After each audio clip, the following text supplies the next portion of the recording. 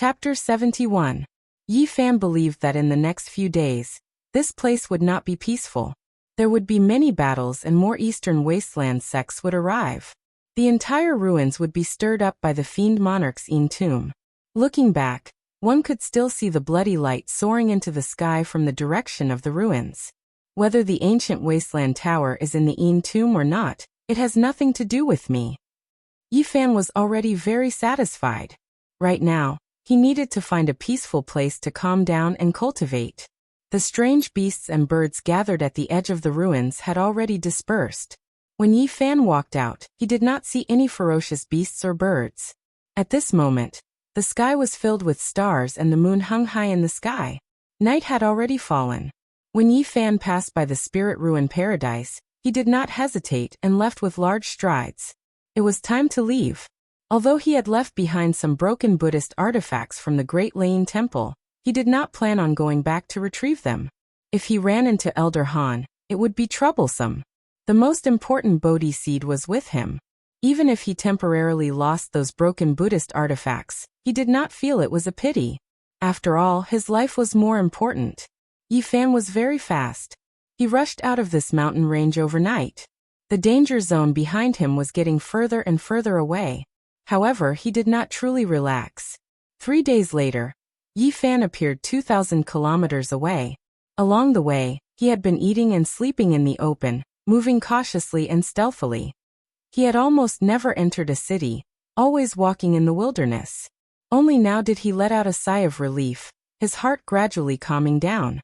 It was already late at night. The clouds covered the moon and stars. It was exceptionally dark. There were many lights in front of him. A small town was in sight. Yi Fan felt that he had reached a safe area and there was no need to run anymore. He walked forward with large strides. When he got closer, he discovered that this could only be considered a small town. At this moment, most of the people were already asleep. Only a few lights were still flickering. Yi Fan walked into the town and circled around. Finally, he found a small shop in a remote corner that was not closed yet. This was a very small restaurant. There were only 7 or 8 tables inside. The tables and chairs were clearly quite old. They were all polished and had a glossy luster. They looked antique and very clean. "Uncle, what food do you have? Quickly bring some over." The shopkeeper was an old man with white hair. His face was full of wrinkles, and he looked like he had been through a lot. His clothes were patched up, and he didn't seem to live a good life. The old man was somewhat surprised to see an 11 or 12-year-old youth walking out alone at night. However, he still replied with a kind smile, "There is only half a roast chicken, half a plate of beef and some steamed buns." "All right, bring it over." "Wait a moment, I'll heat it up for you." The restaurant was too small, and the old man's living conditions were not very good. He was the shopkeeper, the waiter, and the chef. Not long after, a fragrant roasted chicken and half a plate of braised beef were served. Yi Fan's saliva almost flowed out. Over the past year, he and Pang Bo had been vegetarians. There was almost no meat in the spirit ruin grotto heaven, so the simple food in front of him made his stomach growl. He quickly grabbed the bowl and chopsticks, bit the snow-white steamed bun, tore off a chicken drumstick, and started wolfing it down. At this moment, he felt that the most delicious food in the world was nothing more than this. All the delicacies of the land and sea were pushed aside, and were far less satisfying than the few dishes in front of him. Don't rush. Eat slowly.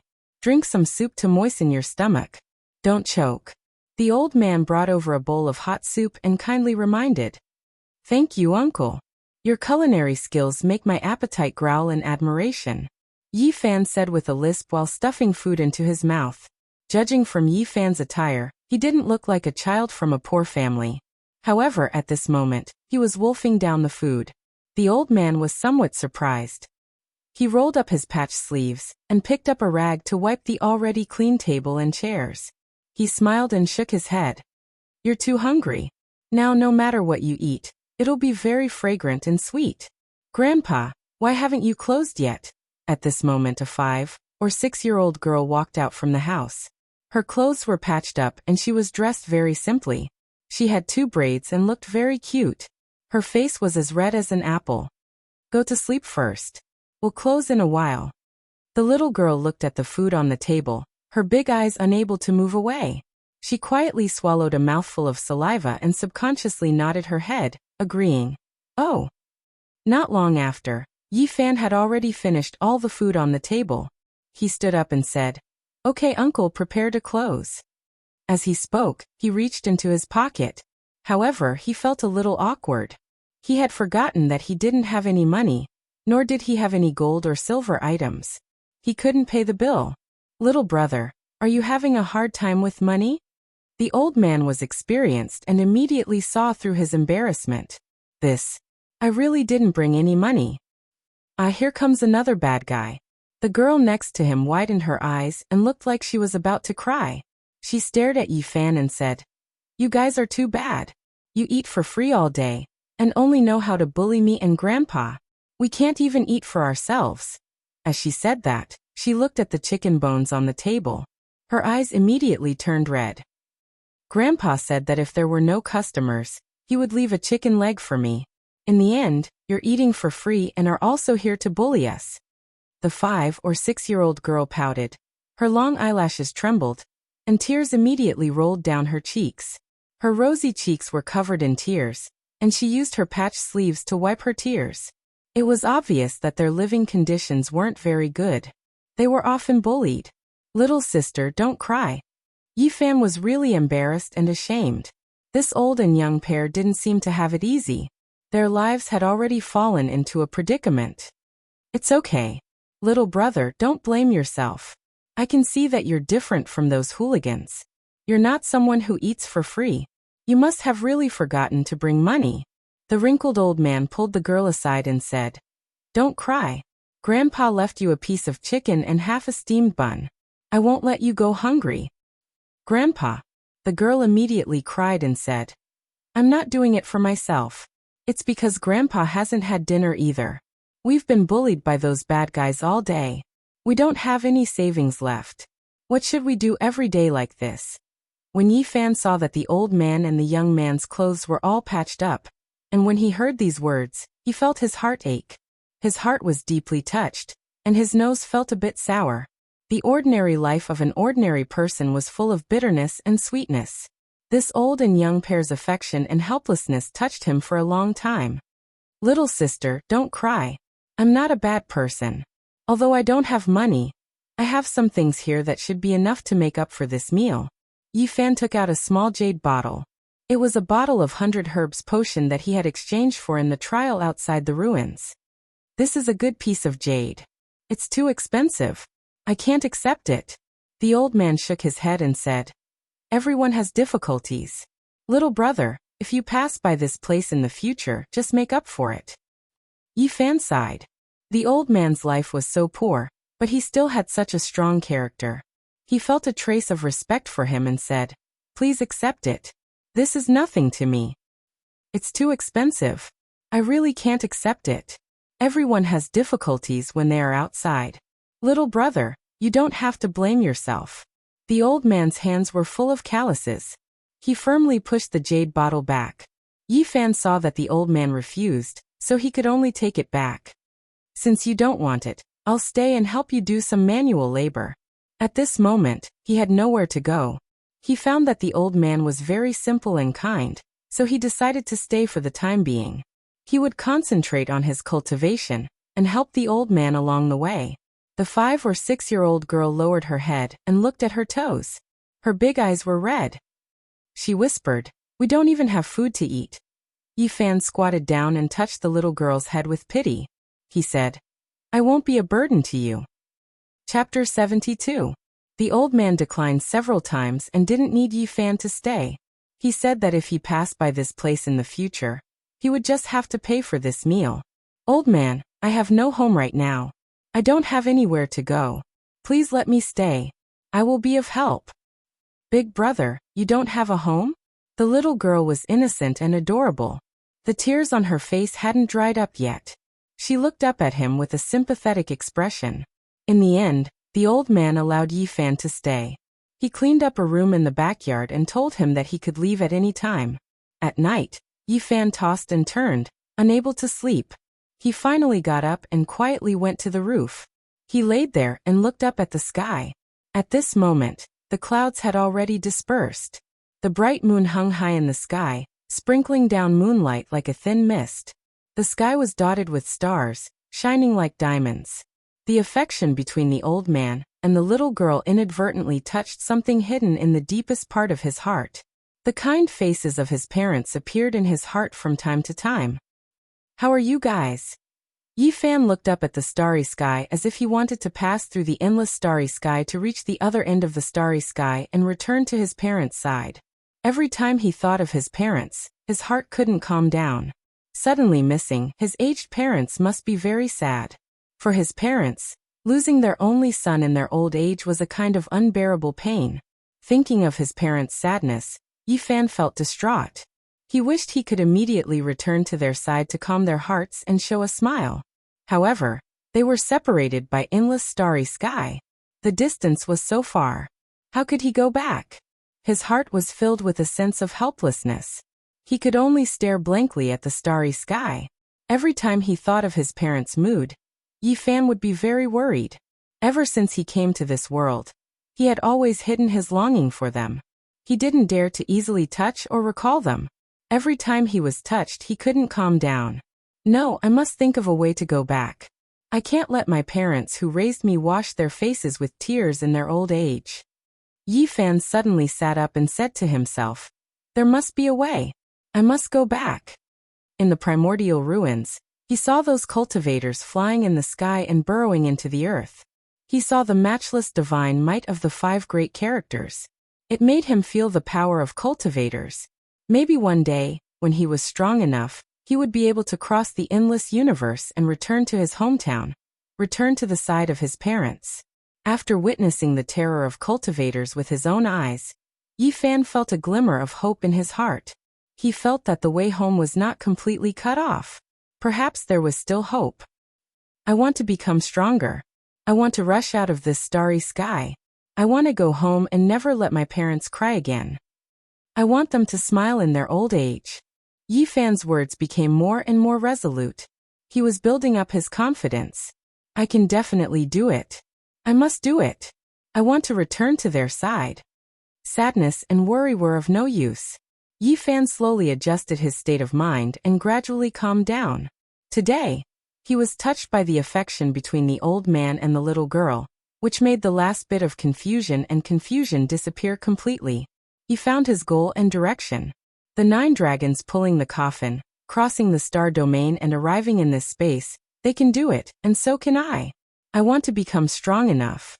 Sooner or later, I will also be able to cross the void and return to my hometown. Yi Fan's eyes became brighter and brighter. He had to become stronger.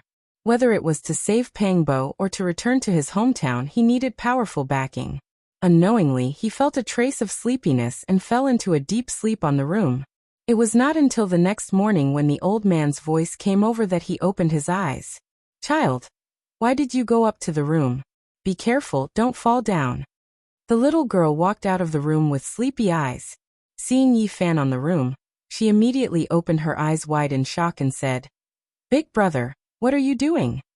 Facing the puzzlement of the old man and the little girl, Yi Fan felt a little awkward and said, "It was too hot last night, so I came up to the room to cool down and accidentally fell asleep."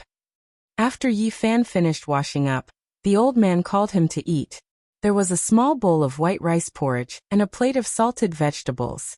It was very simple because their conditions were really limited. The little girl was very sensible and had already set up the bowls and chopsticks.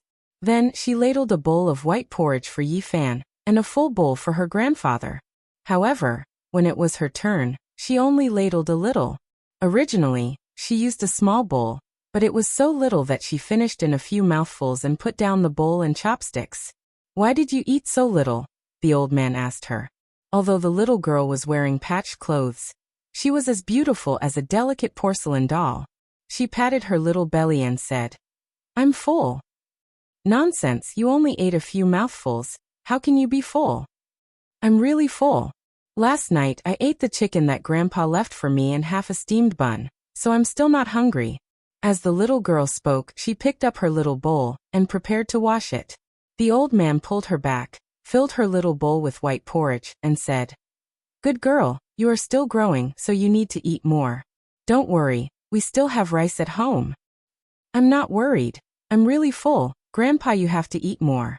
The little girl poured a lot of white porridge from her little bowl into the big bowl of the old man. The old man couldn't stop her, so he didn't say anything and just sighed. "Grandpa, will those bad people come today?" The little girl's blushing face revealed a trace of fear, and her voice was very tender as she said, "They have already taken our restaurant. And now they come here every day to cause trouble. We can't do business at all, and now we can't even eat. Why won't they let us go?" "It's okay, you don't have to worry as long as Grandpa is here. You won't be hungry." The old man touched her head, and then added some white porridge to the little girl's bowl. Yi Fan didn't say anything, and silently finished this simple breakfast, but his heart couldn't calm down. The old man's surname was Jiang, which was a very old surname, and if traced back it would be very big, but the old man was very ordinary, just one of the many living beings, and now his life was very difficult. The sensible and beautiful little girl was called Ting Ting. Her parents passed away 2 years ago, leaving her and the old man to depend on each other. Yi Fan didn't say much, and after eating breakfast he said to the old man, "Uncle, I'm going out for a walk. You are unfamiliar with this place, so be careful." The old man warned. This town couldn't be said to be big, but it couldn't be small either. There were more than 1,000 families, and close to 5,000 people. At the most prosperous crossroads, there were a few restaurants and inns, and most of the grocery stores were also concentrated there, and the other places were mostly residential areas. Yi Fan walked around the town, and then walked out of the town. Many fields were close to the town, and in the distance was a mountain forest, where hunters went hunting every day. Yi Fan walked into the mountain forest, and the deeper he went, the more surprised he was. Standing on a high mountain, he looked into the distance, and found that the mountains in the distance were undulating, the fog was hazy, and the primitive old forest seemed to have no end. Roar. Waves of roars came from the depths of the mountain forest, but Yi Fan didn't worry, and instead revealed a happy expression. This town could indeed let him cultivate in peace. Not only was it peaceful, but it was also close to the mountains, and there were definitely strange beasts and spirit herbs, which were all things he needed. Yi Fan walked around the mountain for less than half a day, but he didn't go too far. He had plenty of time in the future, so there was no need to rush. When it was close to noon, he began to walk out, and along the way, he met some hunters and some herb gatherers. The life of ordinary people is really not easy. Yi Fan sighed. He found that a few hunters were carrying some game, and at the same time, a bloody corpse, and walking towards the town. It must have been killed by a large beast while hunting. In the distance, a few roe deer were drinking in the mountain stream, and Yi Fan silently went around them, and then threw a mountain rock in his hand, and with a bang, a roe deer was smashed into the stream. After that he hunted another roe deer in the mountain forest, and only then did he walk back. On the way, some hunters saw an 11 or 12-year-old youth dragging a roe deer and a roe deer, and all of them revealed a surprised expression. Yi Fan didn't mind, he was going to live in this town for a long time, and these things were unavoidable. When it was close to noon, Yi Fan returned to the town, and sold the roe deer to a butcher, then went to buy some rice and noodles, and brought the roe deer to Uncle Zhang's small restaurant. From afar he could see that there were many people surrounding the restaurant, and Ting Ting's helpless cries came through the crowd. Yi Fan's heart immediately thumped, and he quickly rushed over. The old man's white hair was scattered, and there were many bloodstains on his face. He sat on the ground powerlessly, and his patched clothes were stained with a lot of dust. Little Ting Ting cried sadly, and used her small sleeves to wipe the bloodstains on the old man's face. She cried at the people in front of her who were speaking viciously. "You are bad people, you robbed Grandpa's restaurant, and now we don't even have food to eat, and you still won't let us go." A middle-aged man with a yellow face squatted down, and forcefully poked little Ting Ting's forehead, causing her to fall to the ground, and said, "What do you know, little brat? If you have something to say, then come at me, don't treat a child like this." Uncle Jiang protected Ting Ting behind him, and wiped the bloodstains on his face. "What do you want?" "We don't want anything. We just came here to eat, and you actually said that there's no food? What do you open a restaurant for?" If that's the case, then just directly close it. Bad people, you come every day to eat for free. Where do we have the money to feed you? Little Ting Ting cried behind Uncle Jiang. There were many people in the crowd who couldn't stand it anymore, but they didn't dare to come forward, and could only persuade Uncle Jiang. Elder Jiang, just close this small restaurant, and leave with your granddaughter. That's right, there are cultivators in their family. How can we mortals afford to offend them? You two should quickly leave. Even though we have to leave our homes, it's still better to leave. What are you guys talking about? The middle-aged man with a yellow face stood up, and his gaze swept across the surrounding people. Those voices immediately became silent. Yi Fan's anger surged, but he didn't immediately make a move. There were cultivators in their family, and he was afraid that if he acted rashly, he would harm the grandfather and granddaughter instead. Of course, he definitely wouldn't let these people go. Not making a move now didn't mean that he wouldn't make a move later. At this time, the middle-aged man and a few others swaggered away. The surrounding people all came forward to persuade Uncle Jiang, and among them, little Ting Ting's heartbroken sobs could be heard. Only after a long time did the crowd gradually disperse. Little Ting Ting's eyes were red as she helped the old man up, and they walked towards the small restaurant. Seeing such a kind old man in his twilight years being bullied like this, and seeing little Ting Ting, who was covered in patches, crying so sadly, Yi Fan felt extremely angry. He looked in the direction where the people left, and clenched his fists tightly. Chapter 73. It was already close to noon, and the small restaurant was deserted. There were no customers at all, and only little Ting Ting's sobbing could be heard. Yi Fan pushed open the door, and walked in while dragging the deer, and carrying the rice noodles. Little Ting Ting's eyes were red, and she was using a hot towel to carefully wipe the old man's wound. Her heart ached and she cried while wiping. There were bruises on the old man's wrinkled face. Blood flowed from his mouth and nose, and even his white hair was stained with blood. How could these bastards have the heart to do this? Yi Fan felt a wave of pain in his heart. A kind-hearted old man with one foot in the grave suffered such a vicious attack. It was truly infuriating. Little Ting Ting was so cute and sensible. She was only 5 or 6 years old, but she was also poked on the forehead and fell to the ground. At this moment, her face was filled with sad tears. It was truly heart-wrenching and pitiful. Big brother.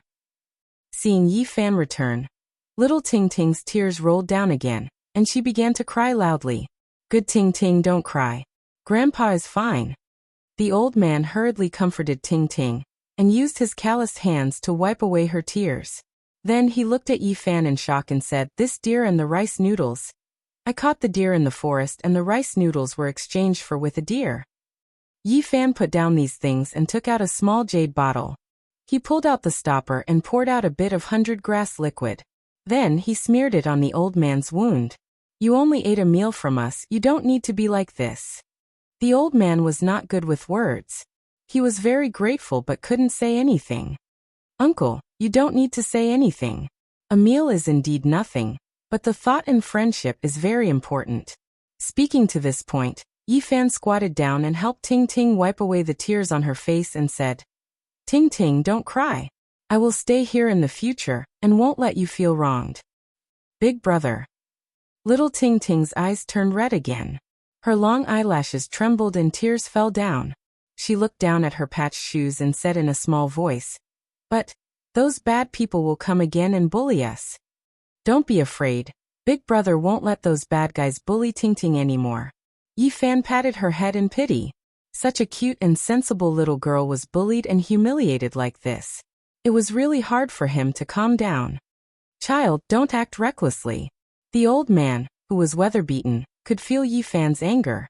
He was afraid that this young man would cause a disaster due to his impulsiveness and get himself involved. So he said, We can't afford to offend them. There are cultivators in the Li clan. They are not people that we mortals can afford to offend. The old man let out a long sigh and said, I'm already so old, and I really don't want to leave my hometown. After all, I've lived here for dozens of years, and the older one gets, the more nostalgic they become. I have an unforgettable feeling for this place. But now I have no choice but to leave. For Ting Ting's sake, I've decided to give up everything here. Even if I have to beg for food and leave my hometown, I won't stay here any longer. Grandpa. 2 streams of tears appeared on Xiao Tingting's face. Good girl, Tingting, don't cry. Uncle, don't say things like leaving your hometown first. After comforting Xiao Tingting, Yi Fan said to the old man, Don't worry, I won't cause any trouble. First, close the shop and I'll think of a plan. If I really can't think of anything, I'll leave with you. Yi Fan deeply knew that mortals have many unfortunate things. The most painful thing was losing one's son and leaving one's hometown. The old man had already lost his son, and now he was being forced to leave this small town. It was easy to imagine the pain in his heart. He really didn't want to see this pair of grandfather and granddaughter suffer misfortune. Tell me in detail, what kind of background does the Li clan have? Child, what are you going to do? We will pack our things and leave here tomorrow. We will never return. Right now, don't provoke them. I'm not an impulsive person, don't worry. In the end, under Yi Fan's constant questioning, the old man finally told him some things. The Li clan was one of the largest clans in this town. Apparently, 3 or 4 people in the clan were cultivating outside. Cultivators were very mysterious to ordinary people. They couldn't be seen normally, so the people in the town were very afraid of the Li clan. Yi Fan felt that the old man didn't say some things. For example, the Jiang clan used to be very well. They had a restaurant in the town, and why his son suddenly passed away. He didn't say any of these things. Tingting, warm the towel with hot water for Grandpa. After sending Tingting away, the old man said, Little brother, I know you're not an ordinary child. You were able to catch a deer at such a young age, so you probably know some cultivation. But I still advise you not to provoke the Li clan. The old man continued. His son and daughter-in-law were actually also cultivators. A few years ago, they were highly regarded by a certain sect. Even the Li clan in the town was on good terms with them, and didn't want to offend them. Miss Grotto. Yi Fan was very surprised. The sect the old man's son was in was actually one of the 6 grotto heavens in the Yin kingdom. It was only 200 miles away from the town. A few people from the Li clan also cultivated in the Miss Grotto. One of them entered the sect at almost the same time as the old man's son, but his achievements were far behind. The Li clan's child had bad intentions and behaved improperly. He did an evil thing and my child was too upright, so he couldn't help but act. In the end, he made a great enemy. Tingting's father's talent was extraordinary. He was especially valued in the Mist Grotto, so he wasn't afraid of the Li clan disciple who entered the sect at the same time as him. But the weather was unpredictable, and people had good fortune and misfortune. 2 years ago, when Tingting's parents left the mountain to gather spirit herbs, they unfortunately died tragically under the claws of lightning birds. After Tingting's parents died, the Li clan no longer had any scruples. They first took away the old man's restaurant, and then took away his inn. They forced the poor grandfather and grandson to this state, but they still weren't willing to let them go. At this time, Xiao Tingting came back after washing the towel. She looked like a porcelain doll, but she said something that didn't match her age. Why is it that the good are always bullied in this world, while the bad live to 100 years old? Hearing her young words and seeing her wronged expression, Yi Fan and the old man looked at each other silently, not knowing how to comfort her. There are still many good people in this world. Tingting only sees one side. Everything will be better in the future. Yi Fan didn't want her little heart to develop negative emotions too early. Yes, your big brother is a good person. By helping us like this, he and Tingting will both live long. The old man revealed a kind smile and said, Today, I will stew the deer meat for Tingting to eat. The old man followed Yi Fan's suggestion and closed the small restaurant. At noon, the 3 of them ate a sumptuous meal. Tingting's little face was flushed and she finally smiled again. In the afternoon, Yi Fan wandered around the small town and found out the Li clan's properties, as well as the location of the old man's restaurant and inn. Then he indirectly learned a lot from other people. He didn't want to act rashly, afraid that he would implicate the old man and little Tingting. It would be the saddest thing to harm others instead of helping them. There are many people from the Li clan cultivating in the Mist Grotto. Yi Fan didn't feel confident. After all, he had just started cultivating. And this wasn't the most troublesome thing. The most troublesome thing was that there was someone from the Li clan cultivating in a super-immortal sect outside of Yen country. He seemed to have extraordinary achievements. The Li clan is really hard to deal with. It seems that I have to think of another way. This made Yi Fan even more determined to cultivate. He had to become stronger or else his hands and feet would be tied. Even if he wanted to help Uncle Jiang and the pitiful little Tingting, it would be difficult to do so. No matter what, I can't let those bastards who attacked today go. Yi Fan didn't rush into action. Impulsiveness would only ruin things. He calmly returned to the small restaurant and began to meditate after entering his room. After getting the golden page book and the mysterious green copper, he hadn't properly examined them. Now he decided to start with the golden page book first. He used the Tao scripture and began to look inside. The yellow bean-sized golden sea of bitterness was like a divine moon in the darkness. The simple and imposing green copper was in the center of the golden sea of bitterness. It was motionless, as steady as a rock and silent. The golden page book was pushed to the edge of the sea of bitterness. Brilliant light flowed and flashed with bursts of divine brilliance. The densely packed small characters on it were like stars, radiating golden light, sacred and ethereal.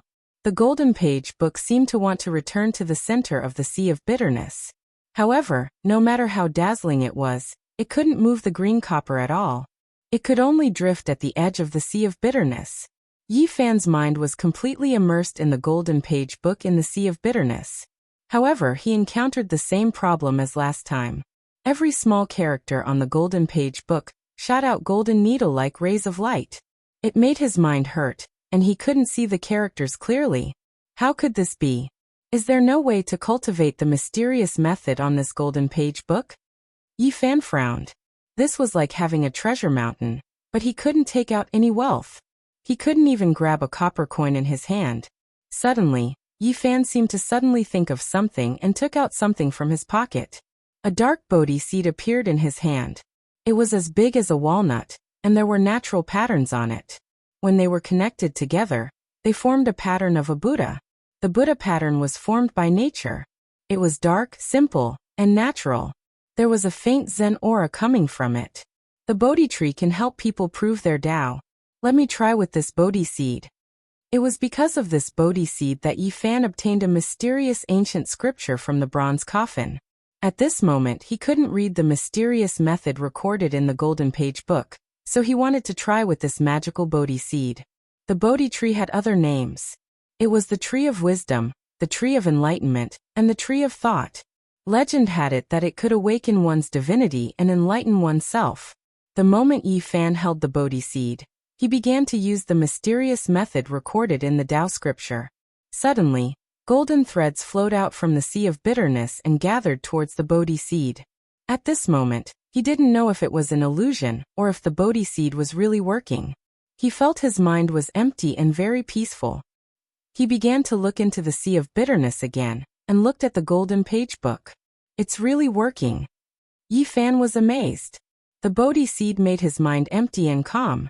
He easily saw through the golden light, and saw the ancient words on the golden paper. The golden needles that were piercing to the eyes seemed to soften and no longer hurt his eyes. I've opened a treasure trove. Even with the Bodhi seed in his hand, Yi Fan couldn't calm down. He was very excited. He opened the complete Sea of Reincarnation scroll of the Tao scripture. The ancient characters transformed into divine splendor, continuously imprinting themselves onto his mind stigma like stars shining brightly in the sky. Chapter 74. This golden page was mysterious and unfathomable. The densely packed characters on it were not read out, but turned into stars that rushed towards Yi Fan's mind. At this moment, Yi Fan felt auspicious lights descending from the sky, divine springs gushing out from the earth, lotus flowers blooming, and jade grass sprouting. Divine lights filled the sky. Dragons and phoenixes danced. Life tortoises breathed out auspicious chi. Purple chi came from the east. Golden light came from the west. 5-colored divine lights shone, and 7-colored divine rainbows crossed the sky. Many miraculous scenes, endless methods, appeared one after another. It was mysterious, like the heavenly music, like the hymn of the great Tao, rumbling in Yi Fan's mind. He was in a trance. as if he was intoxicated, like a desert that had been dry for a long time meeting dew. The endless yellow sand was gradually filled with vitality. Yi Fan felt as if many windows had suddenly opened, and all kinds of divine lights shot towards him. He tried his best to grasp something, but the light passed through the gaps between his fingers. It was very difficult to grasp. This was not cultivation. No one could understand such a profound truth in a short period of time. This was a kind of impact. The Sea of Reincarnation scroll of the Tao scripture was like the Milky Way pouring down from the 9 heavens. Silver light bursting out, majestic. What did this scroll say? It rushed into Yi Fan's mind in a very general way, allowing him to roughly understand what he had to cultivate and what realm he had to reach. The Sea of Bitterness, Life Spring, Divine Bridge, and Purmitha. These 4 realms perfectly explain the meaning of the Sea of Reincarnation scroll of the Tao scripture. A cultivator first had to open up the Sea of Bitterness, gradually strengthening it.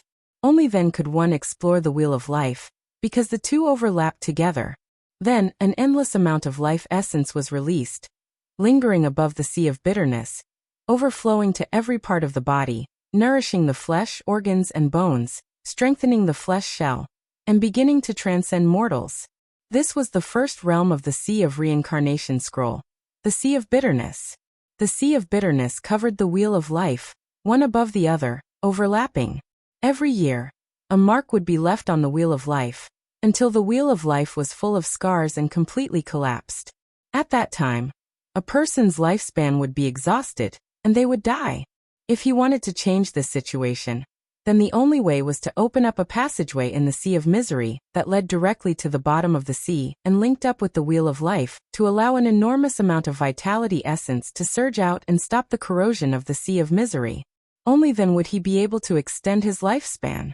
Quantitative change led to qualitative change. The vigorous life essence surged and finally gathered together.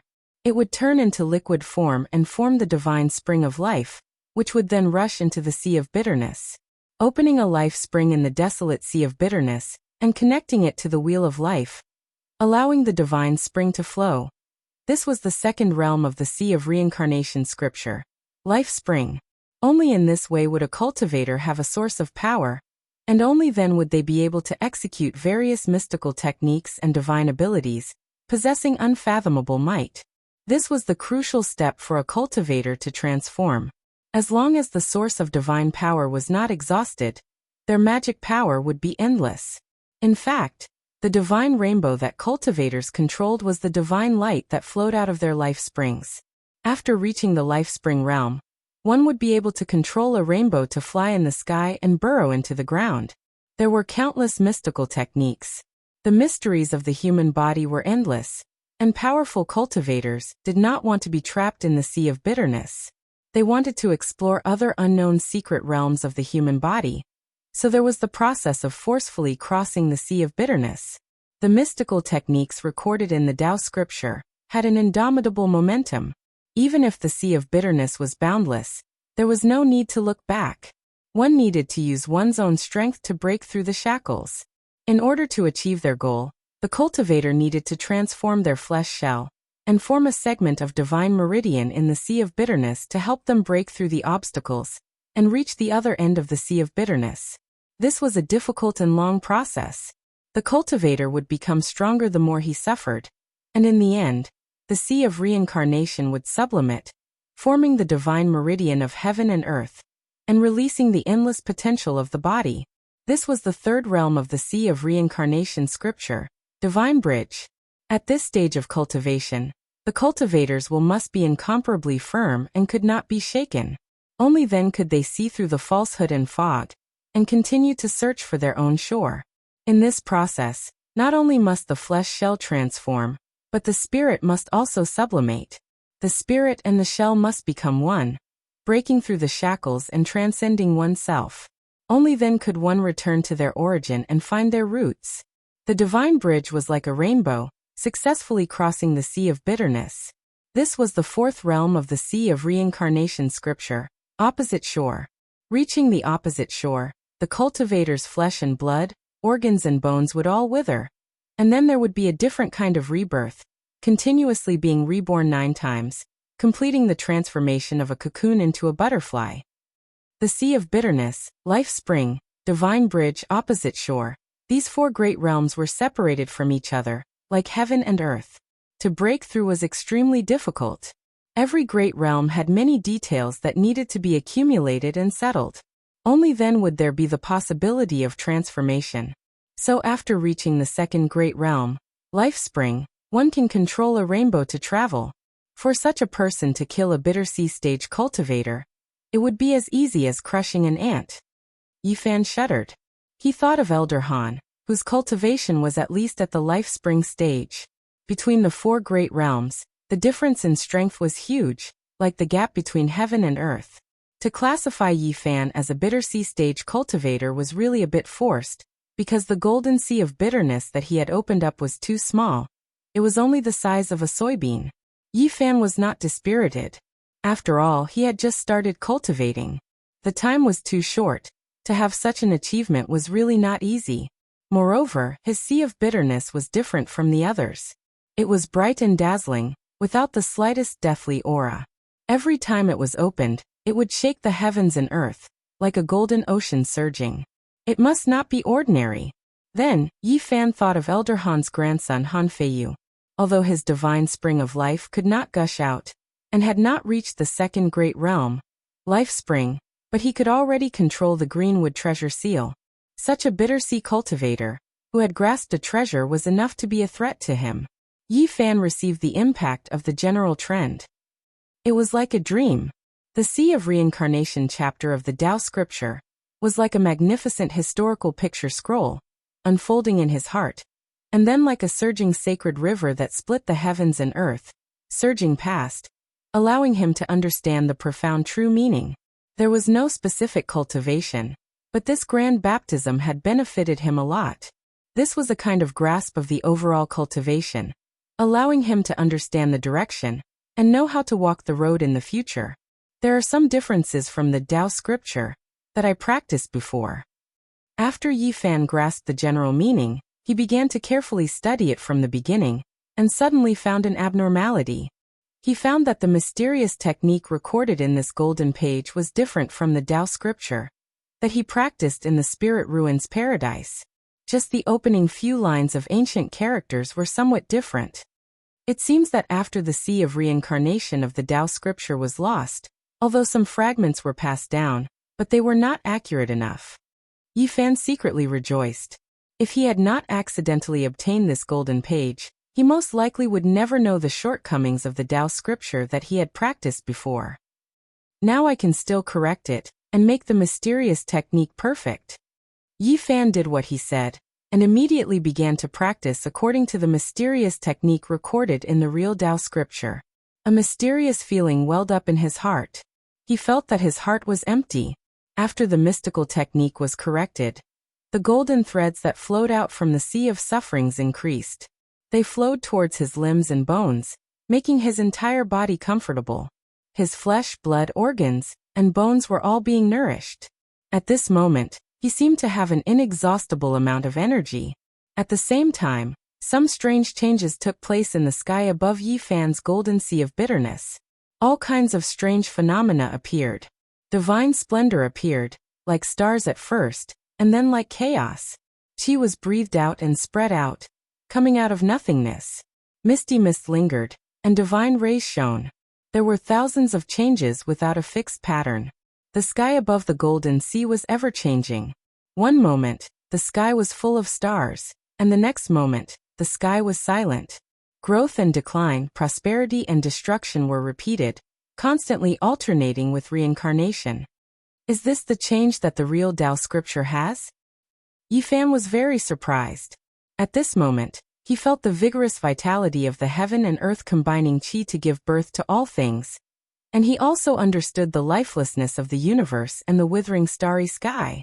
It was not until a long time later that everything calmed down, and the golden sea of bitterness became more condensed. In the past it was as bright as the moon, but now it was as bright as the sun. The overflowing golden threads were even more blazing, and there was an extremely vigorous vitality. The real Tao scripture is indeed extraordinary. Yifan sighed. He believed that he could go further and break the curse of the sacred body of the ancients. However, he was not complacent, because he knew that there were several ancient scriptures in the Eastern Barren territory that were comparable to the Tao scripture.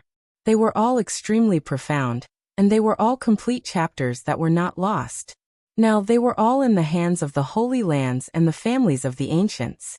At present, the mysterious technique that I practice is not worse than anyone else, and my starting point is not lower than anyone else's.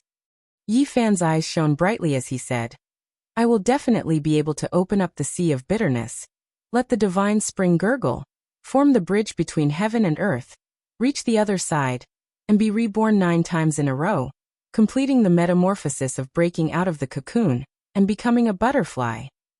Chapter 75. After dinner, Yi Fan continued to comprehend the Tao scripture. For the whole night, he was immersed in a mysterious state. The golden sea of bitterness was spread out and out of nothingness. The stars were shining, the chaos was hazy, and it was ever-changing. It was not until the second day that he woke up from this state. He was not tired at all. The essence of life in the sea of bitterness was overflowing, making him feel refreshed. Big brother, it's time for breakfast. Little Ting Ting bounced over and called him to eat. Her little face was filled with a happy smile. Although the clothes on her body were not fitting and were tattered with many patches, it could not hide the unique brilliance of her bright childlike face. Yi Fan sighed. A child was a child. She had experienced such a tragedy yesterday and suffered so much grievance. She cried so sadly, but when she woke up, she was no longer sad and quickly forgot all the unhappiness. Is Ting Ting happy? Yi Fan asked with a smile. Yes. Ting Ting nodded seriously and said, now that there is food, Grandpa doesn't have to be reluctant to eat. He saved it for me. Of course Ting Ting is happy. Yi Fan was startled. It turned out that some people's happiness was so simple. Being able to eat made Ting Ting so satisfied. Compared to those who tried their best to fight for fame and fortune, this standard was too low. Perhaps it was because of this simple happiness that such a pure beauty was born. Looking at her blushing little face full of smiles, Yi Fan was deeply infected. He dotingly touched her head and then pulled her out of the house. When it was close to noon, the middle-aged man from the Li family came again. Seeing that the small restaurant was closed, he kicked it a few times and cursed. Open the door, Grandpa is here to eat. Inside the small restaurant, Ting Ting was very nervous. Her big eyes were full of fear. She tightly leaned against the old man's arms, afraid that those people would break in. Uncle Jiang gently patted her back and comforted her in a low voice. Yi Fan stood in the house and listened to those unpleasant curses. He gradually frowned and his eyes became colder. Fine, old man Jiang, if you don't do business, just wait to starve to death. You're already 70 or 80. Let's see what you can do. The person outside cursed and smashed the 2 pots of flowers outside the door. Then he used a dagger to carve on the door until it was beyond recognition. Only then did he swagger away. Grandpa. After a long time, Ting Ting timidly said, will those bad people come tomorrow? It's okay, Ting Ting, don't be afraid. Grandpa won't let them hurt you. The old man kept comforting her. Ting Ting whispered, those bad people do evil every day. Why no good people come to punish them? Yi Fan felt that in this world, the words of a child were indeed the truest. There were many injustices, but not all of them could be cared about. Ting Ting, don't worry. They won't come tomorrow. Yi Fan squatted down and smiled. Come, let's go eat. I'll make you a good dish for lunch. Yi Ting Yi Fan school. Don, I said, Ting Ting Ting in. Big brother, you know how to cook? Ting Ting Ting's eyes were filled with disbelief. The little girl blinked her big eyes in disbelief. I don't believe it. Grandpa can cook anything. In the past, when we still had a restaurant, Grandpa cooked delicious food for me every day. Sweet and sour spare ribs. Have you tried it? Sweet and sour pork ribs, have you ever eaten it? Even the old man beside her was puzzled.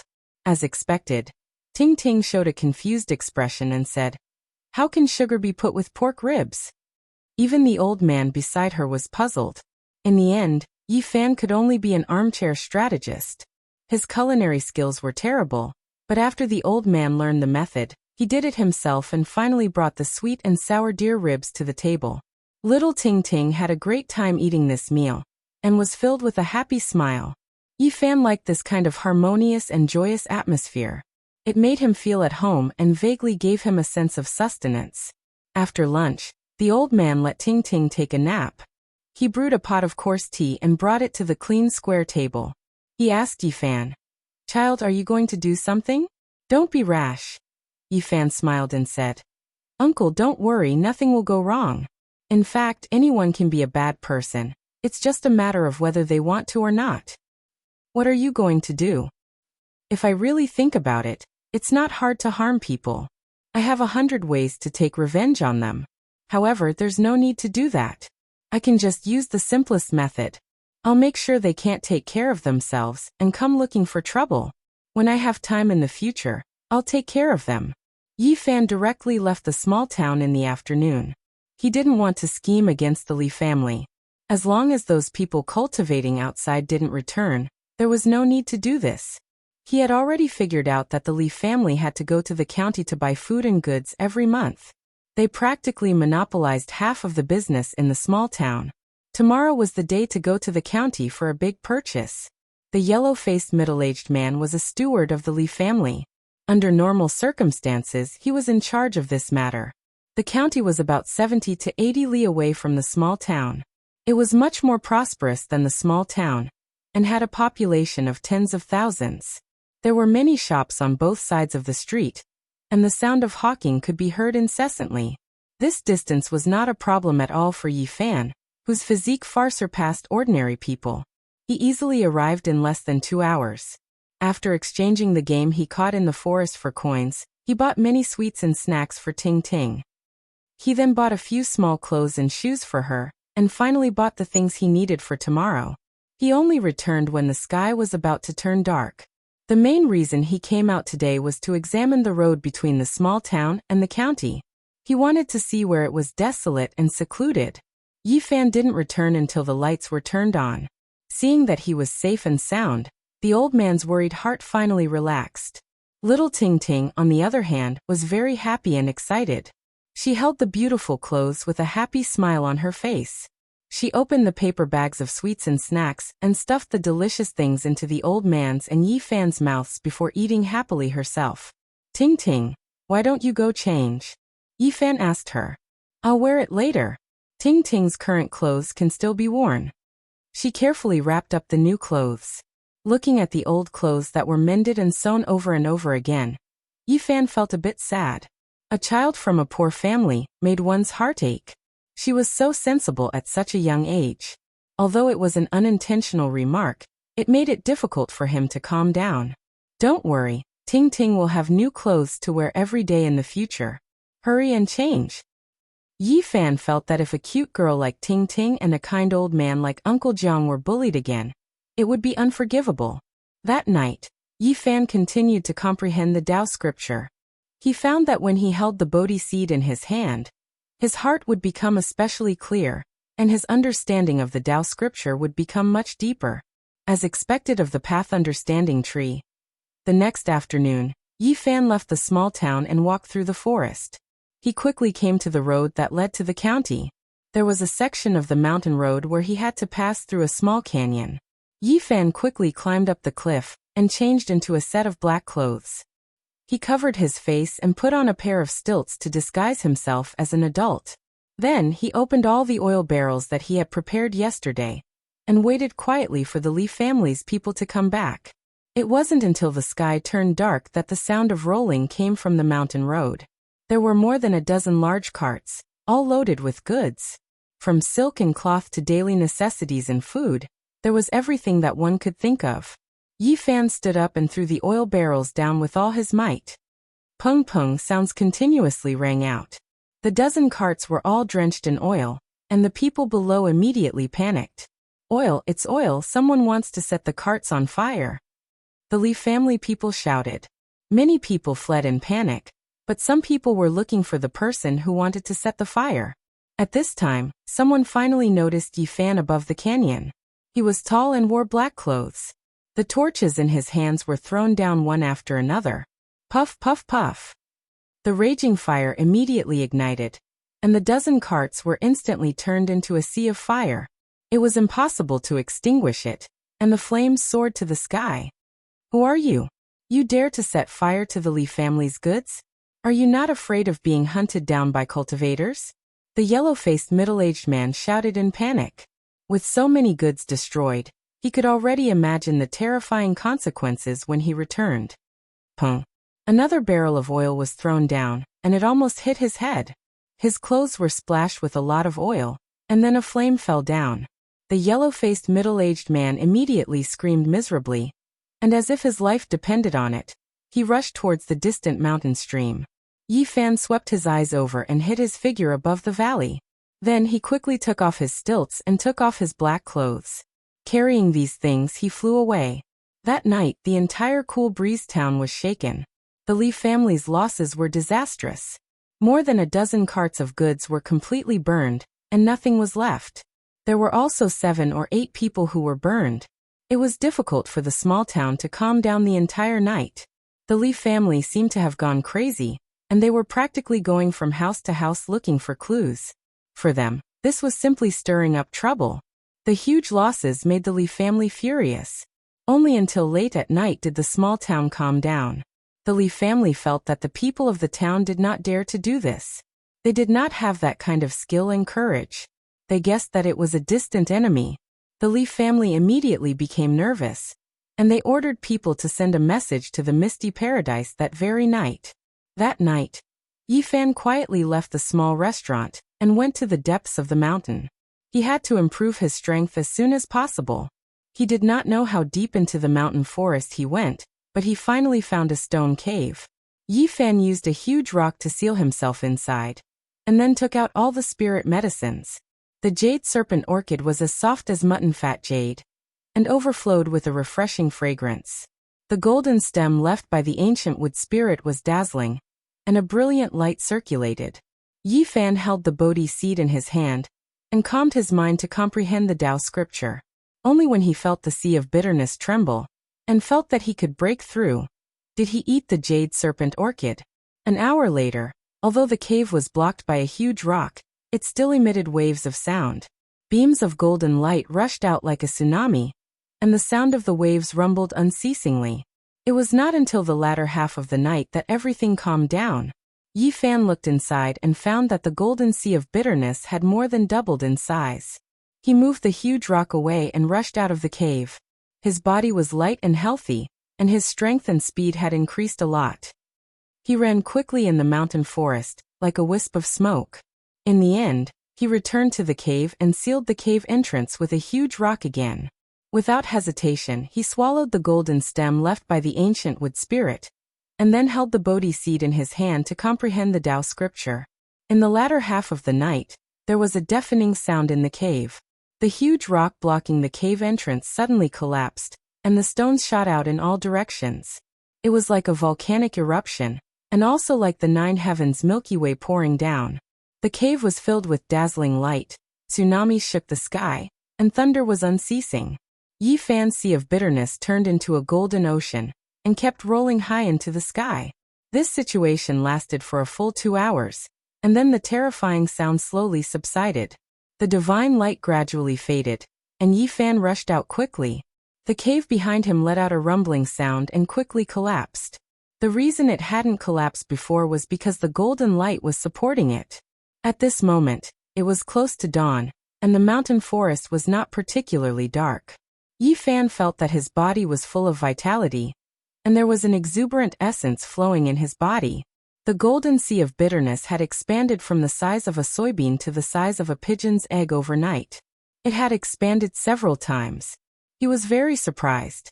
All of this was caused by the golden stem left by the ancient wood spirit, which contained 10 times more life essence than the jade snake orchid. It was really a rare treasure.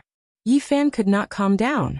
He found that his body was like a bottomless pit, and he did not have to worry about the medicinal effect being too strong. As long as he could provide enough life essence, he could continue to open up the sea of bitterness. Did the curse of the sacred body of the ancients not appear on me? Or is this the curse? Every step forward requires a huge amount of life essence. In this way, The path will become narrower and narrower, and it will be difficult to open up the sea of bitterness in the later stage. If ordinary people absorbed so much life essence, they would have already broken through the sea of bitterness, and their body would have already collapsed. If ordinary people absorbed all of this life essence in a long time, the sea of bitterness opened up should be bigger than mine. Yi Fan pondered. His cultivation was simply a kind of extravagant squandering. He said to himself, "Is it a waste? I don't think so." At this time, he found that his sea of bitterness was exceptionally condensed. Although it was only the size of a pigeon's egg, it contained a total of 19 divine patterns, and it was extremely exuberant. When the sea of bitterness of ordinary people was the size of a pigeon's egg, I'm afraid it would be difficult to condense divine patterns, but my golden sea of bitterness has done it long ago. Yi Fan did not feel that it was extravagant. Instead, he felt a sense of accomplishment. His golden sea of bitterness was different. Whoosh whoosh whoosh. Yi Fan gently flicked his 10 fingers, and suddenly more than a dozen divine patterns shot out. Like dazzling sword auras, they all pierced through the mountain rocks in front of him. If I open up a sea of bitterness of the same size, the divine power I have will be many times stronger than others. This made Yi Fan's thoughts fluctuate. But if I want to succeed in my cultivation with this kind of physique, I need a huge amount of life essence as a backing. After thinking about this problem, he could not help but frown. But it's not just limited to spiritual medicine. If I can find the source that Elder Wu Qingfeng mentioned, I should be able to break through in a treasured land with extremely dense spiritual qi. According to ancient records, in the era when the qi of heaven and earth merged to give birth to all things, it was chaotic and hazy. The spiritual qi was very dense, and many spiritual objects could absorb the original qi of heaven and earth, forming amber-like crystals that contained a huge amount of life essence. The ones that were preserved until now were called source. To cultivators, they were extremely precious. Some of the best source could be said to be priceless. From the era when all things were born to the ancient times, the original qi of heaven and earth gradually thinned, and it was very difficult for spiritual objects to form source. However, in the last glorious era, all things flourished, living creatures were powerful, and there were many spiritual medicines. As a result, many rare god source was formed. People later discovered that there were living creatures sealed in amber-like crystals. After such god source was mined, it could provide endless qi of life. That really is an era that people yearn for. Chapter 76. At the beginning of the world, the universe gave birth to all living things. The era that countless cultivators yearned for was gone forever. Yi Fan could only sigh. His harvest this night was huge. The bitter sea expanded from the size of a soybean to the size of a pigeon egg. Most importantly, there were 19 divine markings in the golden bitter sea. He already had extraordinary battle strength and became a cultivator of the bitter sea stage, removing the word barely. At this moment, the sky was already bright. Yi Fan hunted 2 pheasants and a hare in the mountain forest, and picked some wild fruits before heading back to the small town. After returning to the small restaurant, the old man had just placed breakfast on the table. Little Ting Ting was perseveringly knocking on his door, urging him to get up. Yi Fan couldn't help smiling. Seeing him come back from outside, little Ting Ting was very surprised, and Uncle Jiang was hesitant to speak. He had lived for so many years, and naturally guessed that the arson incident was related to Yi Fan. Today we have additional dishes for lunch: braised hare, green leaf chicken. Come, try these wild fruits first. Yi Fan handed a few bright red fruits to the little girl. Oh, there's delicious food again. Little Ting Ting was very happy. After eating breakfast, Yi Fan returned to his room, and continued to study the Tao scripture. He felt that every time he reread the Tao scripture, he would have a different feeling. Hey! Yi Fan was surprised. He found that the opening lines of ancient characters on the Golden Book were slowly blurring, as though they would soon disappear. Fortunately, I have already remembered it, otherwise there would really be trouble. He did not understand why this situation would happen. Until noon, Yi Fan was awakened by a loud noise. Old bastard, don't talk nonsense. Quickly prepare some food and wine, otherwise I will tear down your small restaurant. What bad luck. This fire is too terrible. That bastard deserves to be cut into pieces. He made us so miserable. Manager Lou, what should we do in the future? To be beaten out of the house by the Lee family, it really doesn't sound good. You ask me, who do I ask? Let's take one step at a time. Old Jiang, what are you standing there for? Hurry up and prepare a table of food and wine to calm us down. Otherwise, prepare to be a corpse. It was the yellow-faced middle-aged man and his subordinates. Right now, they were all wrapped in bandages. Some of them were burned by the fire yesterday, while others were beaten up and chased out by the Lee family. Little Ting Ting stood in front of the table and said timidly, "Don't yell at my grandpa. Our family is not running a restaurant anymore. Go eat somewhere else." Bang! Steward Lu slapped the table heavily. He glared at him and threatened, "Old man Jiang, stop dawdling. If you don't prepare the meal, I will throw your granddaughter into the well. Little girl, go to the side. This has nothing to do with you." A fierce-looking guy with a bandage on his left hand pushed Ting Ting with his right hand, almost causing the little girl to tumble. Uncle Jiang hurriedly supported Ting Ting and blocked her behind him. He said to the others, "We really don't want to do business anymore. This shop really can't continue. You guys should go somewhere else. Did you forget yesterday's lesson? We are in a bad mood today, and you still dare to talk back." Steward Lu sneered. His yellow face became even more sallow, looking somewhat gloomy. He abruptly stood up, grabbed Uncle Jiang's collar and said coldly, "You old fart, you've really become more and more unyielding these 2 days. We're all in big trouble, but you still dare to talk back to us like this. If you anger us, we'll burn down your doghouse today and make you beg for food with this little bastard. Don't hit my grandpa." Little Ting Ting sobbed. She was only 5 years old, and she was too short to reach Steward Lu's arm. She could only hug one of his legs and begged, "I beg you, let go of my grandpa. He is already over 70 years old." Steward Lu's hand grabbed Uncle Jiang's collar tightly. Although he was burned, he wasn't someone an old man like Uncle Jiang could compare to. The old man's neck was a little bruised, and his wrinkled face was red from the suffocation. He started coughing violently. Little Ting Ting's eyes were filled with tears. She hugged Steward Lu's leg and cried anxiously and pitifully, "I beg you, let go of my grandpa, he can't breathe." Sob sob. "My grandpa is already over 70 years old, don't pinch him, let go of him." Little Ting Ting shook Steward Lu's leg with all her might, but no matter how much strength she had, it was of no use. "Little girl, stay at the side." Steward Lu raised his leg forcefully, causing Little Ting Ting to tumble. He then raised his leg to kick her. When Yi Fan rushed into the small restaurant from the backyard, he happened to see this scene. He grabbed the teapot on the table and threw it, smashing it heavily onto the leg that Steward Lu had just raised. Then he quickly rushed over and pulled Little Ting Ting up. "Big brother." Little Ting Ting pouted and called out timidly. Her big eyes were red, and there were tear stains on her face. Her new clothes were covered in dust. Yi Fan's hair stood up in anger. It was as if there was a fire burning in his body. He immediately pushed Steward Lu's hand away and rescued Uncle Jiang. Then he said angrily, "You have the heart to lay your hands on such a lonely old man. Are you still human? Where did this little bastard come from? How can you speak like that?" The people at the side couldn't take it anymore. They all stood up and stared at Yi Fan with hostility. Steward Lu's yellow face was incomparably gloomy. He looked down at Yi Fan from above and said, "Little bastard, you're still so young, yet you want to fight for justice like an adult. In a bit, I'll throw you into the gutter. Let's see if you still dare to shout like that." Uncle Jiang's neck was bruised and his face was flushed red. He squatted on the ground and coughed for a long time before he recovered. Little Ting Ting was incomparably nervous.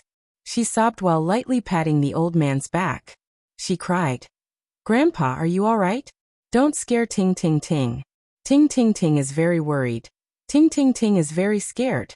Seeing all of this, Yi Fan's anger burned even more. However, his eyes gradually became ice cold. He stared at Steward Lu and said, "You're already so old. Did you live all your years like a dog? Mother Fasterus Kerr, where did this bastard come from? He actually dares to speak to Steward Lu like that? Beat him to death."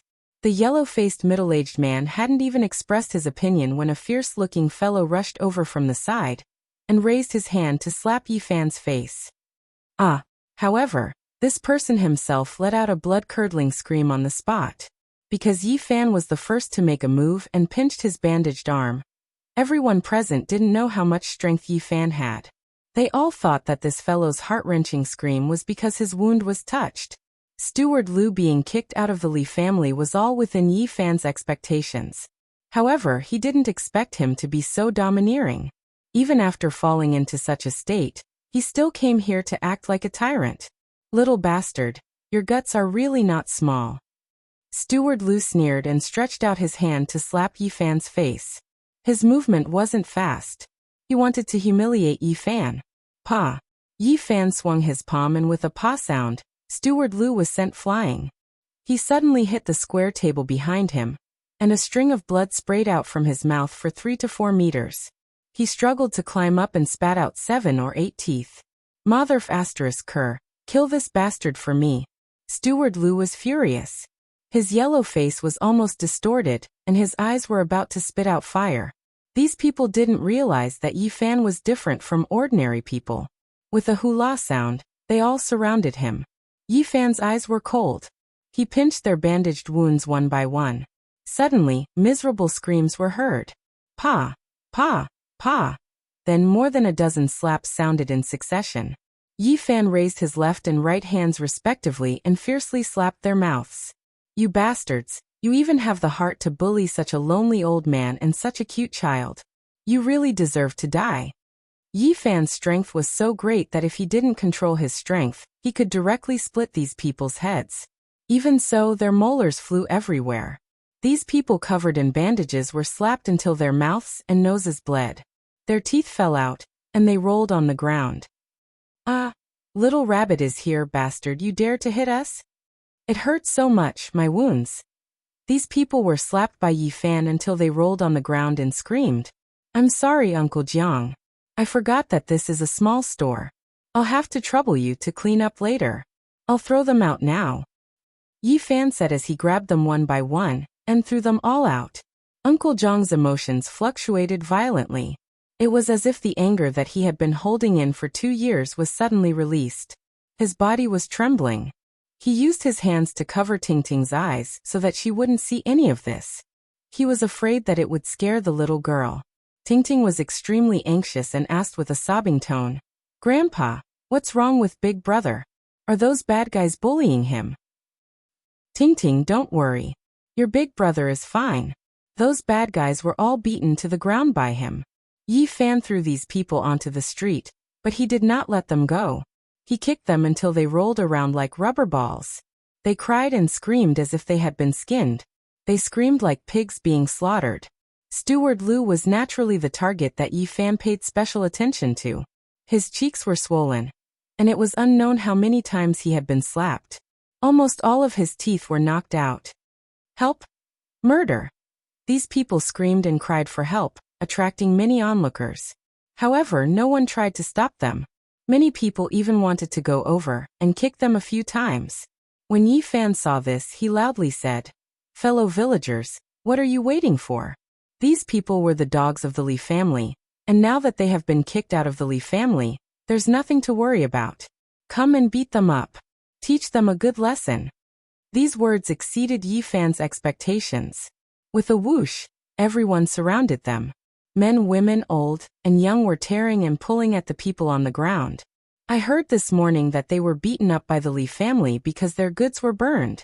Looks like it's true. No wonder this young man can beat them up. So they are covered in injuries. Otherwise, this young man would have suffered a great loss today. Beat them. Beat these bastards to death. The crowd was enraged. They rushed forward and beat the people on the ground. It wasn't hard to guess how unpopular these people were. Now that the crowd was enraged, all of their anger erupted. The people on the ground kept rolling. Their screams were no longer human. They cried and cried for their parents.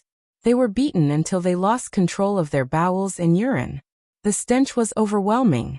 Yi Fan originally wanted to take advantage of the chaos to break some of their bones and make them behave for a year and a half, but now he realized that he didn't need to do it. The men and women, old and young, who surrounded them, beat the drowning dogs. Several people's arms and legs were all broken. They would probably be crippled for the rest of their lives. One could imagine how much anger they had aroused. "Spare us, we won't dare to do it again." "I help someone's dead." Chapter 77. Steward Lou and the others were beaten so badly that they could barely breathe. They lay on the street like dead dogs. In the past, they had gone too far and had already aroused public anger. If it weren't for the advice of a few prudent old men, they would have been beaten to death. In the end, everyone threw them to their own doorsteps like dead dogs. This matter could be said to be very satisfying. At noon, the small restaurant was filled with laughter. Little Ting-Ting's smile was exceptionally bright. She was no longer worried or afraid. Uncle Jiang also let out the anger in his heart, and the wrinkles on his face seemed to have melted a lot. He made several dishes, such as rabbit meat in red, rabbit meatballs in clear soup, sweet and sour rabbit ribs, green leaf roll chicken, spicy diced chicken, and some vegetables and wild fruits. This meal lasted for a long time. From time to time, it was mixed with laughter. This harmonious atmosphere gave Yi Fan the illusion that he had returned home. After lunch, Yi Fan directly went deep into the mountains. He began to try to control the divine glyphs, because it was very crucial and important for his later cultivation. Every divine glyphs was like a divine iron chain, lingering above the golden sea of bitterness. This was the primitive form formed by the condensation of life essence. Cultivators could sacrifice the divine glyphs into various shapes such as flying knives, daggers, and so on. They could be released from the body to kill the enemy, which was more effective than the divine glyphs. Some people would spend a lot of time and effort to sacrifice the primitive divine glyphs into flying swords, small shields, divine halberds, and so on. This way, it would be easier to control, and its power would be much greater when facing the enemy. There were also some people who were not afraid of complexity and mystery. They repeatedly tempered the divine glyphs into cauldrons, bells or towers, and so on, which could exert all kinds of mysterious power. Legend has it that the tools refined by a few cultivators using the divine glyphs might undergo unexpected changes in the later stages. The path of Tao interweaved inside the tool, which had unfathomable power. Of course, the probability of this was very low. Only those extremely talented and powerful cultivators might have such a chance. Based on past experience, the more complicated and profound the artifact, refined from the primitive divine pattern, the more powerful it was. Relatively speaking, the cauldron, bell, or tower had a higher chance of interweaving the path of the Tao within it. Of course, the more complicated a tool was, the more difficult it was to take shape. Even after spending an endless amount of time and energy, they might not even be able to forge a silhouette, wasting their time. Moreover, even if he was lucky and succeeded, it would be difficult for him to reap the rewards after cultivating bitterly to the later stages. After all, the chances of the trajectory of the Tao appearing was too tiny, and it was only a legend to most cultivators, and it only belonged to a few extraordinary figures. It was very important for a cultivator to refine a primitive divine rune into a tool. Everyone treated it seriously because it was the foundation of their object manipulation in the future. For example, Han Feiyu controlled the Greenwood treasure seal, Elder Han controlled the 12 green wooden swords, and the Heartless Taoist controlled many kinds of spiritual weapons. The premise was that they had already refined the primitive divine rune into a tool, and used the tool to control all kinds of weapons. The vast majority of people, after refining the divine rune into a tool, would choose a spirit treasure of the same shape. Only when the two were the same could they display the greatest power. Of course, because the shape was different, it was not that they could not control other weapons, but it was more or less at a lower level. There were also some cultivators that constantly condensed divine rune, repeatedly refining their tool, and did not need to control other physical weapons. The tool that was forged was their spirit treasure. According to the records of the Sea of Reincarnation of the Tao scripture, the Bitter Sea, Life Spring, Divine Bridge, and Pur-Mythos stages, each stage could refine a tool. Yi Fan was already a cultivator of the Bitter Sea stage, and now he was going to refine his first tool. He was seriously considering what to choose, because this was a matter of great importance. Once the tool was formed, it would be very difficult to change it. Moreover, the first tool was the foundation of his future, and was much more useful than the tools that were forged in other stages. Since he had chosen the path of cultivation, everything had to be considered in the long term. Yi Fan first eliminated flying swords, shields, spears, and other ordinary weapons. Even though he knew that the hope was slim, but he still hoped that his tool would be able to interweave the path of the Tao in the future. Therefore, he decided to choose from those complicated and mysterious tools. Just what should I choose? Yi Fan seriously and carefully considered for a long time, and finally his eyes lit up. Finally, he made a clear choice. He decided to refine his divine rune into a cauldron. This was not an impulsive decision, but a decision that Yi Fan had made after careful consideration. It was not only because he liked the cauldron, but more importantly, the cauldron was the most mysterious object in ancient China.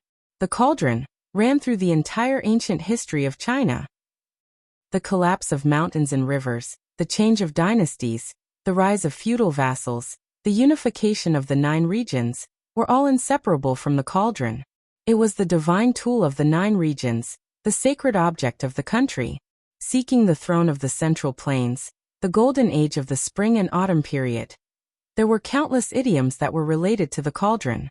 The cauldron had a long history in ancient China, and was the most mysterious tool of the state. It could even be said that the cauldron could represent ancient China. It was difficult to say just how long the history of China was. There were some things that were not recorded and passed down. Yi Fan thought of many things, so he chose the cauldron. In the pre-Qin period, there were many saint emperors and ancient emperors who had worshipped on Mount Tai, including Fuxi, Shennong, the Yellow Emperor, and other 72 ancient emperors. Now, in Yi Fan's view, there were too many mysteries. Deducing from his own experience, it was not difficult to find that ancient China was shrouded in endless fog. There seemed to be an extremely mysterious period in ancient China. That period of time was buried in the vast river of history. From various clues, some things could be detected.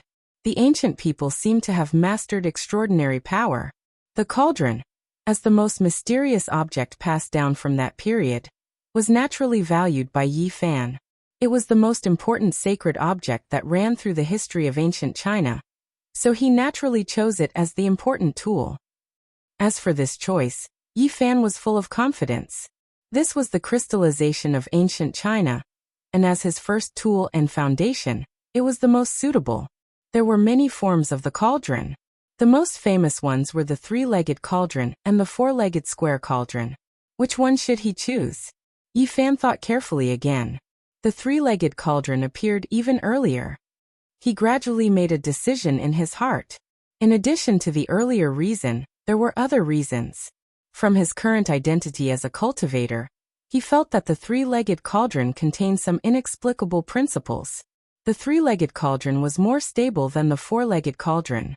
It was the most stable form, and the Tao and meaning of the round cauldron were broader and deeper. The 3-legged cauldron was stable, firm, stable, and solid. The circle represented the heaven and earth, the universe, and the stars. According to legend, when Panga split the heaven and earth, he broke a circle and shattered a spherical space. This was the initial evolution process of chaos, and the circle represented the origin. That's right, I'll choose the 3-legged cauldron. After serious consideration, Yi Fan made this important decision. It was not easy to forge the primitive, divine glyph into a tool. This was a long and arduous process that could not be accomplished in one go. First, he had to determine the form of the tool, and firmly imprint it in his mind. In the future, he would use it as a reference to forge the tool. There could not be a single flaw. With the Bodhi bead in hand, Yi Fan immersed himself in an ethereal state. He engraved a diagram in his mind and simulated the 19 divine glyph with his divine sense. Then he began to forge them in his mind. After relentless effort, the 19 divine glyph finally melted and condensed into a small golden cauldron the size of a bean. It shone brilliantly and was very perfect. However, Yi Fan was not satisfied. He felt that something was missing. The form was perfect, but it lacked the dowel. Yes, it's still missing the handles. Yi Fan began to forge again. The small golden cauldron slowly formed a pair of handles. The moment this small golden cauldron was formed in his mind, Yi Fan immediately felt a natural dowel. He was very satisfied and couldn't help but mutter to himself, a cauldron, 2 handles, 3 legs. Yes, the Tao begets 1, 1 begets 2, 2 begets 3, 3 begets all things. All things bear the yin and embrace the yang, and the qi is harmonious. The more Yi Fan looked at it, the more satisfied he was. The small golden cauldron became more and more mysterious in his eyes. In the end, it occupied his mind, becoming simple and natural.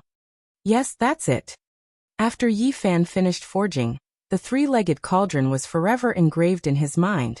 From now on, he would begin to forge such a real cauldron, in the sea of bitterness.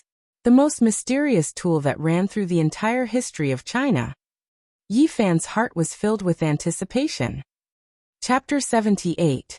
Yi Fan had already engraved the 3-legged, 2-eared cauldron in his heart, but it was extremely difficult to refine the divine patterns in the sea of bitterness. Just condensing the 19 divine patterns together took a long time. In the end, he slowly melted the 19 divine patterns into a ball the size of a bean, but it was difficult to cast and could not take shape. No matter how he looked at it, it had nothing to do with the cauldron. Yi Fan tried many times, but he could not even carve some patterns on it, let alone forge it into the shape of a cauldron. Sacrificing a cauldron was indeed difficult. However, he was not anxious.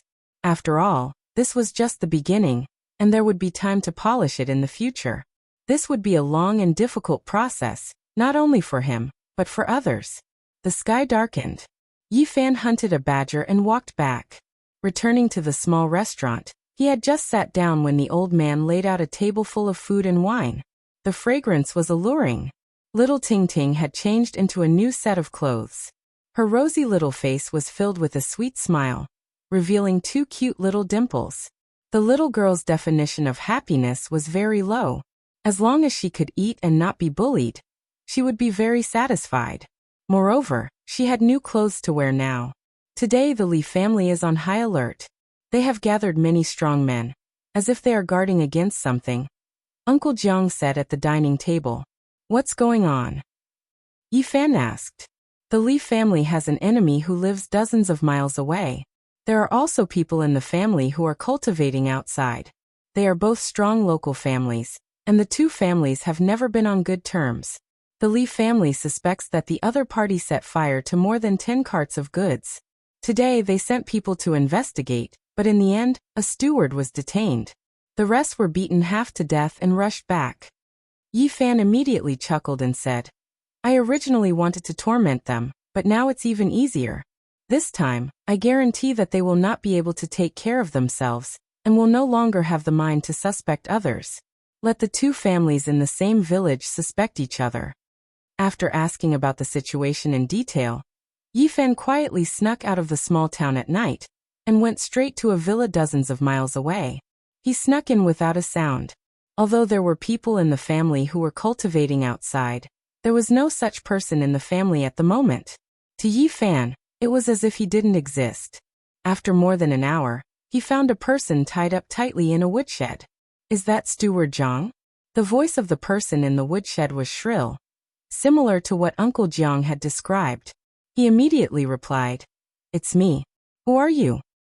Steward Zhang, I'm here to save you.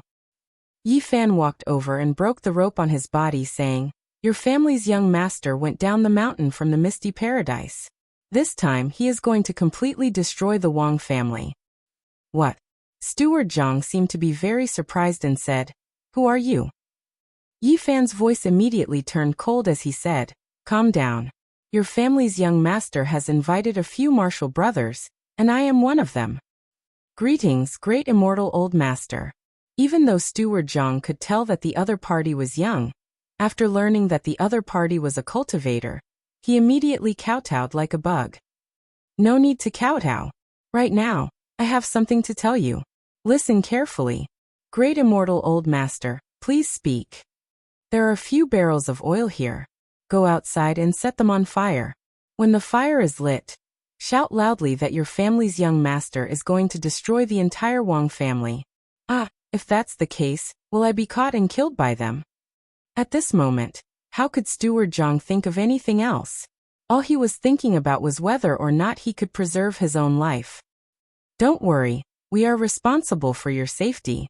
The few of us want to slowly torture them and let the Wang family die in fear. Okay, I'll go set the fire now. When the time comes, I'll charge together with great immortal old master. Yi Fan patted his shoulder and said meaningfully, You've done a great service.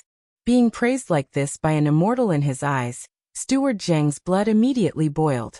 His hatred for bullying his neighbors was completely unleashed. He picked up a few barrels of oil and rushed out with large strides.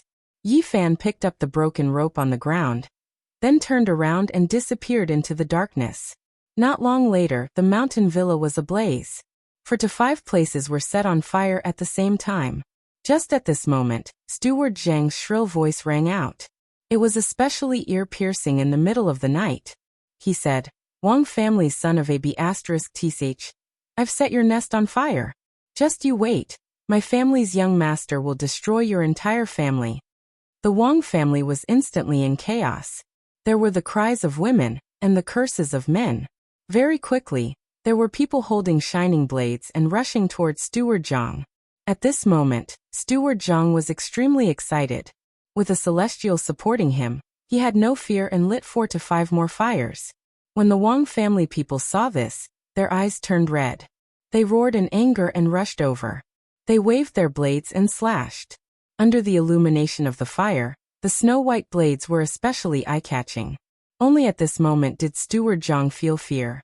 This was because the celestial did not appear by his side. At this moment, even if he wanted to escape, it was already too late.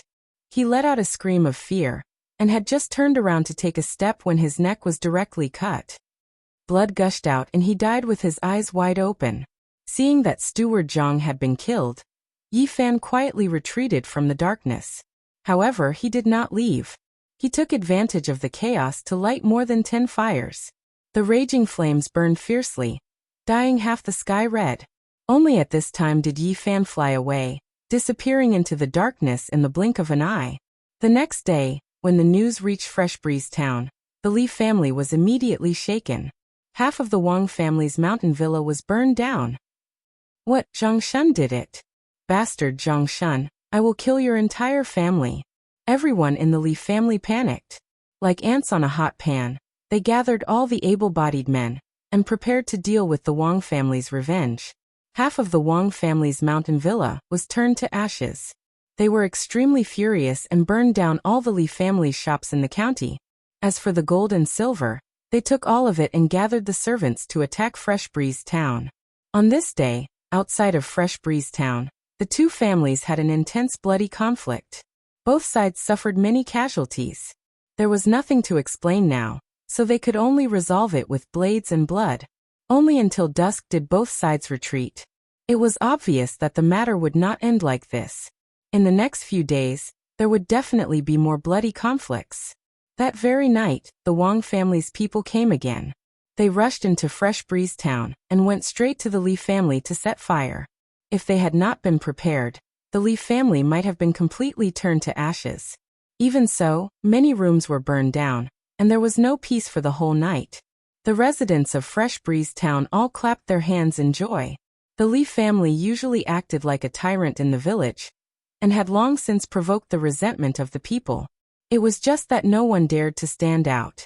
Now that something like this had happened, it was exactly what they dared to think but did not dare to do. Uncle Jiang saw all of this with his own eyes and couldn't help but reveal a worried expression. Seeing this, Yi Fan smiled and said, Don't worry, these two families are not good people. It's just a dog biting a dog. The old man nodded and said, Child, try not to do this in the future.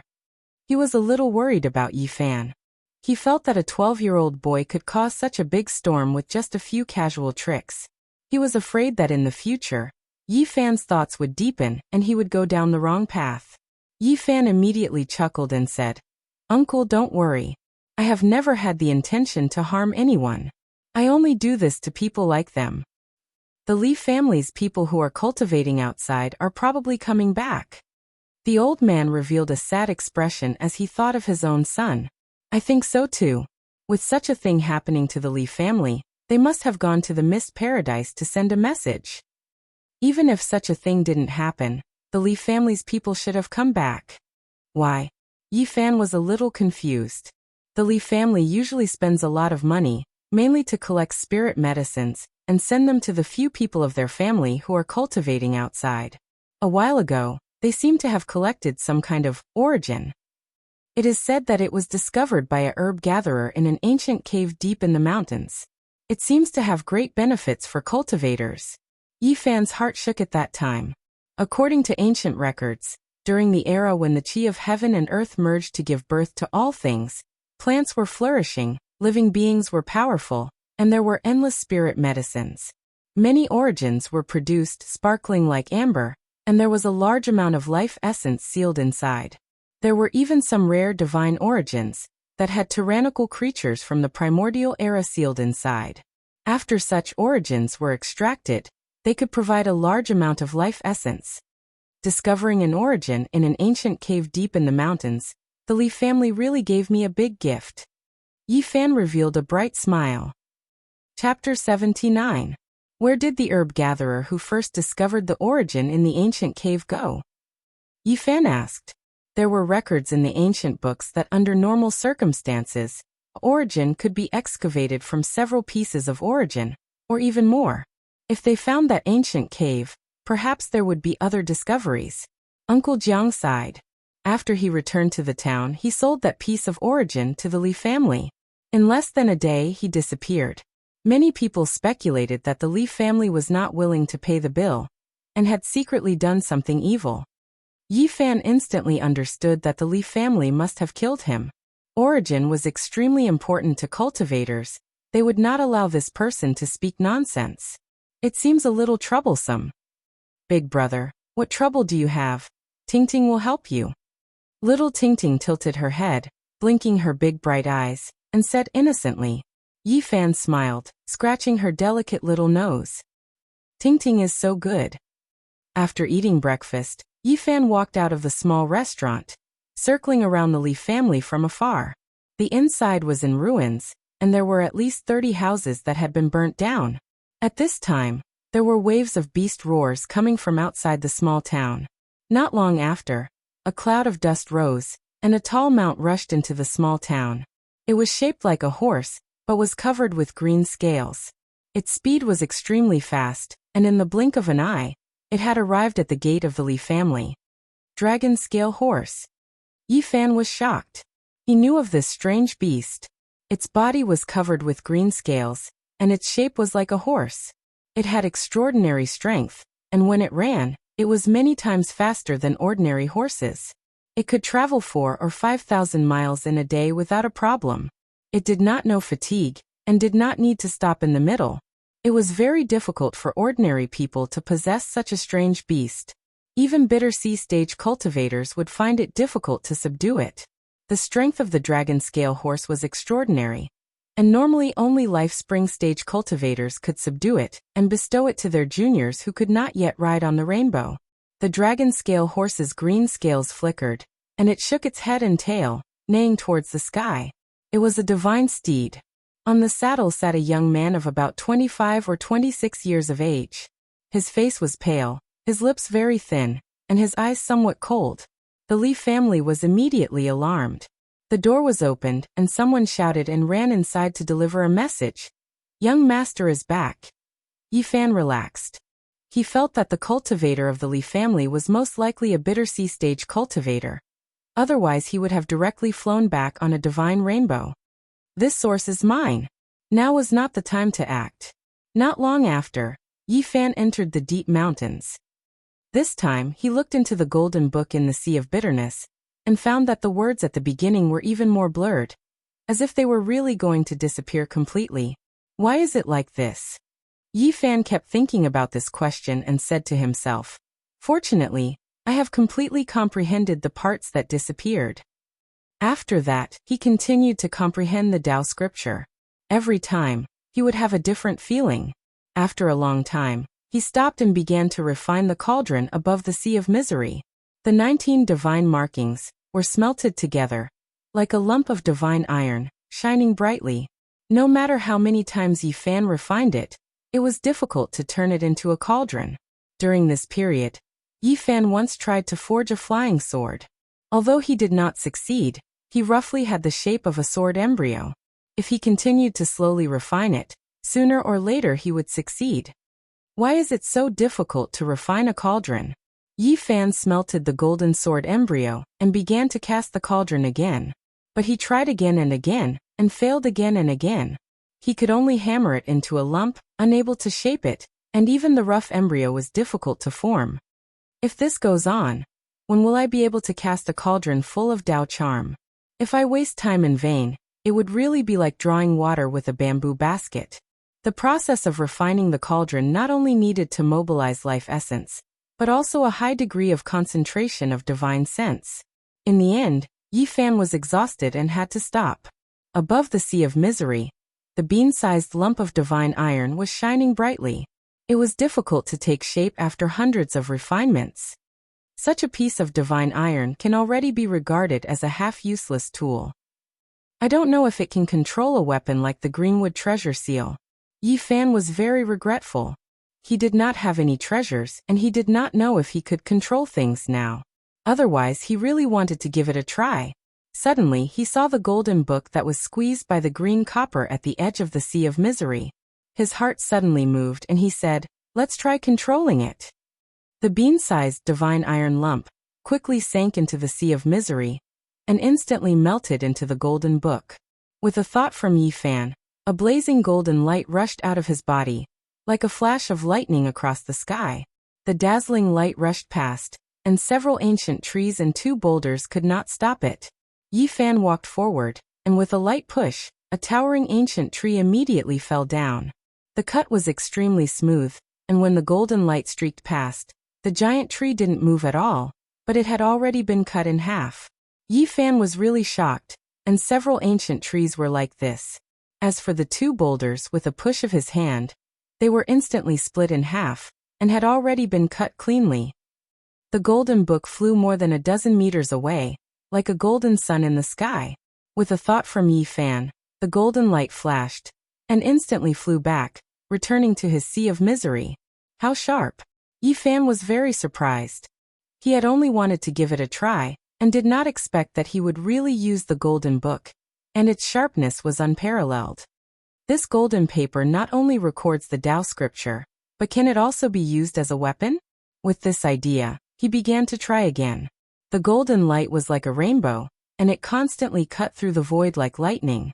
Yi Fan found that he could only use the golden book more than a dozen meters away. Beyond this range, it was difficult for him to control it. The Tao scripture is one of the most mysterious ancient scriptures in the Eastern Barren Territory. This golden page must be extraordinary. I also have a weapon, and its power must be incomparably sharp when facing the enemy. Yi Fan gradually became more confident. If even a page is like this, then the green copper must be even more terrifying. It should be a real weapon, and I wonder how powerful it is. Thinking of this, Yi Fan could not calm down. He looked inside the sea of misery, and wanted to control the green copper. However, in the center of the golden sea of misery, the green copper was silent, and it was fixed there like a boulder. I feel like I'm pushing a giant mountain. Yi Fan was sweating profusely, and he was exhausted. He could not move the green copper at all. The center of the sea of misery was shrouded in a simple and ancient aura, and there was a majestic pressure. No wonder the Tao scripture was forced to the edge. This piece of green copper is too mysterious and extraordinary. It's like facing a boundless ocean and an ancient sky full of stars. It's vast and boundless, and its pressure is like the sky. The green copper was definitely not complete. It was very much like a broken piece of some kind of artifact. If the fragment was like this, one could imagine how terrifying a complete artifact would be. It's difficult to estimate. It's impossible to estimate. Yi Fan's heart was filled with shock. The more he thought about it, the more frightened and surprised he felt. He muttered to himself, "What does a complete body look like?" At this moment, his eyes suddenly lit up. He saw the Tao pattern on the green copper, and those patterns had an indescribable Tao rhythm. I can't move the green copper, so I'll copy its Tao pattern first. There were no Tao patterns on the surface of the mysterious green copper, but there were dense Tao patterns on the fracture.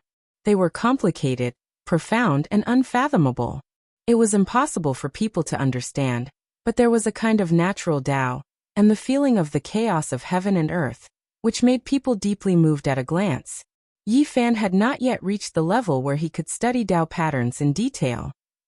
What he wanted to do was to repeatedly smelt the lump of godly iron that could not be cast into a cauldron on the fracture of the green copper, and copy all the mysterious Tao patterns. These dense and mysterious Tao patterns must have a great origin. It's very likely that they are the legendary natural patterns that are unique. After resting for a moment, Yi Fan began to smelt the lump of godly iron. He melted it, attached it to the green copper, and constantly hammered it. It was like a mortal forging iron. He hammered it over and over again, and there were many densely packed patterns on it. He constantly refined and copied it until he developed a feeling that this lump of godly iron seemed to gradually have an indescribable charm. However, when he carefully sensed it, he found that it was still as ordinary as before.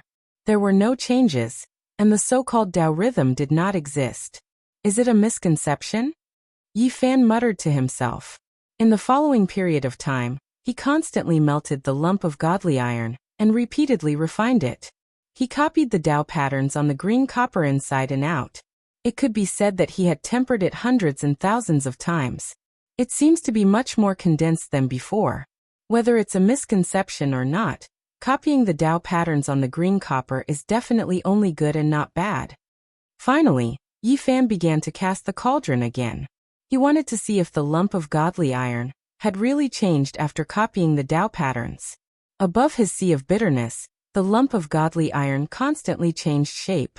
The edges and corners gradually became rounder, and the luster was much more restrained.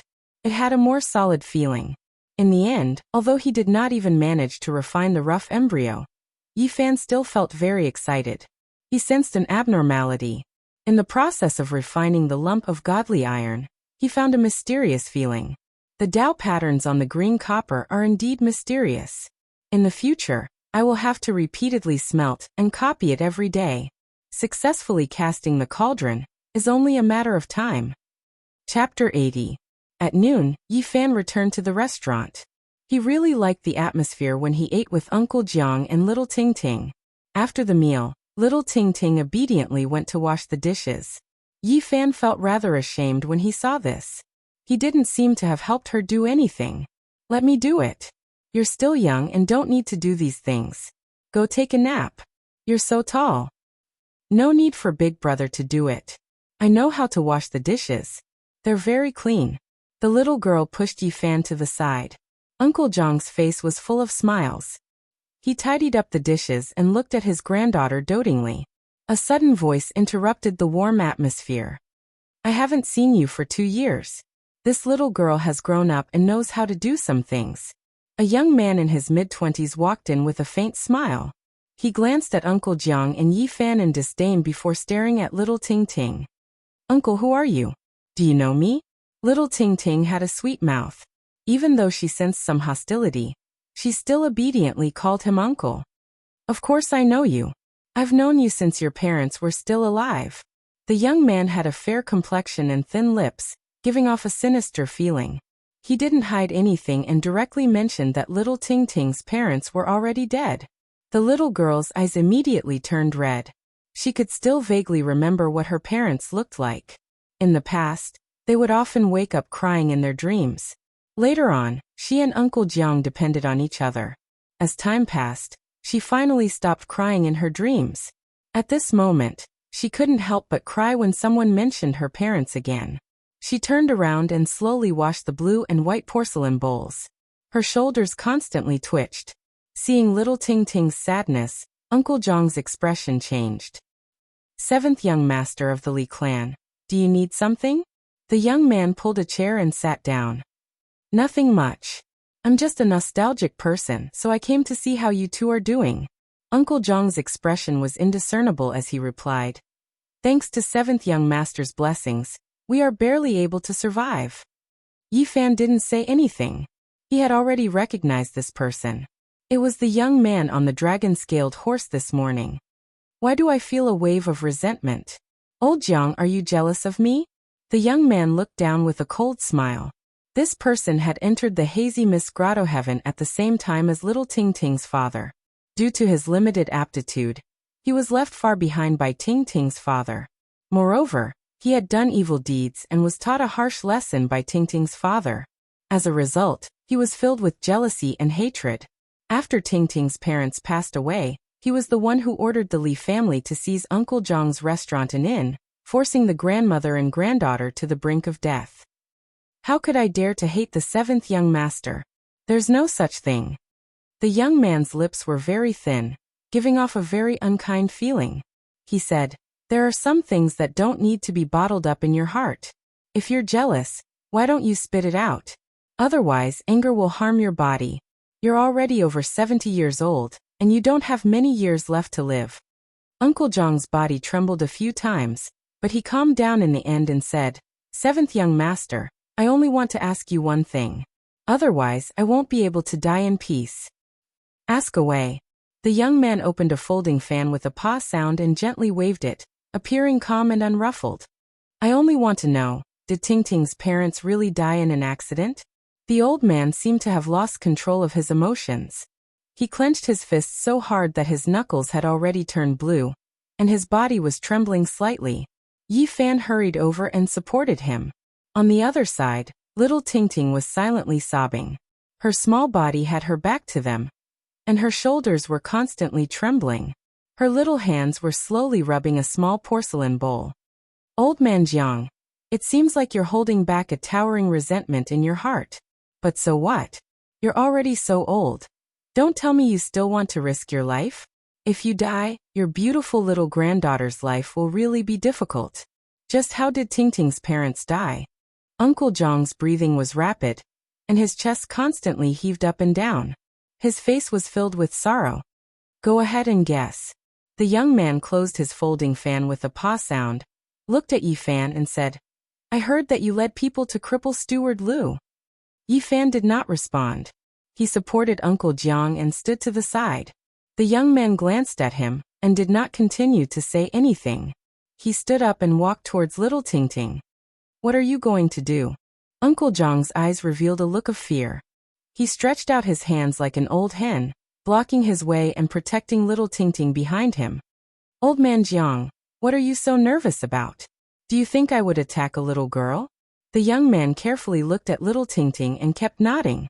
He said to himself, similar, too similar. It's a pity for Yinxia Fairy. Her death was not worth it. 2 years have passed. I can't believe your daughter has become so similar to you. Little Ting Ting bit her lips. Although she was sobbing, she did not cry out loud. It seemed that she did not want to cry in front of the seventh young master of the Li family. The young man held a folding fan in his right hand and lightly tapped his left hand. He said, All right, old man Jiang, you don't have to suffer anymore. I will take this little girl away in the future. You can enjoy your old age in this small town. What do you mean? Uncle Jiang immediately panted. He protected little Ting Ting behind him and stared at the seventh young master of the Li family. This little girl is clever and dexterous. I am going to take her to the Mist Grotto and let her do some things by my side. It's better than following you and not knowing what to eat next. No, not unless I die. Seventh young master of the Li family, you can't bully people like this. Uncle Jiang was so angry that he had difficulty breathing. His eyes were red and his body swayed. Yi Fan hurriedly supported him. Grandpa, are you okay? Don't scare Ting Ting.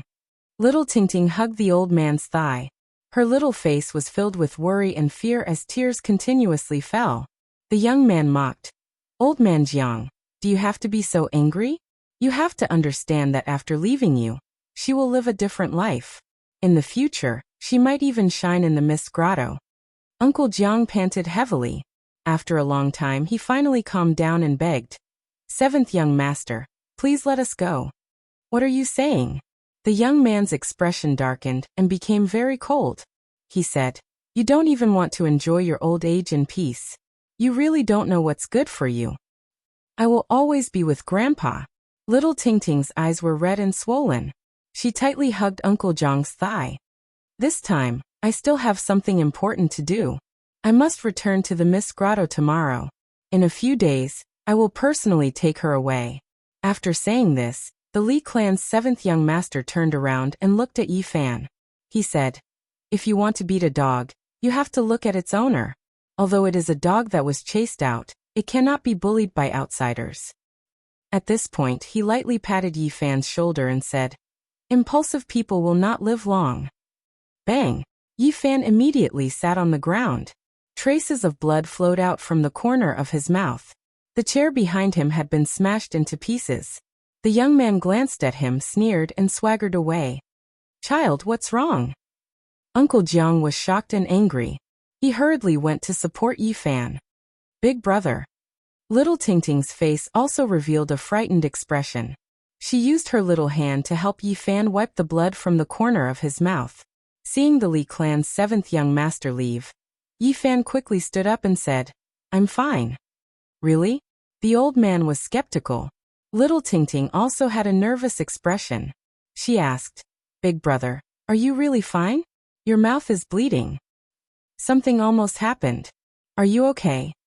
Uncle Jiang revealed a worried expression again. "You misunderstood me.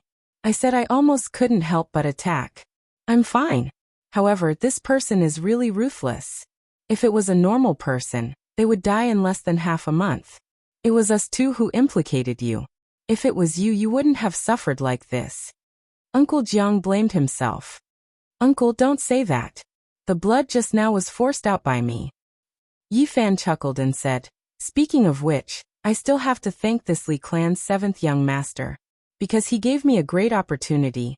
He came here personally to tell me when to leave." Uncle Jiang revealed a doubtful expression. There's no need for such a ruthless person to stay in this world. He actually wanted to take Tingting away. Not even in his next life. That night, Yi Fan kept an eye on the Li clan's movements. He left the small town late at night, and stood guard on the mountain road 20 miles away. This was the only way to get to the outside world from the windy town. The moonlight was hazy, and a dark cloud floated by. The forest instantly became dark. The roars of unknown beasts didn't stop, and the forest seemed a bit eerie and scary at night. In the latter half of the night, the mountain road shook and the heavy sound of horse hooves could be heard. Under the dim starlight, a dragon-scale horse with shining green scales rushed over like a ray of green light. Yi Fan waited quietly until the dragon-scale horse came close. Suddenly, a blazing golden light shot out from his body. It was especially bright in the darkness, like a scorching sun in the sky. Pfft! Blood splattered, and a miserable cry came from the dragon-scale horse. However, that person didn't fall off the horse. Yi Fan was startled. He quickly turned the golden book around and slashed. Pooh! The dragon-scale horse was split into 2 halves. The corpse fell heavily to the ground, and the person on it flew more than 20 meters away before falling to the ground. Pfft! A silver light flashed, and a half-foot-long silver spear dashed towards Yi Fan like a bolt of silver lightning. Clang! With a flash of golden light, Yi Fan's golden book slashed on the silver spear. The half-foot-long spear was immediately cut in half and fell to the ground. Not far away, the person who fell off the dragon-scale horse quickly jumped up, and was about to rush into the forest. At this time, Yi Fan attacked again. The golden book turned into a bolt of lightning, and cut through the dark sky. In the blink of an eye, it was right in front of him with an unstoppable force. Pfft! The man's left leg was cut in half. Ah! That person finally let out a miserable scream and rolled on the ground. Only now did Yi Fan let out a sigh of relief. He cautiously approached. This was his first time ambushing an enemy, and he couldn't help but be a bit nervous at first, which made him lose some of his accuracy. Li clan's 7th young master, we meet again. The young man who was rolling on the ground with blood flowing everywhere was pale. When he saw that it was Yi Fan, he almost couldn't believe it and exclaimed, "How come it's you? What's wrong?" Yi Fan's expression was calm as he looked at him from a distance. "I didn't expect it to be you, little brat. I was really wrong." The Li clan's 7th young master's face was full of pain and anger. It was a frightening sight. Thank you, seventh young master, for giving me such a great fortune. Yi Fan stood in the distance with a faint sneer on his face. You. The Li clan's seventh young master's body was shaking. At this moment he was filled with despair and anger. How did Tingting's parents die? At this point, Yi Fan's tone turned cold. With a flash of golden light, the golden book dashed out at lightning speed. Puff puff. With two soft sounds, the Li clan's seventh young master's arms fell off. Yi Fan was still a bit worried, so he once again summoned the golden rainbow, and gently drew on the sea of suffering. Ah, little brat, even if I become a ghost, I won't forgive you. Why do people always say such useless things? Yi Fan walked in front of him and said, You bastard, you've done so many evil deeds and have no conscience. Today is your retribution. I will slowly serve you. Pa. Yi Fan's palm slapped over, and sent him flying 4 to 5 meters away. The Li clan's seventh young master's eyes were spewing fire. Yi Fan walked over and stepped on the relatively smooth face. The heavens are watching what people do. You think you can live a free and unfettered life after committing so many evil deeds? Chapter 81. When Yi Fan sees the old, the young, the sick, the disabled, and the helpless, his heart will always feel sour. However, when he sees those who bully the weak and commit crimes, he will become emotionless and his heart will turn cold. It may seem contradictory, but it is the result of his true personality. Excessive compassion and coldness exist at the same time. He doesn't know which one he is more inclined to. For example, right now, he is absolutely emotionless and without the slightest bit of pity. Stepping on the seventh young master's face, he said in a cold voice, If you don't want to suffer, then answer my questions. Or else, you will understand the consequences. Little bastard. Bang! Yi Fan kicked him away. The seventh young master's teeth all fell out. His white and tender cheeks were completely swollen, and his nose and mouth were bleeding. Looking at your soft and tender skin, you are just like a eunuch. If you don't want to talk, then I will fulfill your wish, and make you live up to your name. Yi Fan once again took out the golden book.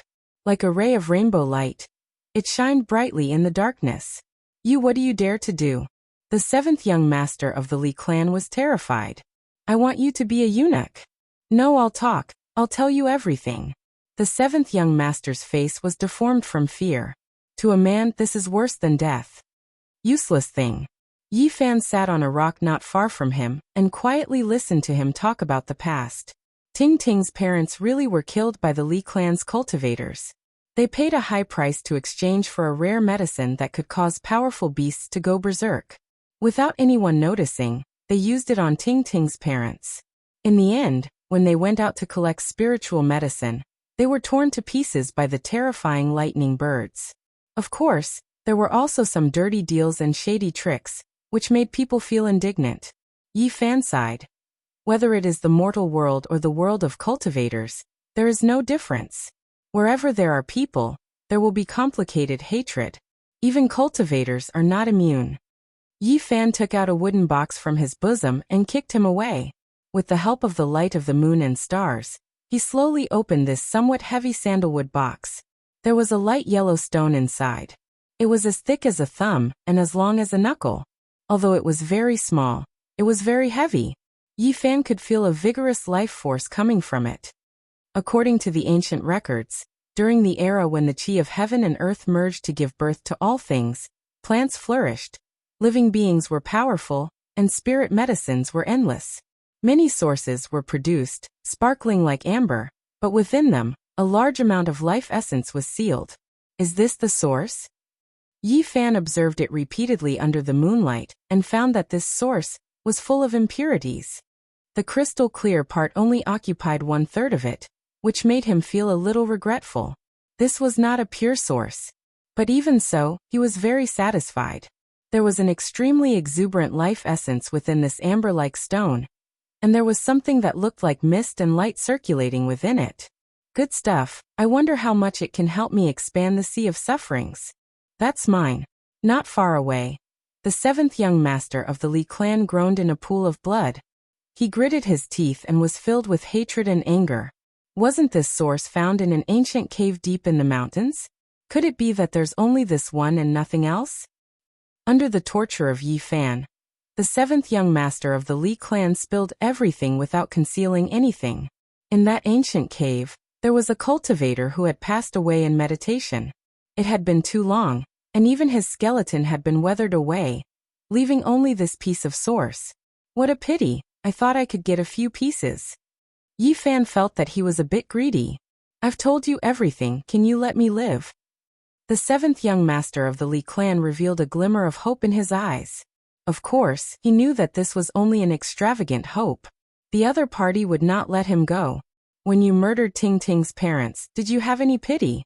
When you forced Uncle Jiang and little Ting Ting to live, did you ever think of leaving them a way out? Yi Fan kicked him away and said, I'll give you a chance to end your own life so that you don't have to suffer. I haven't killed anyone yet. I don't want to stain my hands with blood. You haven't killed anyone. The seventh young master of the Li clan was so angry that his body trembled. He said, You will be struck by lightning. Yi Fan kicked him to a rock and said, Kill yourself. If you force me to make a move, I'll first turn you into a eunuch, then I'll take your life. At this moment, the seventh young master of the Li clan was so aggrieved that he was about to go crazy.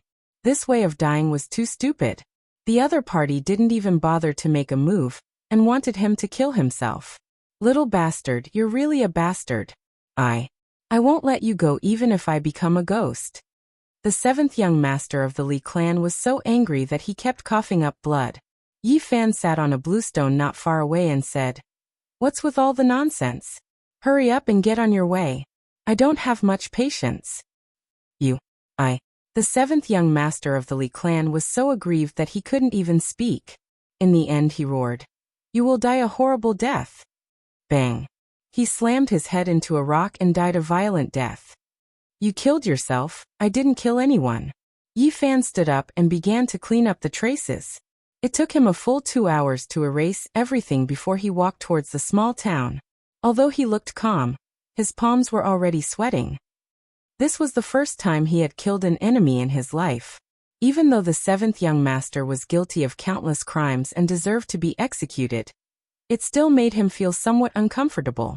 After snatching the source, Yi Fan was not in a hurry to cultivate.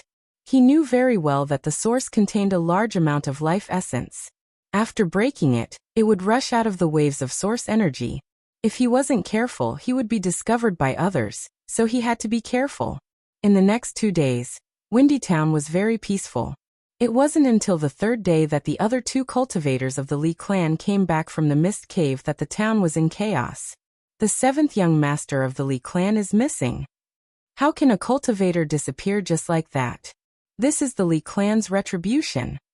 What retribution? It must be the Wang clan's doing.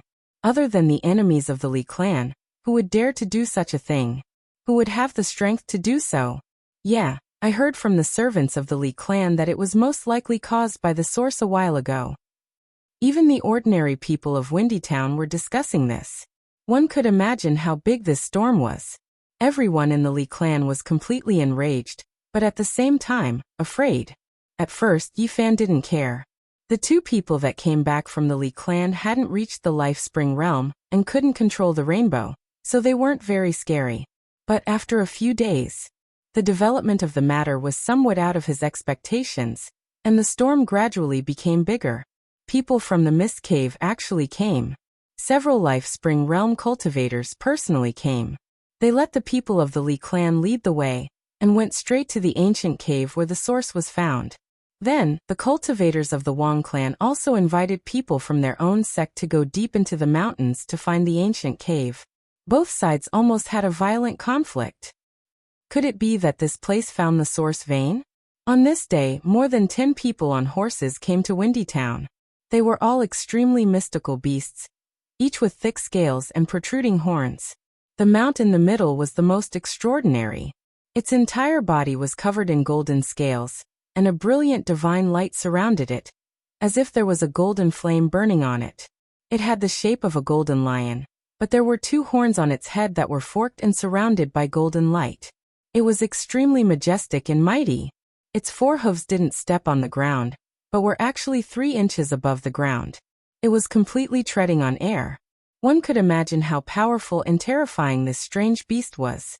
On top of the golden lion sat a young man of 24 or 25 years of age. He wore a white robe and looked very scholarly. There was a gentle smile on his face, and he was very handsome. His eyes were like water, faintly circulating with divine light.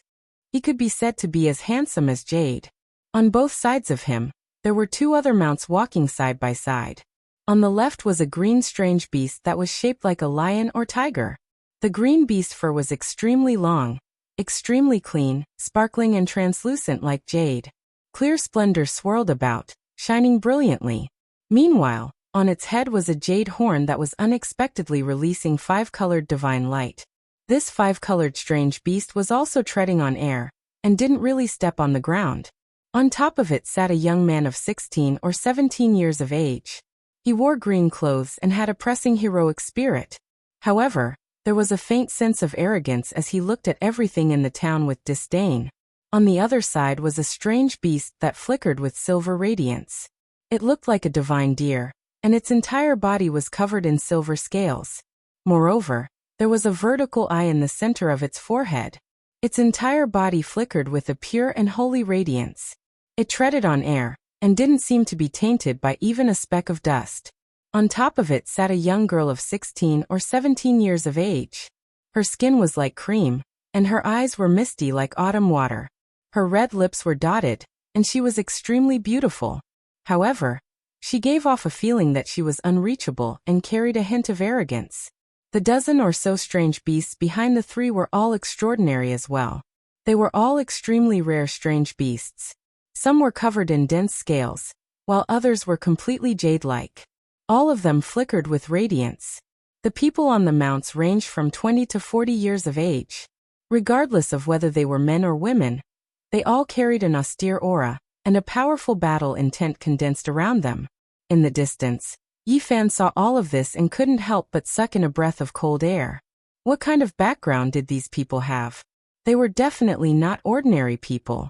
Not to mention the three people in the lead, just the dozen or so horsemen behind them were not inferior to the troops of the clan of the ancients and the sacred grounds that he saw in front of the demon emperor's tomb.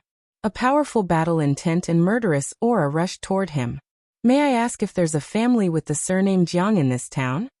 At this moment, a horseman was ordered to ask the people in the town. Yi Fan's heart skipped a beat. Why were they looking for people with the surname Jiang? Chapter 82. Why would such a group of experts come to this small town to find someone with the surname Jiang? Yi Fan found it difficult to calm down. He was afraid that Uncle Jiang and Little Ting Ting would be involved. Fresh Breeze Town had never seen so many strange beasts before. The dozen or so mounts flickered with divine radiance, causing the people on the street to retreat in fear. A middle-aged knight in his 30s sat on a strange beast covered in green scales. He tried his best to put on a friendly expression and said, "Don't be afraid, we have no ill intentions. We just want to know if there is anyone with the surname Jiang in this town." Although he tried his best to appear calm, these people were obviously experienced knights who had experienced countless battles. They had been tempered by blades and blood, so they naturally emitted a murderous aura that would cause ordinary people to tremble in fear. An old farmer pointed at the western street. His lips trembled as he mumbled, "That street, the biggest house is there." "Thank you." These people rode their beasts and slowly moved toward the western street of the small town. Not far away, Yi Fan felt relieved. So there were other families with the surname Jiang in this town. He quickly rushed toward the eastern street, and soon returned to the small restaurant. "Uncle Jiang." "Child, what happened?" The old man walked out from the kitchen. Little Ting Ting washed a plate of bright red wild fruits and obediently brought it over. Her big black eyes blinked and flickered with curiosity as she asked, "Big brother, what's wrong?" "It's like this." Yi Fan told Uncle Jiang what he had seen and heard just now, and then asked, "Old man, have you met these people before?" Uncle Jiang shook his head and said, "I've lived for more than 70 years and have never left this small town. It's impossible for me to know such people. So many strange beasts, I want to see what they look like." Little Ting Ting's big eyes sparkled as she ran out of the restaurant and looked toward the end of the street curiously. Seeing that Little Ting Ting was not nearby, Yi Fan whispered, Could it be related to Ting Ting's parents? Probably not. A trace of sadness flashed in the old man's eyes as he said, "They have always been cultivating in the misty paradise and have never traveled far. All their friends are from the same sect. So many strange beasts, their feet are actually not touching the ground." Little Ting Ting stood at the entrance of the small restaurant, her rosy little face filled with excitement and surprise. She shouted, "Grandpa, come out and look, they are rushing towards us." Yi Fan and the old man hurriedly walked out, only to see a dozen mounts rushing over at high speed. There was no dust flying up. All the beasts were 3 inches above the ground, treading on air. "They're so fierce."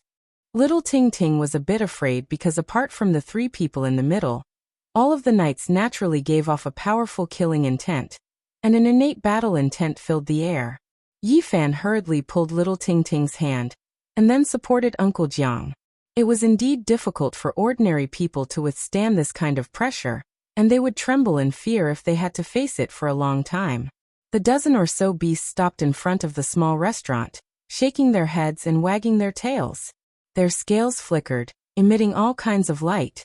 They were very spirited, but even the divine light could not conceal the murderous aura on their bodies. It was obvious that they had all experienced bloody battles, and were not pets raised in a greenhouse. "Excuse me, is this the Jiang family?" the handsome and scholarly young man in the center asked.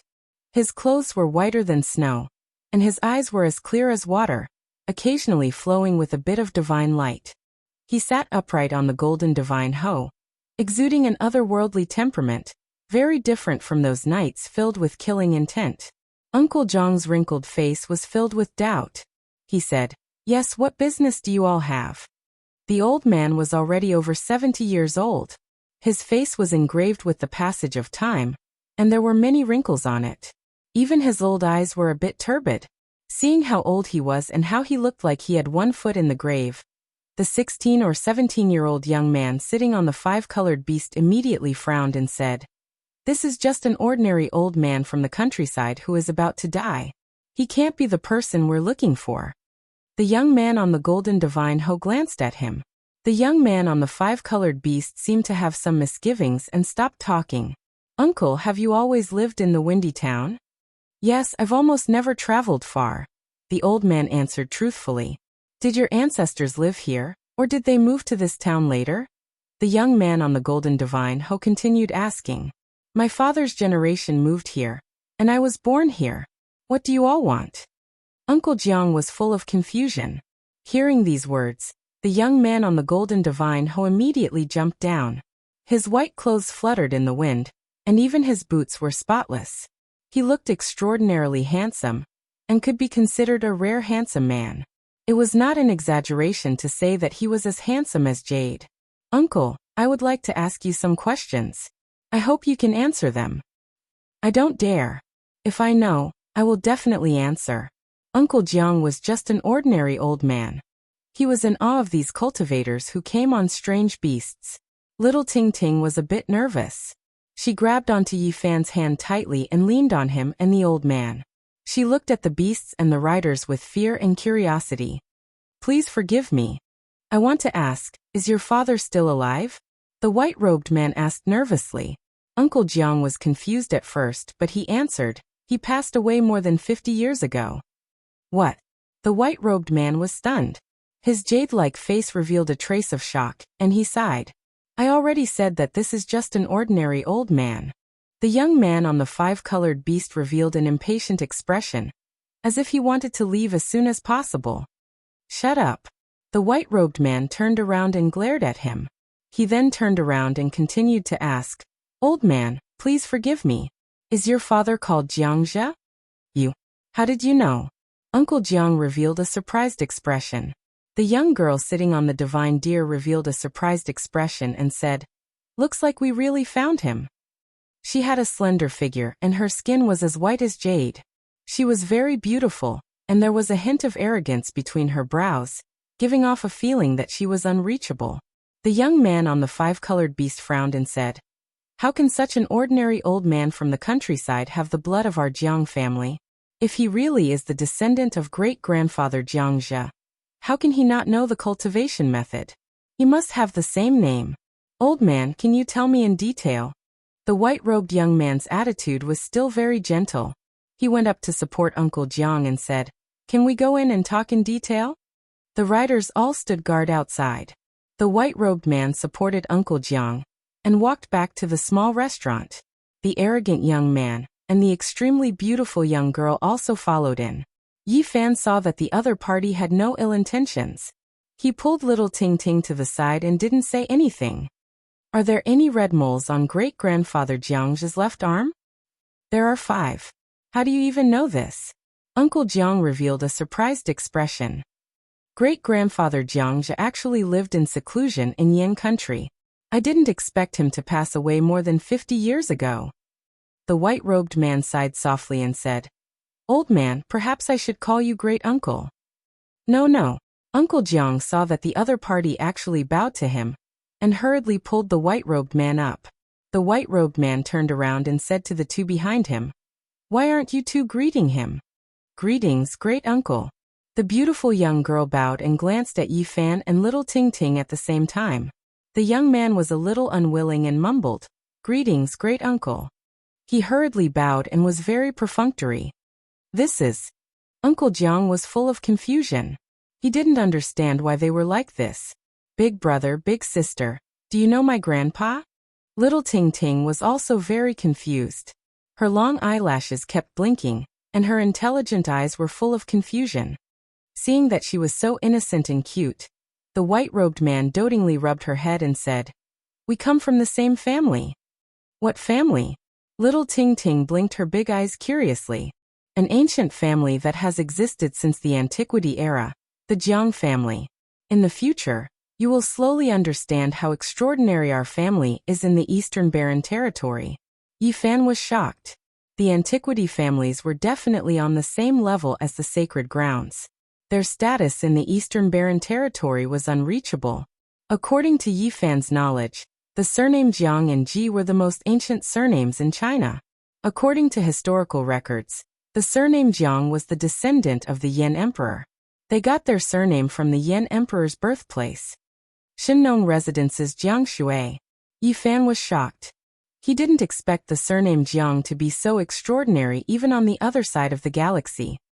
Old Master Jiang was extremely talented back then.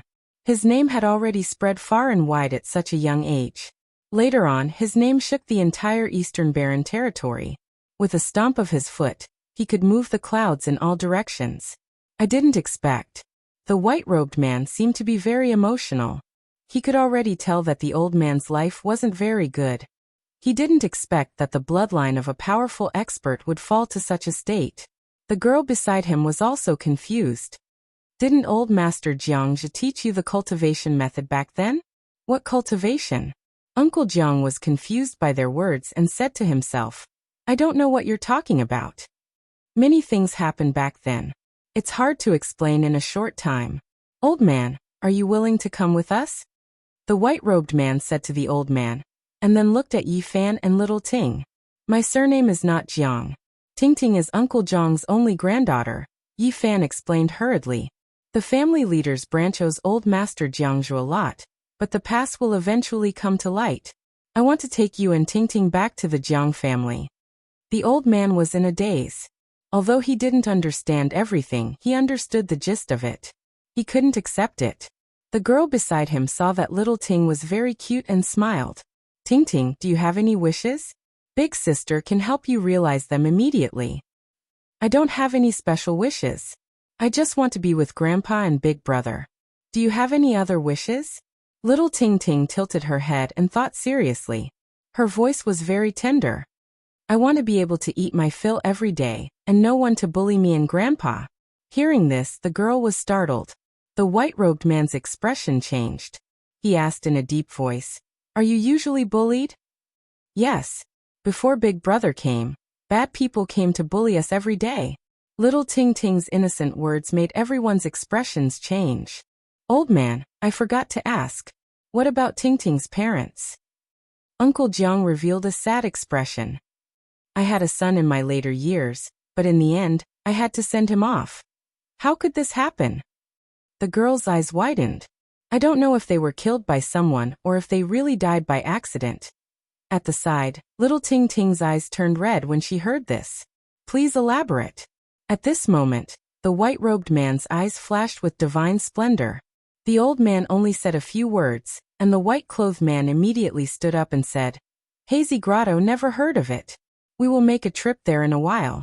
If anyone dares to stop us, I don't mind making this sect disappear. The beautiful girl beside him also sneered. They even dare to bully the people of our Jiang family. Before going to the Hazy Paradise, let's go to the Li family first. When the knights guarding outside heard this, a shocking murderous aura and battle intent erupted. At this moment, the entire Fresh Breeze town was enveloped in a terrifying aura. Chapter 83. The man in white came from the clan of the remote antiquity, the Jiang family. His name was Jiang Yifei. As his name suggested, he was as handsome as jade. His white clothes were whiter than snow. He didn't say much about Jiang's past, but he still learned a lot of useful information. Uncle Jiang's father, Jiangzhe, left the Jiang family years ago and never returned. There was an unknown past that seemed to be related to the family head's bloodline. Old Master Jiangzhe had great achievements. How could he have passed away 50 years ago? This was something that Jiang Yifei did not understand. He coughed up a lot of blood when he passed away. Uncle Jiang didn't feel too sad when he mentioned the past. Some things would fade away with the passage of time. I see. Jiang Yifei didn't say much and just nodded. He seemed to understand the hidden story. The beautiful girl next to him was called Jiang Kaixian. She had a graceful figure, a slender neck, and a beautiful face. As a young lady of the Jiang family, her temperament gave people a feeling that she was unattainable. However, she liked little Ting Ting very much and didn't put on any arrogant airs. She held little Ting Ting's hand and asked this and that from time to time. Her tone was very gentle. The arrogant young man was called Jiang Yichen. Although he knew the identity of Uncle Jiang and little Ting Ting, he wasn't very enthusiastic and still looked cool. Jiang Kaixian stepped forward and said with a clear and pleasant voice, Old man, please come back to the Jiang family with us. My grandpa said that the Jiang family is sorry for your bloodline. We must find you and invite you back no matter what. Forget it. I don't understand what you said. Your lives are too far away from mine. We are people from two different worlds. I'm used to everything here. Uncle Jiang was an ordinary old man. He had lived for so long and experienced so many things. He felt that he couldn't integrate into such a family, so he declined politely. Even if you don't think for yourself, you have to think for Ting Ting. She is a little princess in the clouds and shouldn't be bullied. She needs another kind of life. Jiang Kaixian talked about little Ting Ting's future and persuaded the old man. Please come back with us. The elders in the family hope that Jiang's bloodline will return to the Jiang family. Take Ting Ting away. I'm used to the life here and don't want to go anywhere else. Little Ting Ting immediately hugged the old man's arm and said, I will be with Grandpa. Wherever Grandpa is, Ting Ting will be there. At this moment, Jiang Yifei revealed a gentle smile. He seemed to like little Ting Ting very much. He rubbed little Ting Ting's head and said, The sky here is too small. Jiang Yifei was a smart man. He knew that persuading Uncle Jiang this way wouldn't be of much use. Only by letting him see the transcendence of the Jiang family might he be able to change the old man's mind. He stood up and said, Let's go to the Li clan first. His words were very calm, but they seemed to contain a strange magic. The mutant beasts outside all roared, and a bloody aura spread out. All of the knights exploded out with powerful battle intent. Jiang Yifei's expression was calm and composed. The golden divine Ho followed closely behind him. He slowed down his pace and walked side by side with Uncle Jiang. Everyone else followed behind when they saw this. No one rode on their beasts, but walked toward the Li family. Little Ting Ting anxiously pulled the old man and Yifan's hands. Being protected by everyone like stars around the moon made her feel uneasy. At this moment, Jiang Yifei and Jiang Kaixian were walking side by side with them. However, they were only standing on the left and not in the middle. Everyone on the street was very surprised to see Uncle Jiang and little Ting Ting being protected like this. Many people were trembling with fear and retreated to the sides of the street in fear of those beasts. What's going on? Does old man Jiang know these people? Look at those mutant beasts. Their feet don't touch the ground. I'm afraid they can even fly. How can old man Jiang know these people? The bitter old man Jiang finally changed for the better. Good people will always be rewarded. This time the Li family is in big trouble. They seem to be walking toward the Li family. Great. After so many years of anticipation, someone is finally going to deal with the Li family. More and more people gathered on both sides of the street.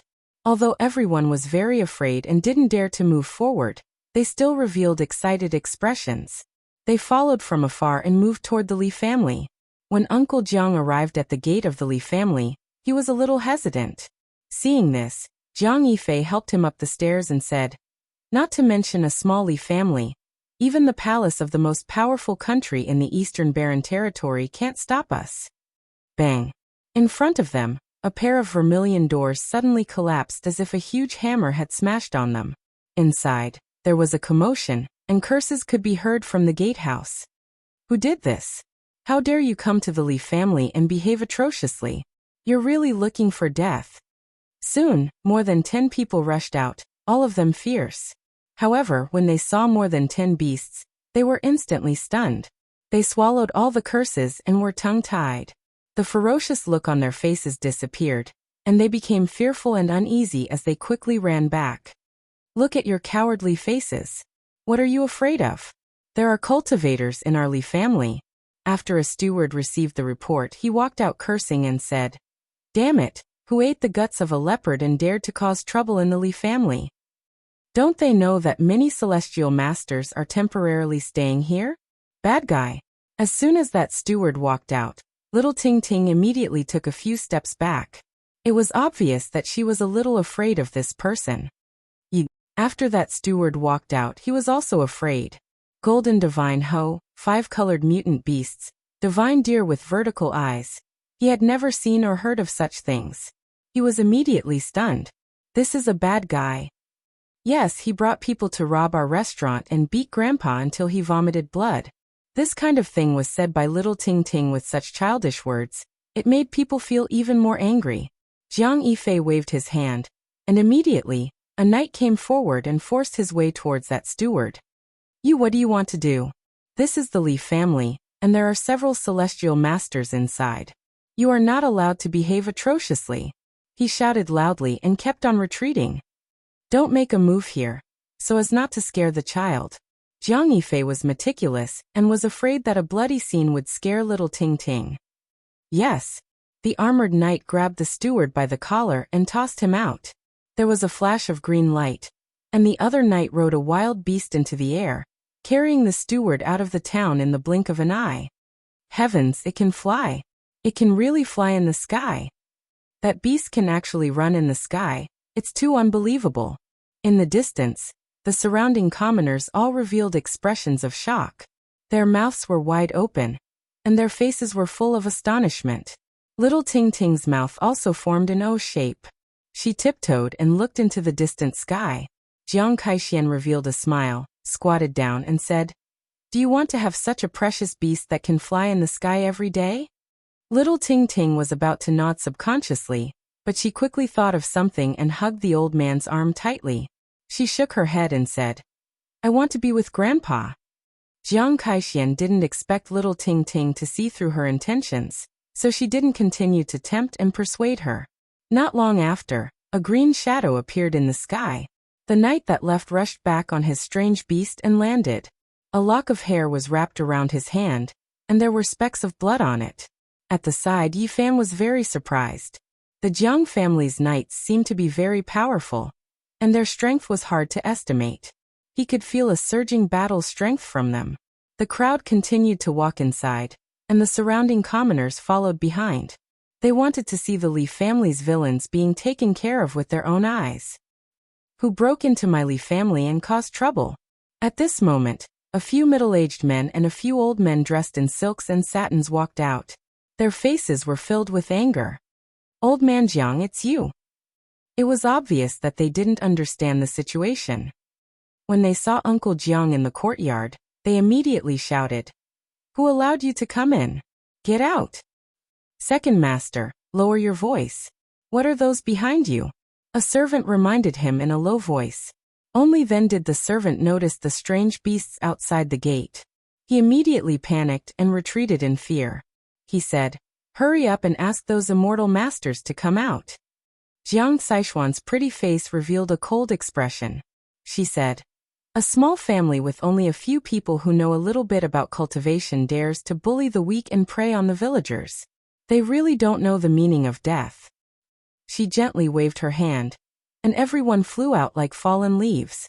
They hit the wall and fell to the ground, unable to get up again. These were all important figures of the Li family, and they screamed in pain. With a flash of light, two figures rushed out and came to the front yard. They were the two people from the Li family, who knew how to cultivate. When they saw the situation in front of them, their expressions changed. "Friend, who are you? What have we done to offend you? Why did you break into our Li family and hurt our people?" The two people were around 27 or 28 years old. They were shocked and angry, but they didn't dare to act out. "You don't deserve to know." Jiang Kaixian sneered. Jiang Yifei calmly asked, "Did you kill Tingting's parents?" "You. What are you talking about? Don't slander us." The two people's expressions changed drastically. They felt a chill in their hearts when they saw Uncle Jiang in the center of the crowd. "Who are you saying is slandering us?" A knight walked out with a gaze as sharp as a knife. He appeared in front of them like a ray of light and slapped the two people away. Two bloody palm prints appeared on the faces of the two people from the Li family, and they instantly swelled up. They were shocked and angry at the same time. They covered their faces and retreated, saying, "Friend, you can't go too far. We are disciples of the Mist Cave. Several immortal masters are overseeing our mansion." "Immortal masters? How arrogant. We are going to the Mist Cave. Let the immortal masters you speak of lead the way." Chapter 84. How arrogant of you. The two cultivators from the Li family had ugly expressions on their faces. You want to start a war between sects? A war between sects? Are you qualified? I'm afraid you're not qualified at all. The armored knight's voice was cold. Good. You have guts, but I don't know if you can walk out of the Yin lands. The two cultivators from the Li family had gloomy expressions, a cold glint in their eyes. They thought quickly, ready to provoke the anger of the elders of the Misty Paradise. "Do you think you can keep us in the Yin lands with just you?" That knight sneered and said. "With trash like you, even if there were 80,000 of you, it wouldn't be enough." The cultivators from the Li family felt humiliated, but at the same time they were shocked.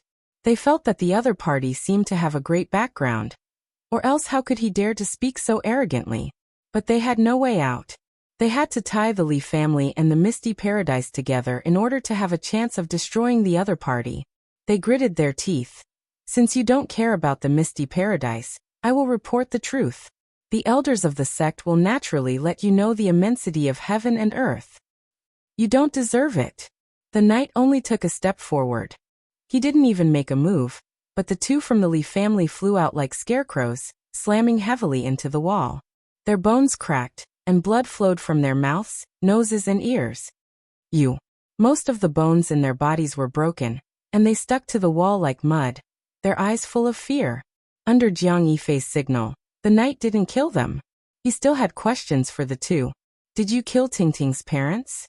Jiang Yifei's tone was still very calm, but when it reached the ears of the two from the Li family, it was like thunder. The calm man in white before them made them feel like they had to look up to a mountain. "We said. Who is so arrogant that he doesn't even care about the Misty Paradise?" At this moment, a middle-aged man strode into the front yard. When he saw the dozens of strange beasts, his expression changed. "What do you want? Why did you destroy the disciples of the Misty Paradise?" "Just to get rid of evil." A knight stepped forward and blocked his way. "What do you mean? Could it be that my Misty Paradise is the so-called evil?" The middle-aged man shouted. The knight replied indifferently, "I don't know if the Misty Paradise is evil or not. But these two are villains who have taken lives. This is only your side of the story. How can you act so arbitrarily before the matter is investigated clearly? Furthermore, this is a disciple of my Miss Cave. If he's in the wrong, it's naturally up to us to deal with him. It's not up to you outsiders." Jiang Yifei's expression was calm, but his tone was somewhat cold. They have been doing evil for many years, and I have never seen your mist cave punish them. Now they want to absolve themselves of their crimes and try to protect them. It seems that I really need to pay a visit to the mist cave and demand an explanation. What an arrogant tone. What do you take my misty sky grotto for? You have to pay the price for your words. The middle-aged man stared coldly at the person in front of him. Jiang Yifei sneered and said, "Is the mist grotto very powerful? It's a pity that I've never heard of it before. I must go and have a good look at it later." "How dare you be so arrogant?" the middle-aged man said coldly. "The mist cave is one of the 6 sects of the Yen land. If you insist on causing trouble, a war between sects is inevitable." Jiang Yifei shook his head and said, "The eastern wilderness is vast and boundless. It's hard to count how many countries there are. The Yen kingdom is just a small place. I've never heard of any sects here." "So arrogant. I want to see how strong you are." The middle-aged man rode a rainbow and rushed into the air. He opened his mouth and spat out a purple gold shield and a blood-red spear. The roar of a savage beast rang out, and a knight riding on a strange beast soared into the sky like a streak of green light. "Ah!" The middle-aged cultivator from the misty paradise let out a blood-curdling scream on the spot. The purple gold shield was instantly cut in half, and the blood-red spear was also broken in half. His chest and abdomen were almost completely cut open, and he fell on the spot, blood gurgling out. If it was an ordinary person, he would have been dead by now. The physique of a cultivator was exceptionally strong. He quickly stopped the bleeding and stabilized his injury. His face was extremely pale as he retreated to the side. Yi Fan was deeply shocked. He felt that these knights were all extraordinary. They were much stronger than the people from the Ji clan and the Yaoguang sacred land he met in the demon god tomb. At this moment, the immortal masters who heard the commotion could not help but walk out from the backyard. "Who are you?" One of the elders frowned. He had heard the words of the people in the front yard just now. These people did not take the mist cave seriously at all, which made him very angry and uncomfortable. "Please lead the way and lead us to the mist cave." Jiang Saishuan's beautiful face had a trace of a sneer. She said, "Please." The people from the mist cave changed their expressions. One of them said, "So young yet so arrogant. Didn't your masters teach you to respect your masters?" Jiang Kaixian said coldly, "The disciples you taught harmed people's lives, bullied widows and orphans, and forced people in their 70s into a corner. What right do you have to talk about the masters? You don't have that qualification. What proof do you have? They have already admitted it." The elder in the middle frowned and said, "Let's not talk about whether they were tortured by you. Even if they really did something evil, it is not your turn to deal with them. My mist cave has its own rules to deal with them." "Deal with them yourself? For more than 2 years, the dead have not died in peace. The murderers are still at large and continue to persecute widows and orphans. Is this your sect's rule?" Jiang Kaixian sympathized with little Ting Ting. At this point, her pretty face was covered with frost. She said, "Until now, you are still thinking of ways to absolve and protect them. You are really worthy of being their masters. Birds of a feather flock together." "You." The elder in the lead immediately raised his eyebrows, but he did not dare to make a move on the spot because the opponent's formation was too terrifying. Just the golden divine Ho alone made him extremely fearful. At this moment Jiang Yifei said, "Take them all down." Several knights heard him and stepped forward at the same time. The elder shouted, "Let's go." He was the first to soar into the sky, riding a rainbow to escape. He could already see that these people had great backgrounds and were not people they could deal with. The others also rushed in all directions, shooting up into the sky one after another. The wild beasts roared and the sky shook. Several strange beasts carrying the knights rushed in different directions, and instantly caught up. "Ah!" Screams came one after another. Then, the knights quickly turned around and captured everyone like dragging dead dogs. Everyone, including the elder, had terrible wounds on their bodies.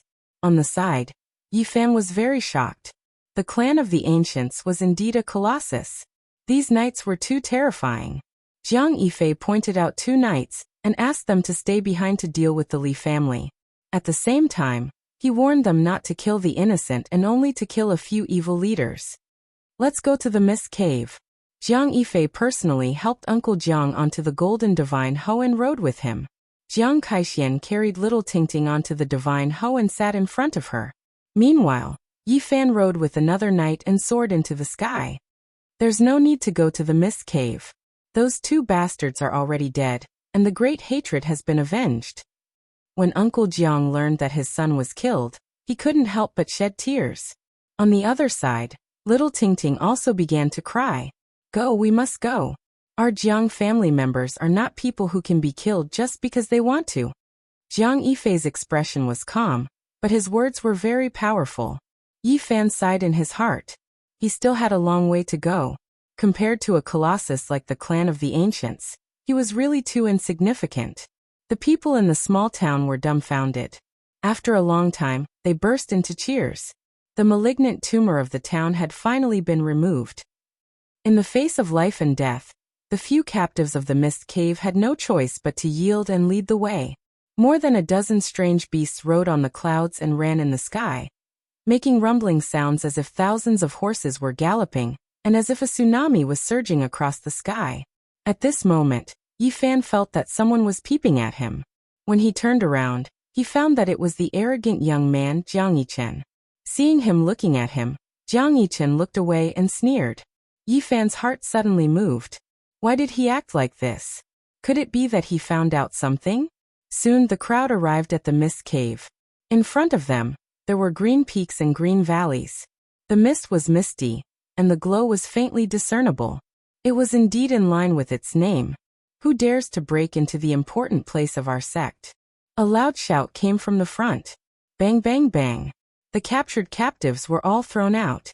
Suddenly, there was a cry of surprise from the front. A great enemy is coming. The Mist Cave was in chaos.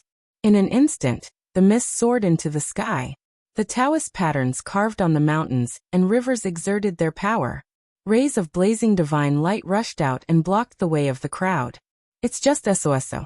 Let me break it. At this time, the arrogant young man, Jiang Yichen, suddenly made a move. A purple gold gourd flew out of his body. It shone with purple light and quickly enlarged in the sky. Like a whale sucking in water, it sucked all the mist into the gourd's mouth. In the blink of an eye, the power of the Taoist patterns was suppressed. Then, the purple gold gourd pressed forward like a small mountain, flowing with a misty purple mist. Suddenly, there was a burst of exclamations. Many figures flew upside down and were sucked into the purple gold gourd. Yifan was shocked. He didn't expect the purple gold gourd to be so powerful. It easily broke the mountain-protecting Taoist patterns of the Mist Cave and sucked in many cultivators. It was really a bit scary. The heritage of the clan of the ancients is too strong. This is only a young man of 16 or 17 years old, but he has bestowed such a terrible treasure. Yifan muttered in his heart. There's no need to do this. Uncle Jiang kept trying to dissuade him.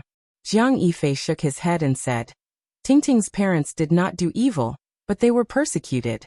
They want an explanation. Our Jiang family has never been afraid of trouble. Bang.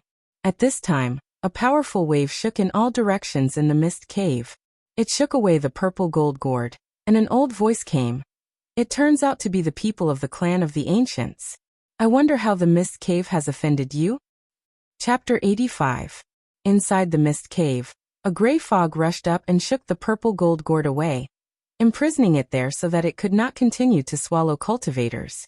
A gray shadow rushed over quickly. It was an old man whose age was hard to tell. His hair and beard were all white, but his face was very ruddy. He said, Everyone, please calm down. He directly pushed the purple gold gourd over. Jiang Yichen snorted coldly and put away his treasure. Who are you? Jiang Yifei asked. I am the master of the Mist Cave. No wonder you have such strength to be able to suppress the purple gold gourd. Jiang Yifei nodded and said, But I'm afraid it will still be difficult for you to stop us. Yes, I understand. The leader of the Mist Wonderland admitted it calmly. He then continued. I don't know what the Mist Wonderland has done to make you all gather so many people. If it is a great crime, I am willing to disband the Mist Wonderland and let you deal with it. The old man in gray was very frank. In fact, he was forced to do so.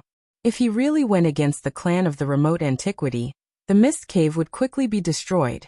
The two were not on the same level at all. Once they became enemies, there was no suspense. Seeing that you are so open and aboveboard, I don't want to make a scene. Jiang Yifei was only 24 or 25 years old. The old man did not feel that it was rude to speak to the master of the mist cave in such a tone. Everything was because of the strength. Young master is wise. Please tell me why you are here to denounce me. 2 years ago, did a disciple with the surname Jiang die in the mist cave? The master of the mist cave nodded and said, if it was someone else, I might not remember, but this extraordinary young man left a deep impression on me. He was a disciple of the Jiang family, but he was killed by the people of the mist cave. Jiang Yifei said calmly. What, he was killed by someone? The master of the mist cave was shocked and said, who is so bold? Now you understand why I am here. The master of the mist cave suddenly had a headache. How could a disciple of the Jiang family enter the mist cave and be killed by someone? This was indeed a very troublesome matter for him. You don't have to worry too much. I'm not here to cause trouble for no reason. Don't worry, young Master Jiang. I will definitely punish the culprit severely. I will not tolerate it. The main culprit has been brought to justice, but I feel that their teacher is suspected of conniving. In addition, the person who provided them with the drug must be found. Young Master Jiang, please move into the hazy heavenly grotto. This old man will definitely give you a satisfactory explanation. Jiang Yifei nodded and said, the most important thing is to satisfy this old lady and this child. At this moment, Uncle Jiang and little Tingting's eyes were already blurred with tears. I understand. Jiang Yifei ordered Jiang Yichen to take out the purple gold gourd and release all the people who were trapped in it. Then he brought Uncle Jiang, little Tingting, and the old sect master into the misty paradise. The others didn't follow. They landed on the ground and waited outside.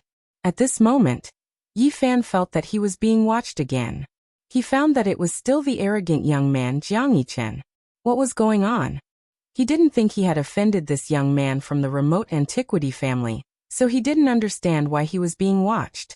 Jiang Kaixian walked over gracefully and said with a smile, little brother Yi, after this matter, Tingting will go back to the Jiang family with us.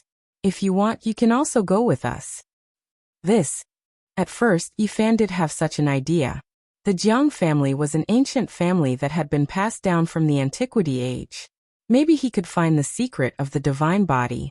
However, after careful consideration, he hesitated. What if his secret was found out? The green copper piece in his body caused great chaos in the eastern wilderness. If the powerful masters of the Jiang family found out, the consequences would be unimaginable. In addition, the Taoist scripture was enough to cause a lot of trouble. Once it was leaked, he would be in a worrying situation. What's wrong? You still don't want to? Jiang Kaixian was somewhat surprised. Many cultivators tried their best to enter the Jiang family but failed. She invited a young man like this, but he was still pondering and hesitating. Yi Fan declined and said, thank you for your kindness, Miss Jiang. I appreciate it from the bottom of my heart. But I'm used to being lazy. I'm afraid I'll make mistakes after entering the Jiang family. I'd better travel outside. If one day I'm poor and want to go to the Jiang family, please take me in. At this time, Jiang Yichen sneered and said, what do you think the Jiang family is? An inn.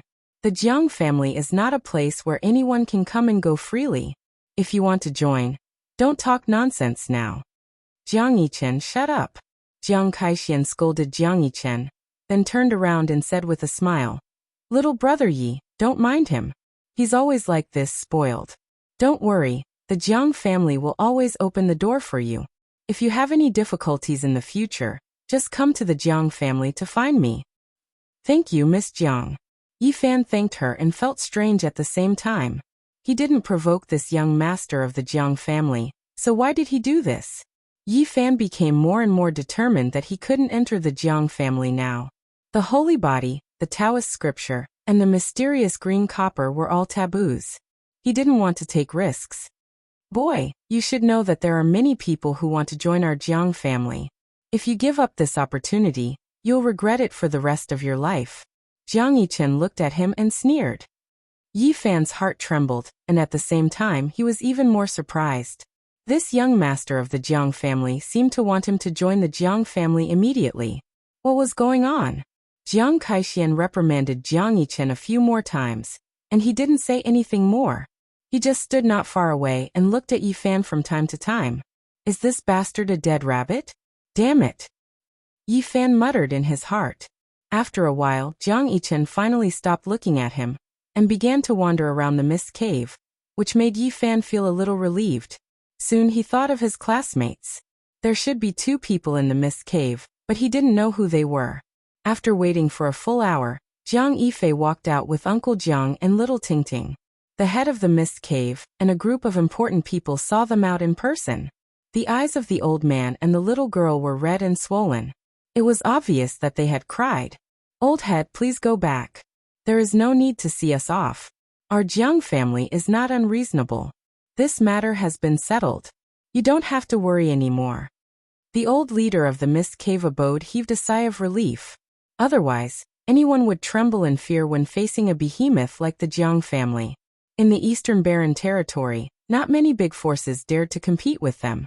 The people of the mist cave watched them go away until they disappeared, and then they returned to the sect. Jiang Yifei and his group returned directly to the Qingfeng town, just to satisfy the old man's wish to see the town again. Uncle Jiang decided to join the Jiang family for little Tingting's future. He didn't want his granddaughter to be wronged again. Big brother, come with us. Little Tingting looked up and begged.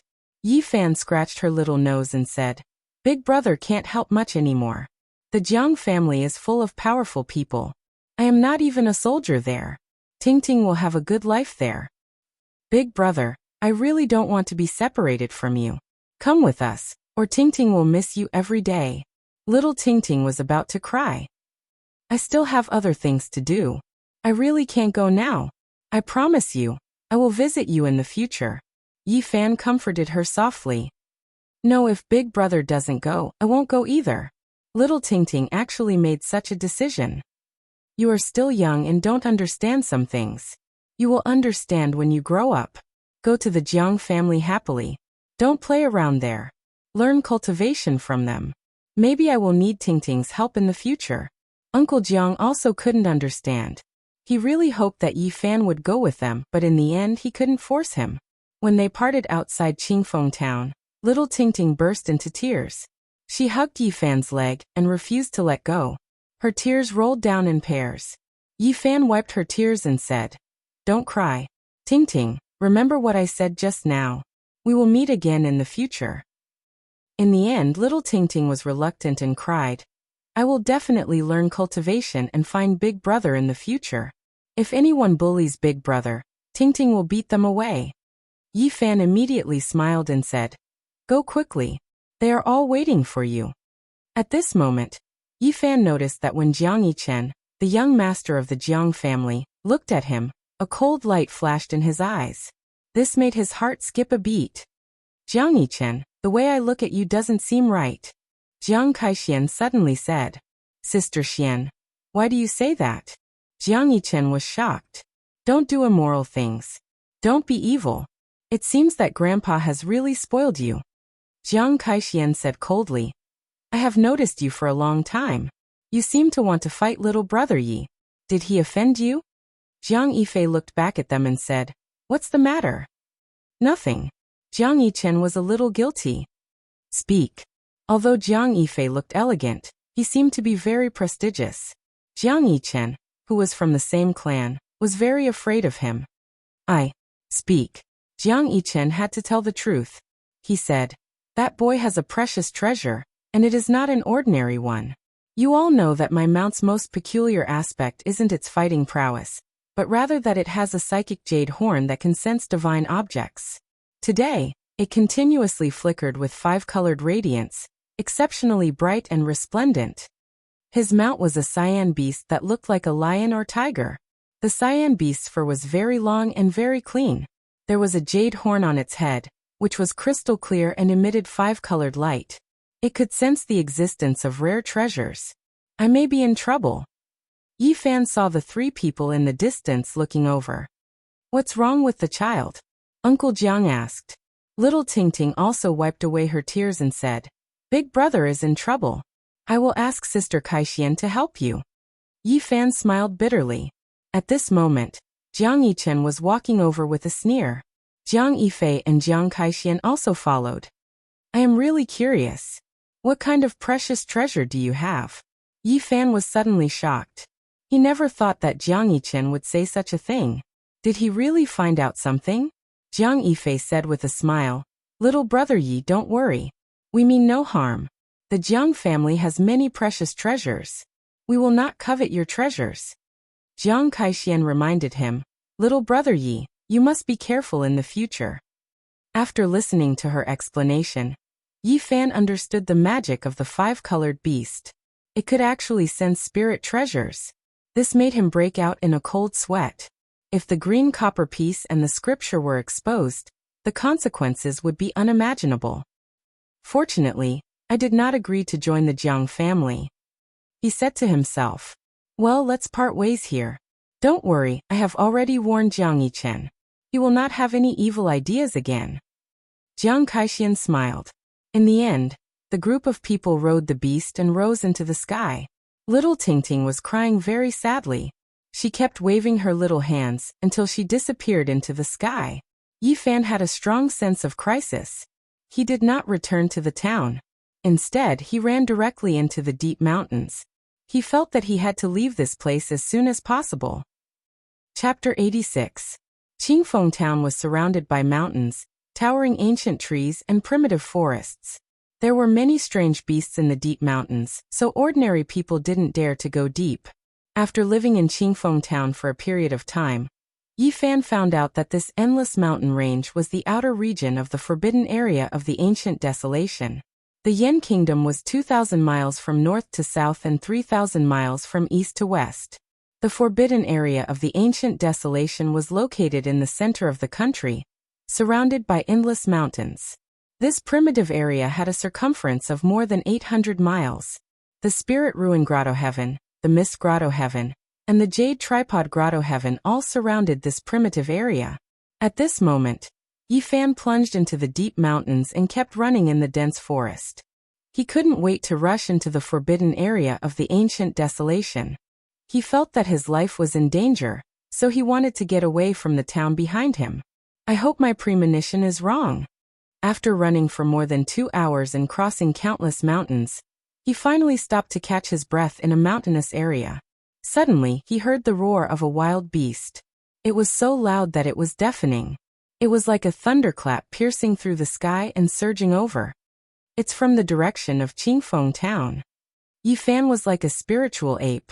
He quickly climbed up a cliff, lifted the vines, and entered a secret stone cave. He held his breath and suppressed his life force to the lowest. His body was cold and lifeless.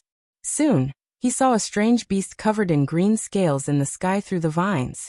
It carried a Jiang family knight and rushed over. "They really came after me." Yi Fan's pupils shrank, and his heart was cold.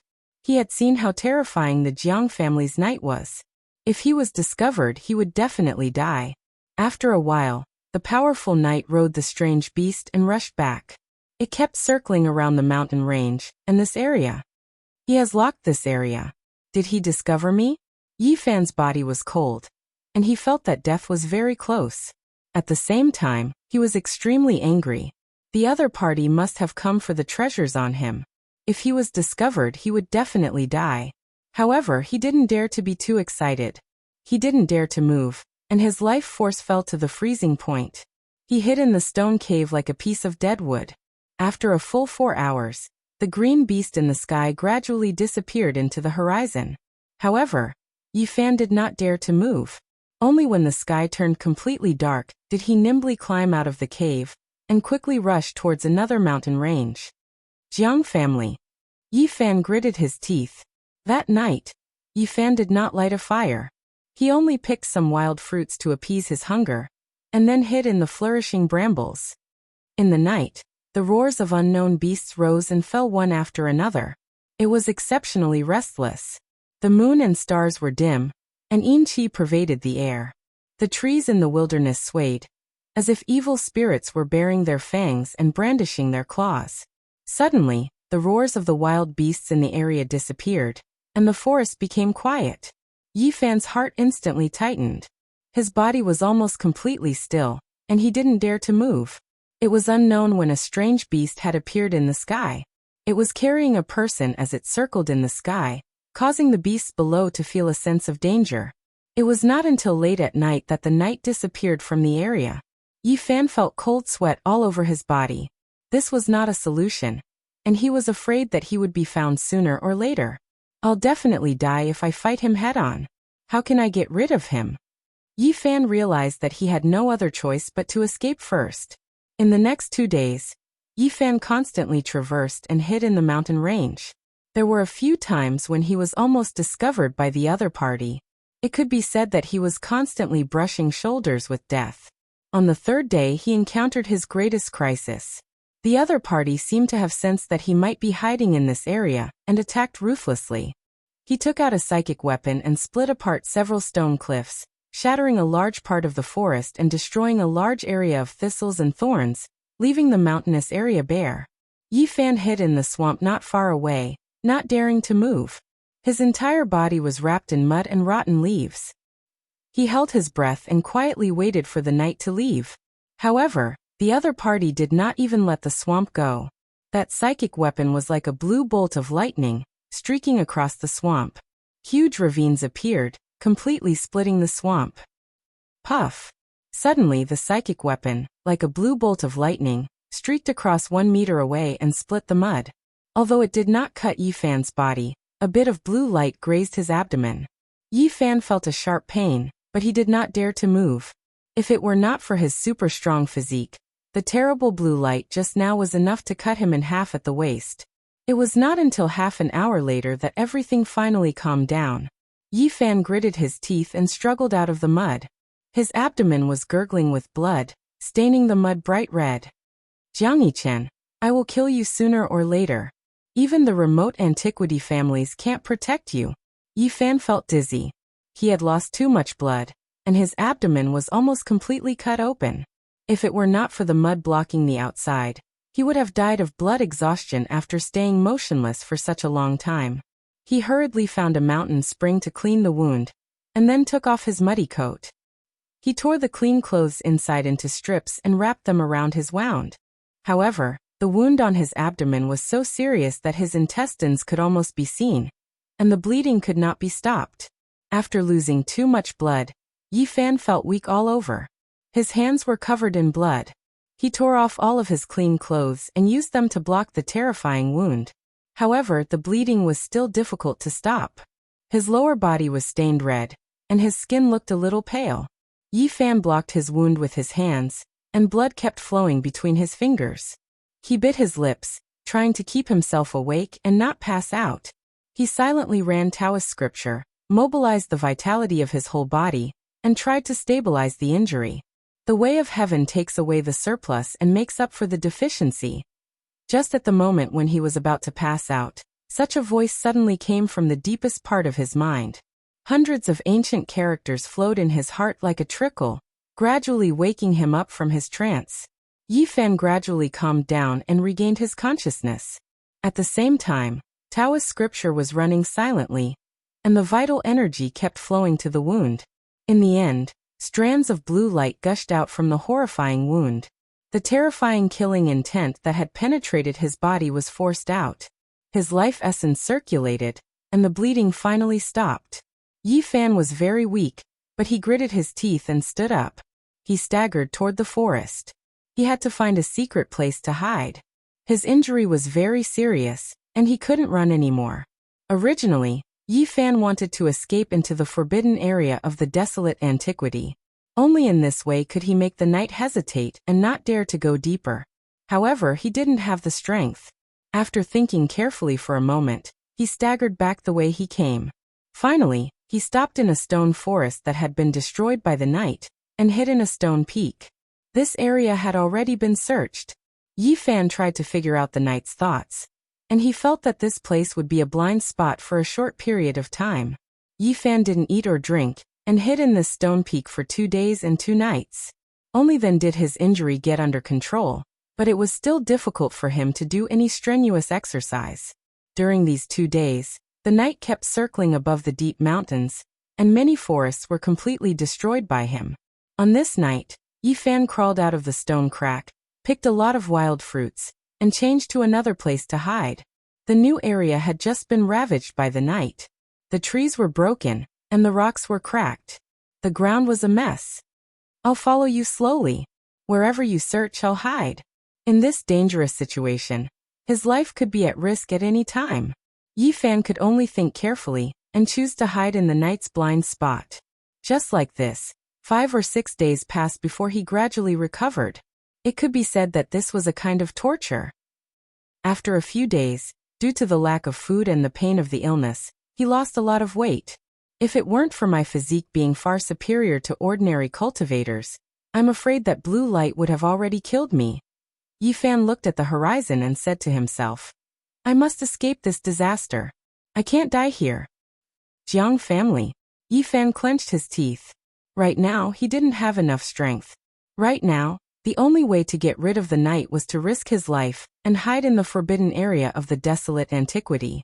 After Yi Fan's body recovered, he began to take a detour to get closer to the forbidden area of the desolate antiquity. I have eaten the holy fruit. Maybe I can resist the curse there. Entering the forbidden area of life might be a kind of opportunity for me. Chapter 87. A long time ago, Yi Fan once had the thought of returning to the forbidden grounds of the primordial desolate realm in order to obtain a great opportunity. Neither human beings nor powerful creatures of other races dared to go deep into the forbidden area of life. There were flourishing plants and endless elixirs. After the baptism of long years, many elixirs had almost become divine medicines. The forbidden area was a priceless divine land. Yi Fan had taken the holy fruit and the holy spring. He felt that he could probably survive in that forbidden area for a while. He wanted to return to the forbidden area of life after reaching a certain level. My strength is still very low now. It's really not suitable for me to go there at this moment, but I have been forced to this point. He had no choice but to go forward at the risk of death. Roar. In the depths of the mountains, the roar of the wild beast shook the sky like thunder, and the leaves in the forest swirled in the air. Yi Fan's expression changed. He was still far from the forbidden area of the remote antiquity, but there were already extremely horrible exotic beasts in the outer area. It seemed that it would be very difficult to go through. However, if he didn't go forward, how could he get rid of the night's pursuit? This put Yi Fan in a dilemma. Jiang Yichen, just you wait. Even if you are a disciple of the Jiang family, I will kill you in the future. Yi Fan had never hated a person so much. The other party coveted his treasures, was cruel and ruthless, and wanted to kill him. Suddenly Yi Fan felt danger. The night seemed to be approaching again, so he hurriedly hid. A green figure appeared in the sky. The powerful knight of the Jiang family appeared once again. However, the strange beast he was riding on suddenly seemed to have been frightened. It rushed down desperately and landed on the ground, trembling. Not far away, Yi Fan saw all this clearly. He couldn't help but be surprised. How could such a powerful exotic beast be so scared? The knight was also very shocked. He turned into a wisp of light and hid in a pile of rocks. At this moment, the entire forest suddenly darkened. A violent gust of wind blew past, snapping many plants and casting a huge shadow on the ground. In the sky, a giant bird that blotted out the sun flew across the sky. Its entire body was shining with a golden light, as if it was cast from gold.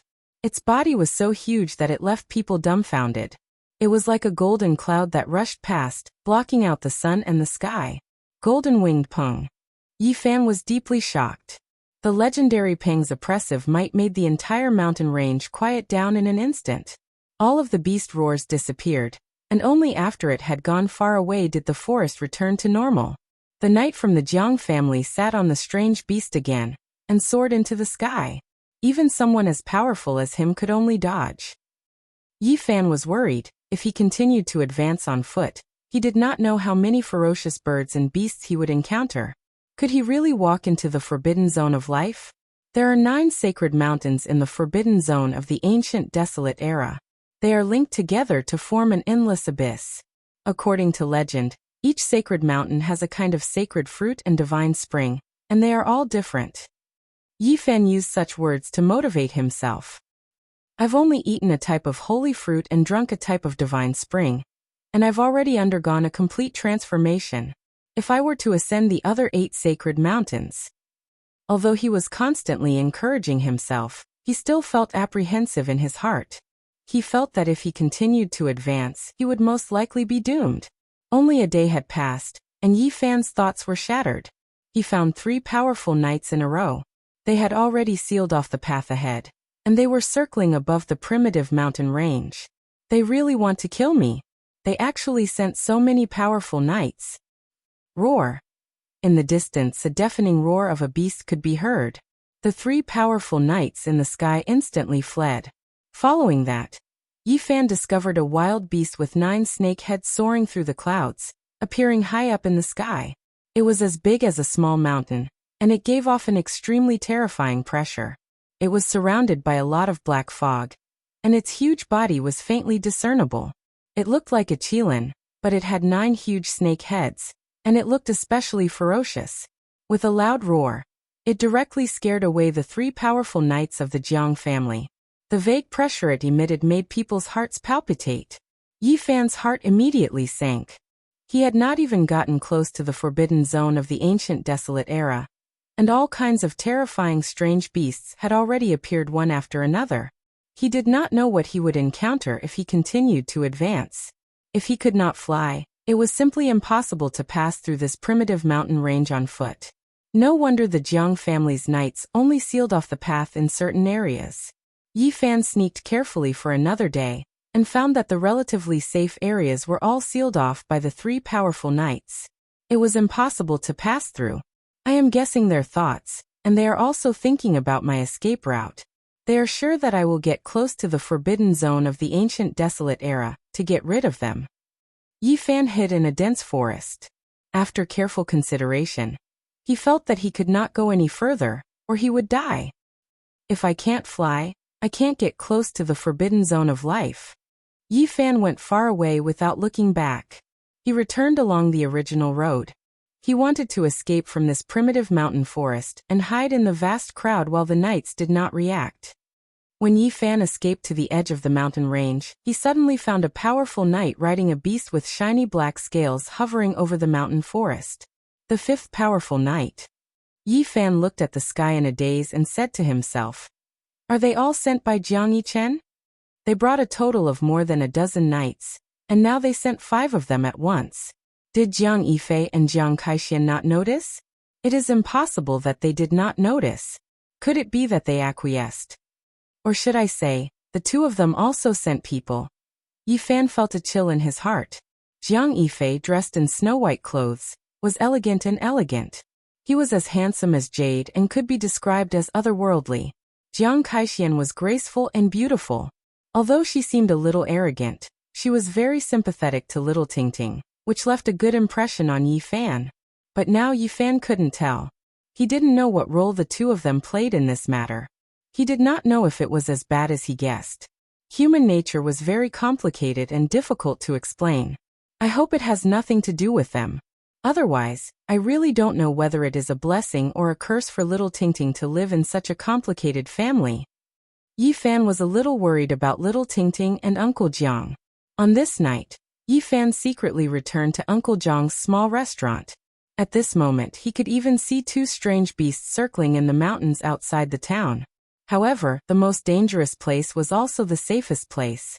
He relaxed and rested peacefully for the night. It was not until the 2nd night arrived that Yifan sneaked out of the town and fled into the distance. 3 days later, when Yifan was camping in the wilderness, he saw a strange beast carrying a Jiang family knight rush past him and fly into the distance. This shocked him. The other party had caught up so quickly, which made it difficult for him to understand. How did they find the clues? The clan of the ancients is too scary. If I can't enter that forbidden zone, how can I get rid of them? Yifan was worried. In the end, Yifan entered a huge city in the Yan kingdom. He felt that perhaps only the vast sea of people could hide him. This was the second largest city in the Yen Kingdom apart from the capital. It had a population of more than 1 million, and it was extremely prosperous.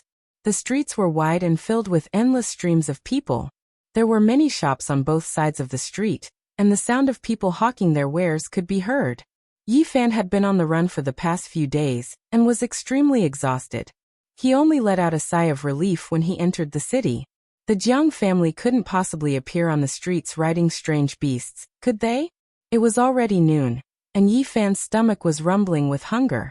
However, when he reached into his chest pocket, he let out a bitter laugh. There was not even a single coin. This great life and death escape really left him in a sorry state, fatigued to this extent. I need to find a way to fill my stomach first. I can't let my body suffer. I still need to accumulate energy to escape. Yi Fan was not in the mood to tour the bustling city at all. He was looking for a place to eat. Suddenly, Yi Fan's expression froze. He saw a familiar figure. It was Li Xiaoman. She did not look old, and had already regained her youth. She was 170 centimeters tall and slender. Her pure white dress fluttered in the wind, and she had an otherworldly temperament. Be it in the past or present, Li Xiaoman was extremely beautiful. She had a clear and elegant appearance. Perhaps it was because of her cultivation, but her skin shone with a sparkling luster. It was snow-white and delicate like fine jade. Li Xiaoman's white dress and black hair fluttered naturally, making her skin look even more sparkling. Her eyes were very big and her eyelashes were very long, making her look very spirited. Her neck was as elegant as a white swan, and her waist was small. Her legs were long and slender, and her figure was elegant and graceful. She was very perfect. Compared to the past, she was less ostentatious and more spirited. She was like a goddess of the moon who had descended to the mortal world. And she had an extra temperament. Yi Fan had never thought that he would see her here. Naturally, he couldn't help but think of many things in the past. There were sweet scenes, but also heartless and bitter memories. He turned around, not wanting to meet her in this kind of situation. Li Xiaoman obviously did not see Yi Fan. She was like a crane among chickens, elegant and spirited. Her otherworldly beauty attracted many people to look back. Naturally, she would not notice the haggard and exhausted youth in the distance. Yi Fan turned around and wanted to leave, but he did not want to bump into someone in his haste. "Little beggar, why are you walking? The street is so wide, but you just had to bump into me." There were a few young men and women in front of him. Among them, there was a beautiful girl with an unhappy expression. Yi Fan had accidentally bumped into her just now. "I'm sorry." Yi Fan hurriedly apologized. "Junior sister, look and see if you've lost anything. Nowadays, some beggars specialize in stealing like this." A young man reminded and stopped Yi Fan from leaving. Yi Fan had been on the run for several days. His clothes were dirty and torn, and his face was full of dirt. He indeed looked like a little beggar. "Senior brother, senior sister." At this moment, Li Xiaoman walked over. Although there were many people on the street, everyone saw that she was so beautiful and couldn't help but open a path for her. She quickly came close. "Let him go. I didn't lose anything." The girl who was bumped into just now frowned. Yi Fan wanted to turn around and leave, but Li Xiaoman was already in front of him and happened to see him. "It's you." Yi Fan stopped in his tracks. He did not expect to meet her in the end. "Junior sister, you know this little beggar?" The young men and women at the side all revealed surprised expressions. At this moment, Yi Fan's clothes were tattered, and his body was covered in dust.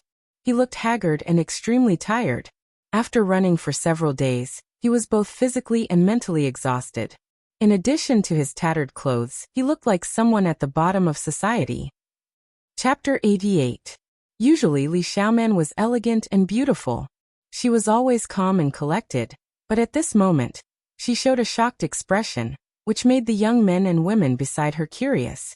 One of them couldn't help but ask again, "Junior sister, do you know this little beggar?" Li Xiaoman quickly regained her composure and nodded. "I do." "Sister Li, how do you know him?" One of the girls was puzzled. Yi Fan's clothes were ragged and his body was haggard. No matter how you looked at him, he was at the bottom of society. He was from a completely different world from them. I came from the same place as him. We used to be neighbors. Li Xiaoman looked indifferent. When Yi Fan heard the word neighbor, he smiled faintly and only said hello. He didn't say anything else. So it's an old acquaintance. Your little neighbor is really impatient. The street is so wide but he still accidentally bumped into me. Brother Yang thought he was going to steal something. But this young man is really pitiful. He has been reduced to a beggar at such a young age. Beggars nowadays steal while begging. Sisterly, you have to tell him not to take the wrong path. Cultivators and mortals were people of two different worlds. Especially the people at the bottom of the mortal world, beggars. It was even more difficult to have any interaction with them. When the young men and women talked, they didn't care that Yi Fan was next to them. Brothers and sisters, do you have money on you? Lend me some. Li Xiaoman took some money from the young men and women and gave it to Yi Fan. Go change your clothes. Don't be a beggar. I believe you can support yourself. Sister Li is so kind. Yes, Sister Li is really compassionate. He is just a neighbor, but she gave him so much money. Little beggar, you have to walk the right path in the future. Don't steal. Otherwise you will be sorry to Sister Li. The young men and women next to them all spoke. Yi Fan's eyes were clear. He quietly looked at Li Xiaoman and didn't reach out to take the money. He said, "Thank you for your kindness, but I don't need this." A young man at the side immediately frowned and said, "I say, little beggar, what's wrong with you? Junior sister Li gave you clean money, but you don't want it. Do you really want to live by stealing?" Li Xiaoman's expression was tranquil, and her eyes were as calm as the surface of a lake. She handed the coin to Yi Fan and said, "Take it, and be a normal person." Yi Fan ignored the people around him and pushed the coin back. "Don't worry, I can survive. I wish you a smooth journey on the path of cultivation." This little beggar really wants to save face and suffer. He's already reduced to begging, yet he's still so virtuous. Don't be so virtuous now. Just turn around and steal. The young men and women next to him were very dissatisfied. Li Xiaoman stared at Yi Fan and said in a calm voice, "These are helpful to you now, so don't reject them. Hurry up and accept them. Don't tell me you really want to beg for a living?" Yi Fan still did not take the coin. Congratulations on regaining your youth. He sensed that Li Xiaoman was only at the bitter sea stage, and could not be compared to him. But he did not know why she had regained her vitality. "Thank you, I was just lucky." Li Xiaoman did not insist and took the coin back. One of the young women smiled. This little beggar really knows a lot of things. He even knows that junior sister Li had lost her youthful vitality. It seems he really is an old acquaintance. He and I are just neighbors, we don't know each other very well. Perhaps after more than 10 years, it will be difficult to recognize him when we meet again. Li Xiaoman was very calm from beginning to end. She said indifferently, as if she was talking about something that had nothing to do with her. Although Yi Fan's face was covered with dirt, his smile was still very bright, revealing a mouthful of snow-white teeth. Yes, memories will always fade. Some people and things will eventually fade with the passage of time. This little beggar is not old, but he has quite a character. A girl at the side looked at Yi Fan before looking at Li Xiaoman. She said, "It's a pity that you don't know him very well, junior sister. Otherwise you could bring him back to Xiang Grotto Heaven, and make him do odd jobs in the sect. It's better than him begging on the streets." A man nodded when he heard this. The sect is very strict when it comes to choosing people. You must know them thoroughly. Li Xiaoman was as calm as an ancient well, her expression incomparably calm. She said to Yi Fan, "Don't walk on the wrong path. Be an ordinary person. That is not necessarily a kind of happiness." Yi Fan smiled and did not say anything. He waved his hand and left in large strides. This little beggar gives people a very special feeling. The young men and women next to him unanimously evaluated. Yi Fan left in large strides, blending into the endless stream of people. After a quarter of an hour, he appeared in an antique shop, constantly bargaining with the boss. "What? It's only 50 copper coins. One must be honest and not too greedy. Young man, don't be so greedy. It's just a wooden box. How can it be worth 10 gold coins?" This is a red sandalwood box. If you don't want it, I'll go to another shop. With that, Yifan turned and left. Don't be in such a hurry, the price can be negotiated. The antique shop boss hurriedly stopped Yifan. Finally, Yifan was satisfied and left with 10 gold coins. It was already noon. He was hungry, but he did not want to eat and dash. In the end, he sold the red sandalwood box that contained the source, and used another ordinary wooden box that was only worth 1 copper coin to store the source. The Jiang family's night. When Yifan raised his head to look at the sky, he was immediately shocked. There was a strange beast circling in the sky above the huge city. Not long after, it flew into the distance. He felt very puzzled. He did not know how the other party could always find him. Yifan went up to a restaurant, ordered a table of dishes, and ate to his heart's content. He had not eaten a hot meal in the past few days of fleeing, so naturally, he was ravenous at this moment. After an hour, he finally stood up with satisfaction. The waiter had been waiting for a long time. Seeing that he was dressed in shabby clothes, like a beggar asking for food, he was afraid that he would quietly slip away after eating. Naturally, Yifan would not bicker with him. He threw down the money and turned to go downstairs. As soon as he arrived on the street, he was shocked. The Jiang family's knight had entered the city, riding on the strange beast, and just happened to disappear around the corner of the street. What's going on? Why can they always chase me? Although they can't lock onto me, they seem to be able to track the general direction. A trace of worry appeared on Yifan's face. He felt that things were not good. He could not stay in this city any longer, or something would definitely happen. He did not stop at all, and directly left the city.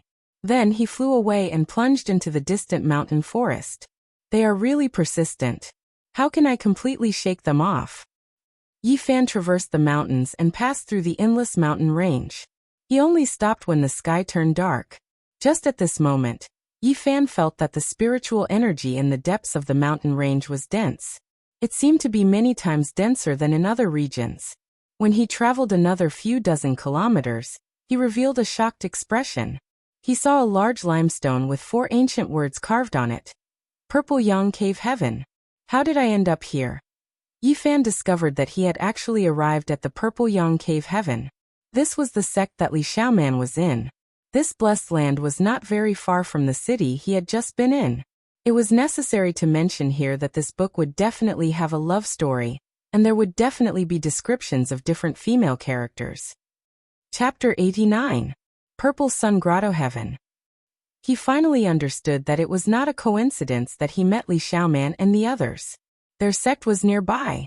Yifan turned around and wanted to leave. He did not want to be associated with Li Xiaoman's sect. Today they met, but Li Xiaoman was calm. Her calmness was almost cold.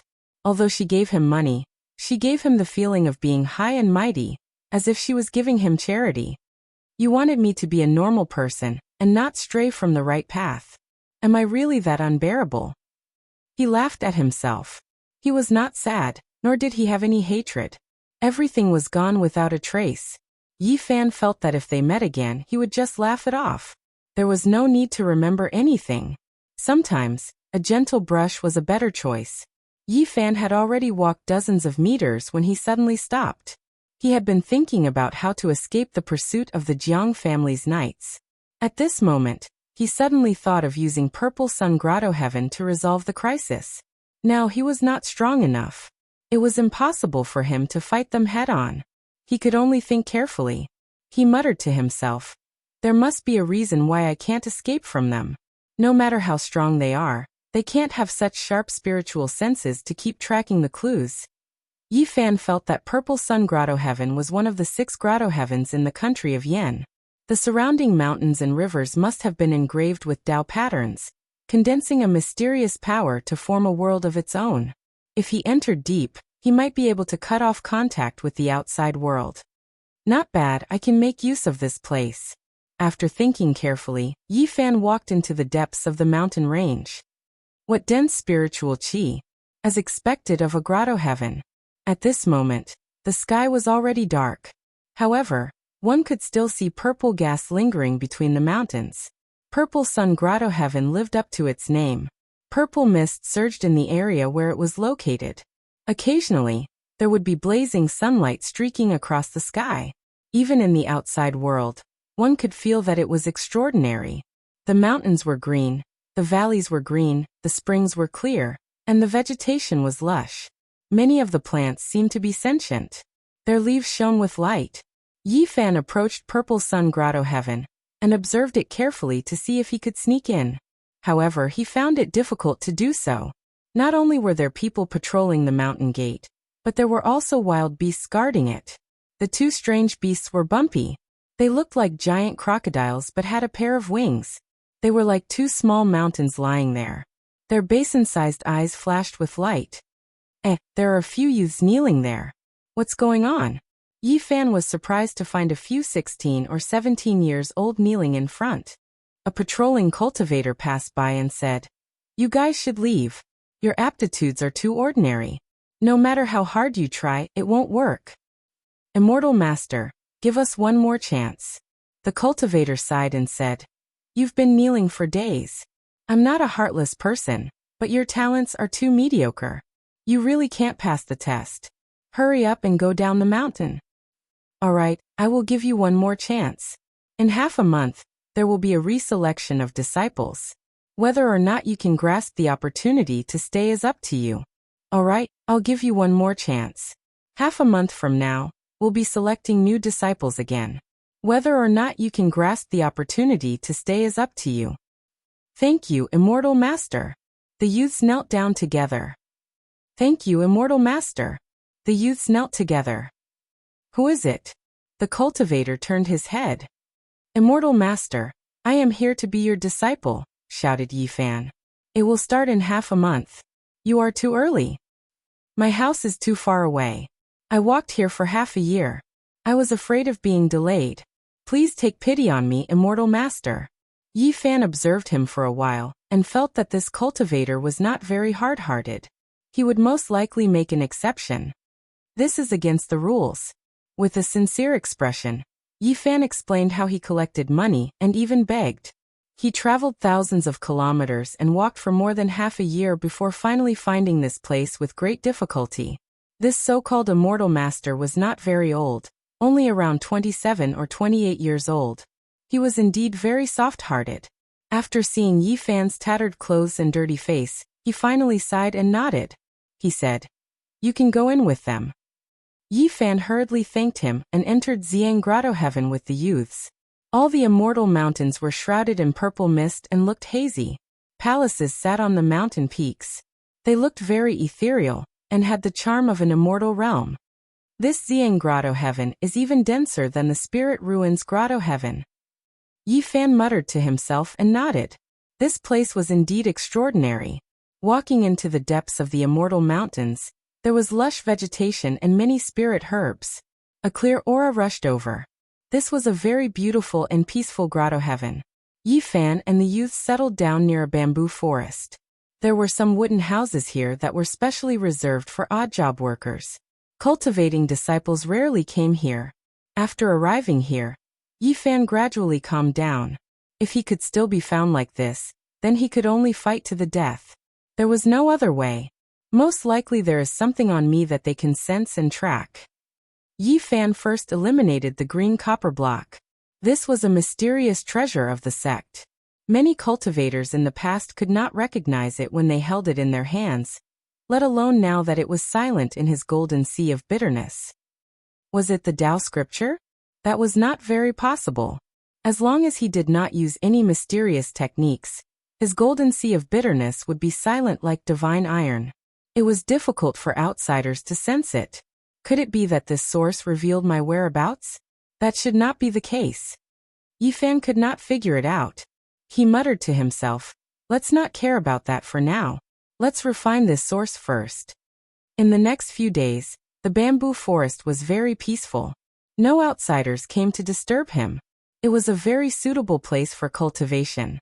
The powerful knights of the Jiang family did not come looking for him. Yi Fan began to refine the source.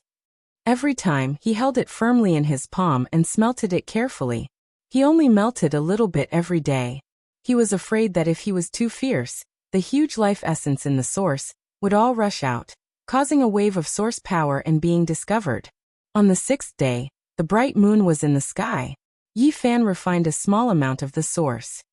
At this moment, the golden sea of bitterness suddenly sent out waves of tsunamis. The momentum was terrifying. He hurriedly stopped and hid the source. How troublesome. His special physique made him feel a little helpless. He thought he could control it, but in the end, there was still a terrifying sound when he broke through. The strange phenomenon of the sea of bitterness was too shocking. If it was discovered, it would definitely cause an uproar. It seems that this source can't be completely refined. I can only continue when I leave here. However, his harvest was not small. At this moment, the golden sea of bitterness had become bigger. There were 8 more divine patterns inside, lingering in the sky above the sea of bitterness. Yi Fan smelted it into the divine metal lump from before. He constantly hammered it on the green copper piece and repeatedly imitated the Tao pattern. The next day, the silence was broken. A few young cultivators came and found Yi Fan. "It's you, that little beggar." The few people were shocked. They were the disciples of the Purple Yang Cave that he met a few days ago. However, Li Xiaoman was not among them. Yesterday, Yi Fan caused a huge commotion. Some cultivators had come to investigate, but they did not find anything at night. Out of curiosity, these people came to take a look in the morning. "Why did you come to our Purple Yang Cave? Are you here to find junior sister Li?" Those people were very surprised. They did not expect to see Yi Fan here. "Your Purple Yang Cave's sect master coincidentally met me. He said that I have extraordinary talent, and insisted on taking me in as a disciple." Yi Fan casually made up a story. The few people naturally did not believe him. They all had unfriendly expressions. One of the women said in a deep voice, "Little beggar, your skin is really thick." At this moment, a middle-aged man appeared in the bamboo forest. He circled around the area a few times before stopping. He said, "I feel the aura of the source." "Greetings, Uncle Master." The few young disciples hurriedly bowed. Yi Fan was immediately shocked. This person's spiritual perception was too sharp. He had already sealed the source, but he still sensed it. No need to be so polite. This middle-aged man's face was ruddy and his hair was jet black. However, his eyes were very old. It did not match his age.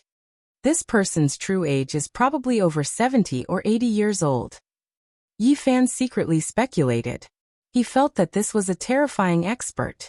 "It's on you." He stared at Yi Fan. "Greetings, senior." Yi Fan bowed. "You are not a disciple of my Xiang Cave?" "No." The middle-aged man did not move. He appeared in front of Yi Fan in an instant. It was as if he had traveled through space. He grabbed Yi Fan's wrist. "Senior, you are." Yi Fan was shocked. He thought that he was going to attack. "Your physique." The middle-aged man revealed a shocked expression. He then shook his head and sighed. It was obvious that he was experienced and knowledgeable. He made a judgment in an instant. At that moment, Yi Fan was extremely nervous. Fortunately, his sea of bitterness was dead silent. Darkness had frozen the golden sea of bitterness. It was as if it had turned into a land of death. When the middle-aged man explored there, he did not find anything unusual. This surprised Yi Fan. Even when he tried to hide his strength, he was still fooled by such an expert's personal probing. "Do you have a piece of source on you?" the middle-aged man asked.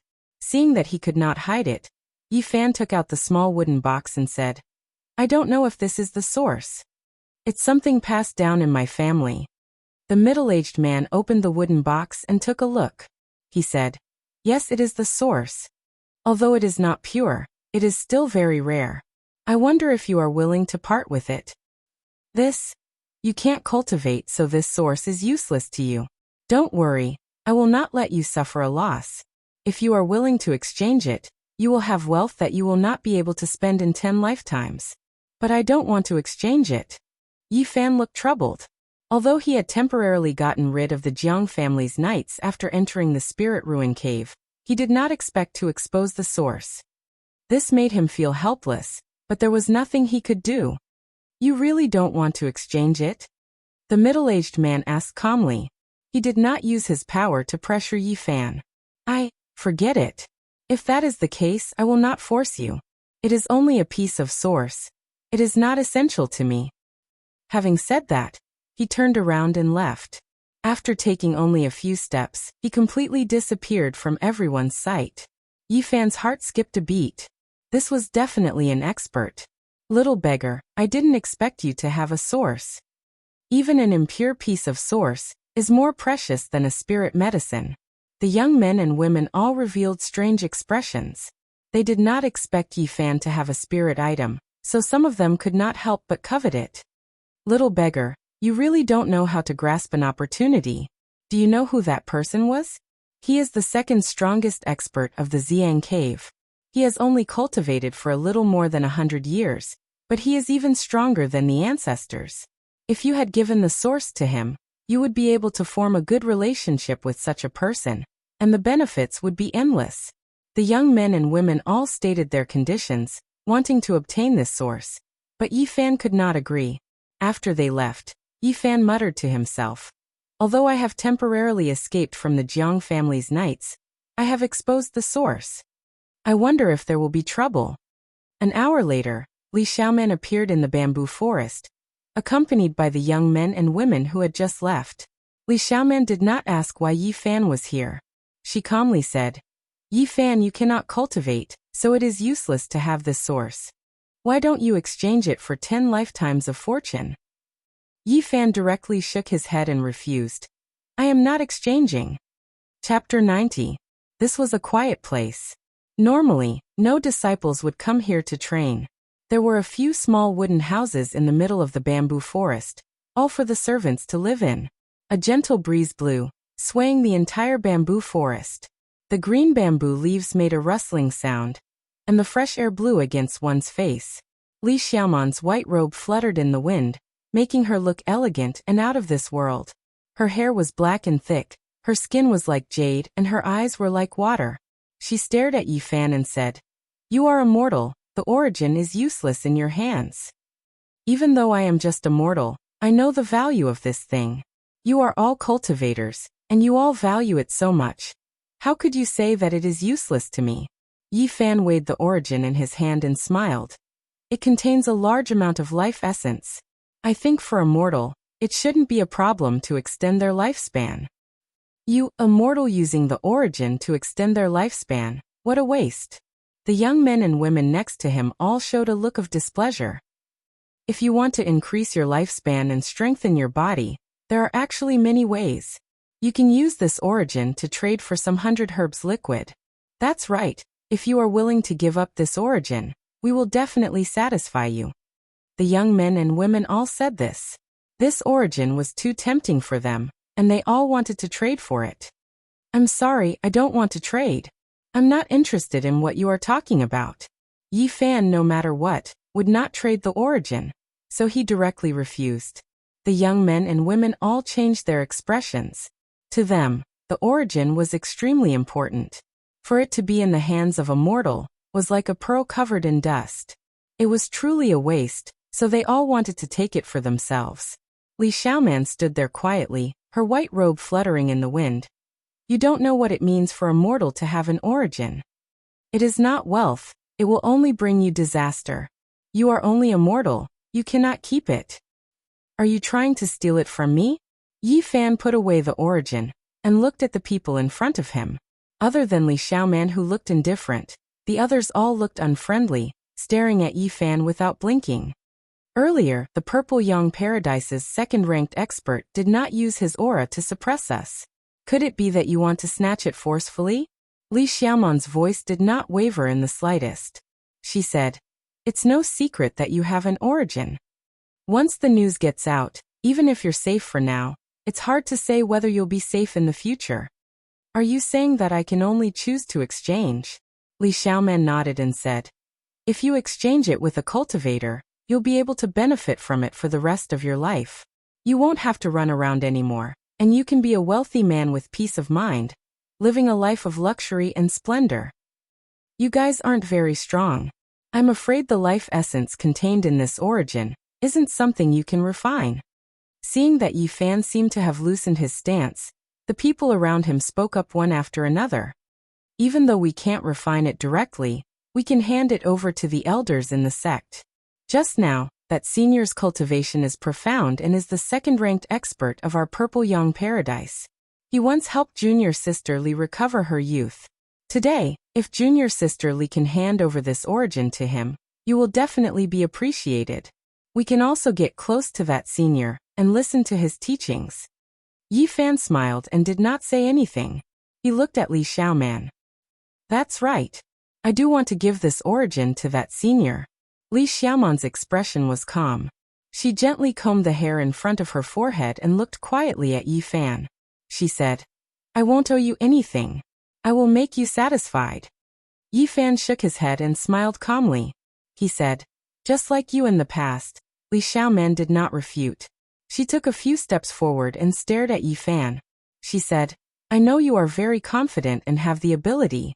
You are not satisfied with being immortal, but the truth is like this. Your constitution cannot cultivate, and you can only be an ordinary person. I hope you can be at ease and be an ordinary person. Don't think too much. Be clear-headed, and let go of those unrealistic fantasies. This origin is really useless to you. Accepting reality and being an ordinary person is not necessarily a type of happiness.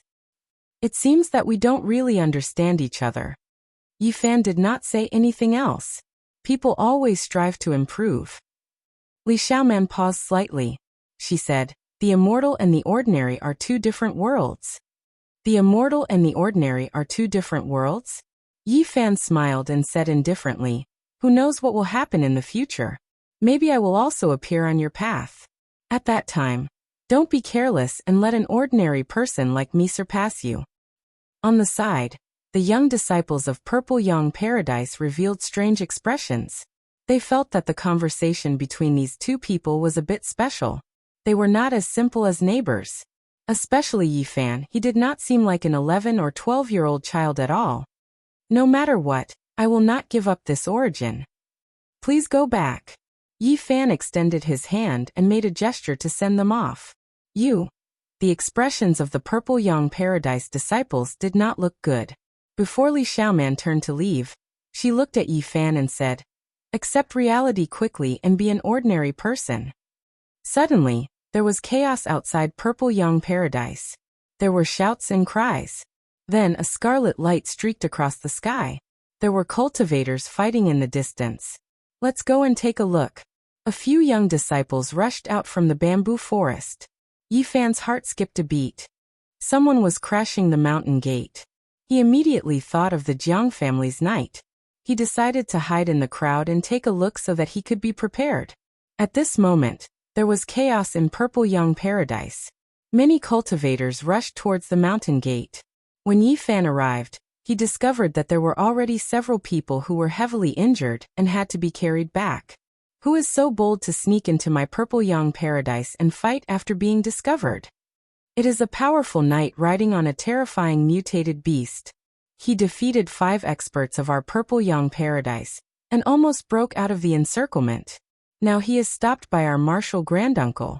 Hearing the discussions of the crowd, Yi Fan was almost certain that the Jiang family's knight had found his way here. What a lingering ghost. This made him frown. Just at this moment, there was a cheer in front. Someone shouted, Martial Granduncle is indeed powerful. He captured that terrifying knight. A 36 or 37-year-old middle-aged man walked through the void, calmly walking back. He was the second expert of Purple Young Paradise. Yi Fan had seen him not long ago. At this moment, he was carrying a savage beast and an unconscious knight back. He threw them heavily on the ground and said, lock him up in the stone prison first. It is time to leave. Purple Young Paradise has helped me greatly. It is best to lock up this hot potato for a few more days. Yi Fan could imagine that when the people of Purple Young Paradise learned of the knight's identity, it would be too late for regrets. Yi Fan walked out of Purple Young Paradise's mountain gate and quickly rushed out of the mountains. However, at this moment a few people noticed his departure. They looked at each other and chased after him. If I can avoid this calamity, I need to find a quiet place to properly cultivate. Yi Fan had encountered a series of events and was eager to become stronger. He desired unparalleled power. After running for dozens of miles, Yifan gradually felt that something was wrong. Someone was following him at a speed no slower than his, and was about to catch up. His heart trembling, he charged into a forest of rubble and hid behind a boulder, sizing up the area behind him. It's him. The person was about 26 or 27 years old. He was one of Li Xiaoman's senior brothers. Not long ago, he was still thinking about his source. He was very fast and entered the stone forest in the blink of an eye. I see you. Come out. Leave your source behind and I will give you a way out. As expected, he wants to steal my source. Yifan hid behind the huge rock and did not move recklessly. This person was not weak. Otherwise, he would not have been able to catch up to him. Even if he obtains the source, he will definitely not let me go. In that case, I might as well strike first. Yifan made a decision. If you don't come out and I find out, don't blame me for not giving you a way out. This person was very cautious. He felt that Yifan's speed was too fast and almost got rid of him. As a mortal, this was clearly not normal. When this person turned near the huge boulder, a golden light suddenly rushed up and cut through the void in an instant. With a schwa sound, it spun and slashed past. Pooh! Blood splattered and a head rolled down. The headless corpse's blood sprayed more than 2 meters high. Then it fell to the ground with a plop. Yifan kept the golden book. At this moment his expression changed. A few figures appeared behind him, and were quickly approaching. He hurriedly glanced at them and then flew away. He did not know if Li Xiaoman was among them. The mountains were lush with vegetation, and it was difficult to see clearly. I hope you are not behind me. Yifan did not look back and left. Chapter 91. Yifan ran quickly, crossing the mountains and ridges. He was as vigorous as an ape and as swift as a cheetah. The mountains rapidly passed by. However, he could not completely shake off the people behind him. Several figures were still closely following him. It could be imagined that the cultivation of these people was not weak. They were most likely at the late Bittersea stage. Suddenly, Yifan's expression froze. In front of him was a large canyon. 2 figures appeared and blocked his way. Not only were there pursuers behind him, there were also 2 people who had surrounded him in advance. At this moment, it was too late to turn around and retreat. He stopped and said, "You two, we were just chatting together not long ago. Why are you blocking my way now?" In front of him, there was a man and a woman blocking the exit of the canyon. They seemed to be around 25 or 26 years old. There was a sneer on the woman's lips. "You were doing well in the purple young wonderland. Why did you escape? Did you do something shameful?" The man took a few big steps forward, staring intently at Yifan. "Could it be that you stole something? Otherwise, why are you in such a hurry to escape?"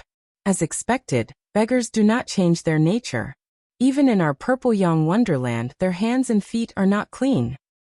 I think that the origin source on you is not from a proper source.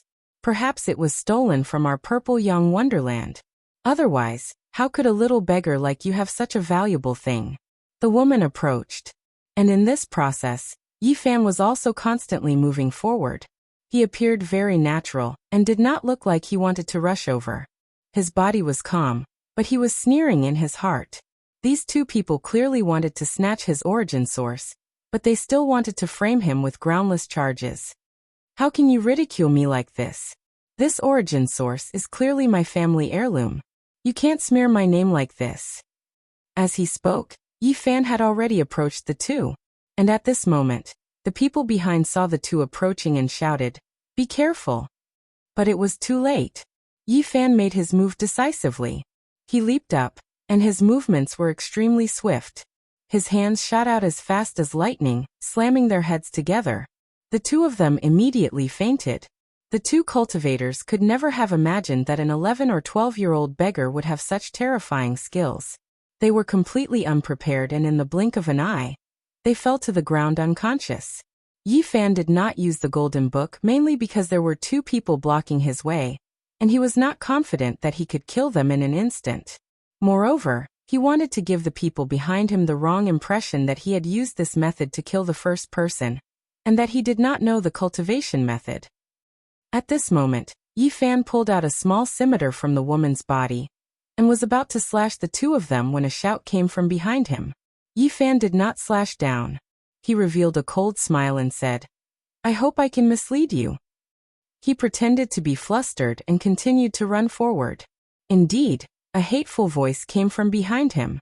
Someone said, "This little bastard is very crafty and has a strong physique. Senior brother Yang must have been killed by him in the stone forest like this." Fortunately, we followed closely. Otherwise, senior brother Wang and junior sister Zhang would have met with misfortune.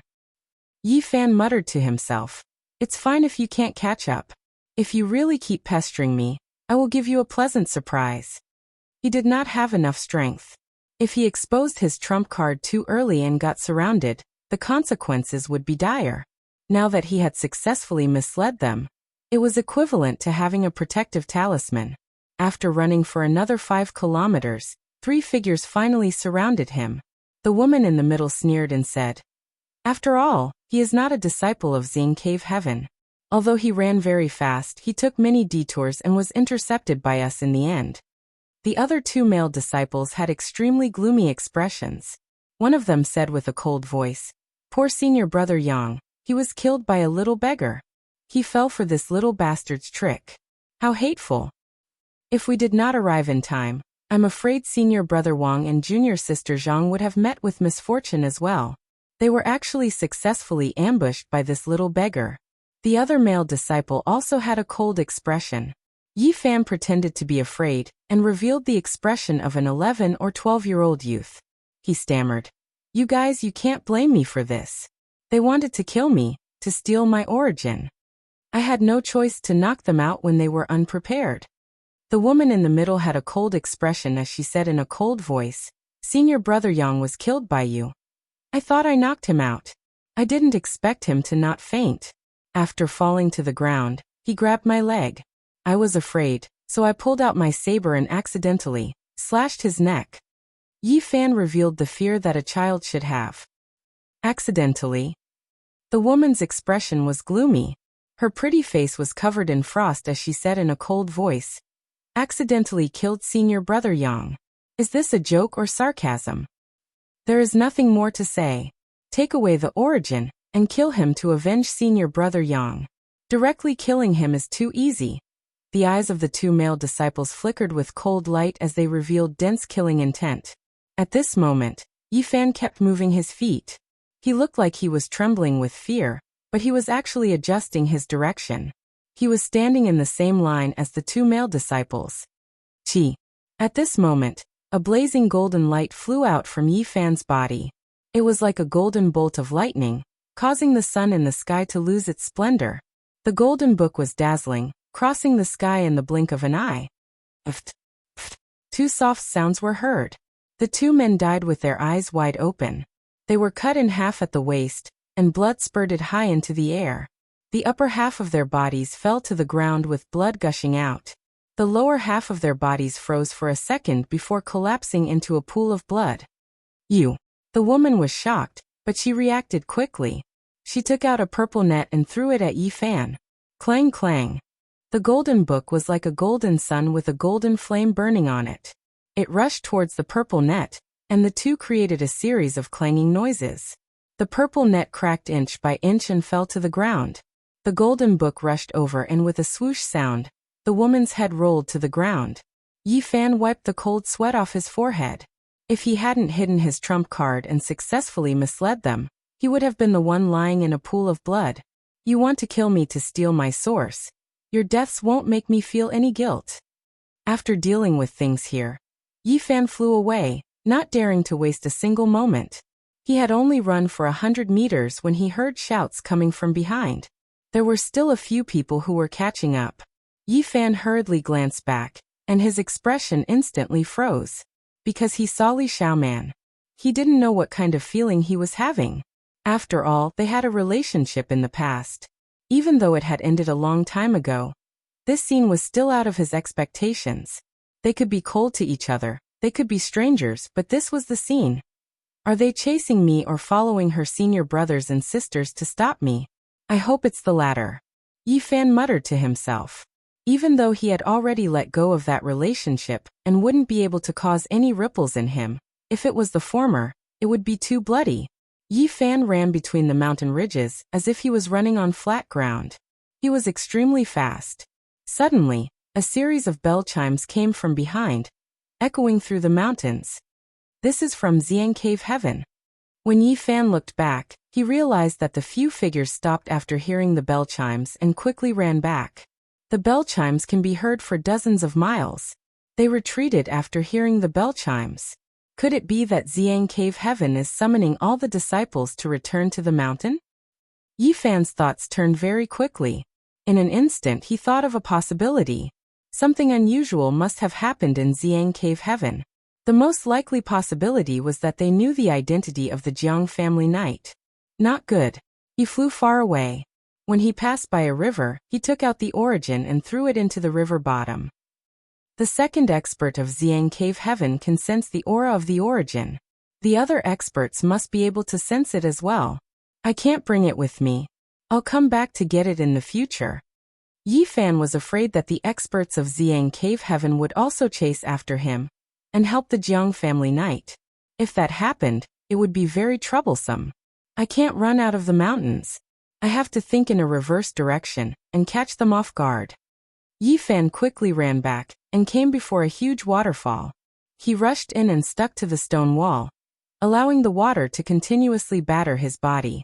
Although his current cultivation level wasn't very high, he could still hold his breath for a long time. When he really couldn't hold on any longer, he could stick his head out to take a breath of fresh air. Just like that, Yi Fan hid for a full 3 days. During this period, people flew past him, but they didn't notice the waterfall below. After that, Yi Fan changed a few places to hide. He hid in the deep mountains for a full half a month without being discovered. That night, Yi Fan quietly left the mountain range where Xiang Cave Heaven was, and walked out of the mountainous region. Several days later, he appeared 500 kilometers away, completely far away from that place. Thinking back to his experience in Xiang Cave Heaven, the thing that left the deepest impression on Yi Fan was Li Xiaoman's indifferent expression.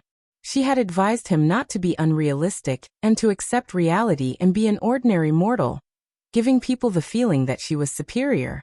I should be able to shake off the Jiang family knight.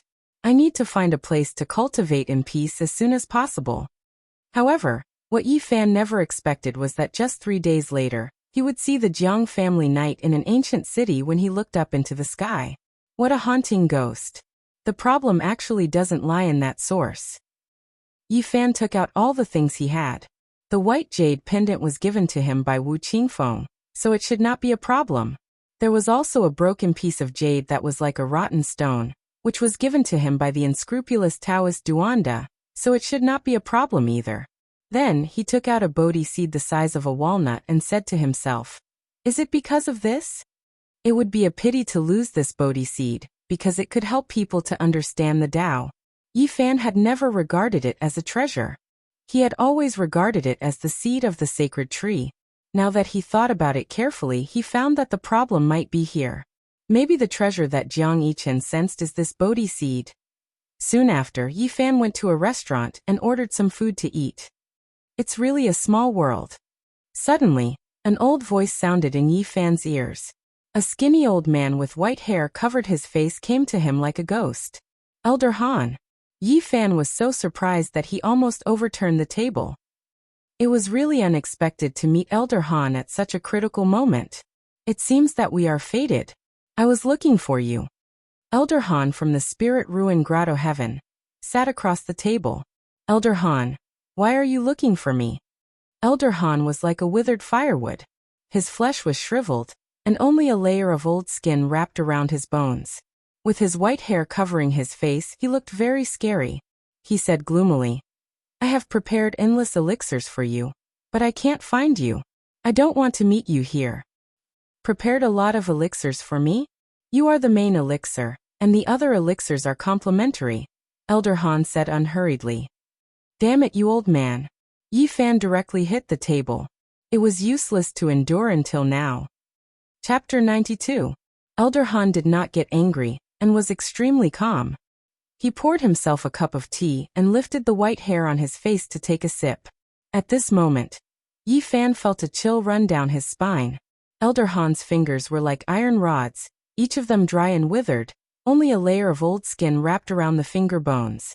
After the white hair covering his face was lifted, his lower jaw was revealed, giving people goosebumps. It was like a ball of waste paper that had been kneaded out of shape, extremely wrinkled and dull. The most hair-raising thing was that the gums and teeth that were exposed within his shriveled lips were all jet black, without the slightest trace of blood or vitality.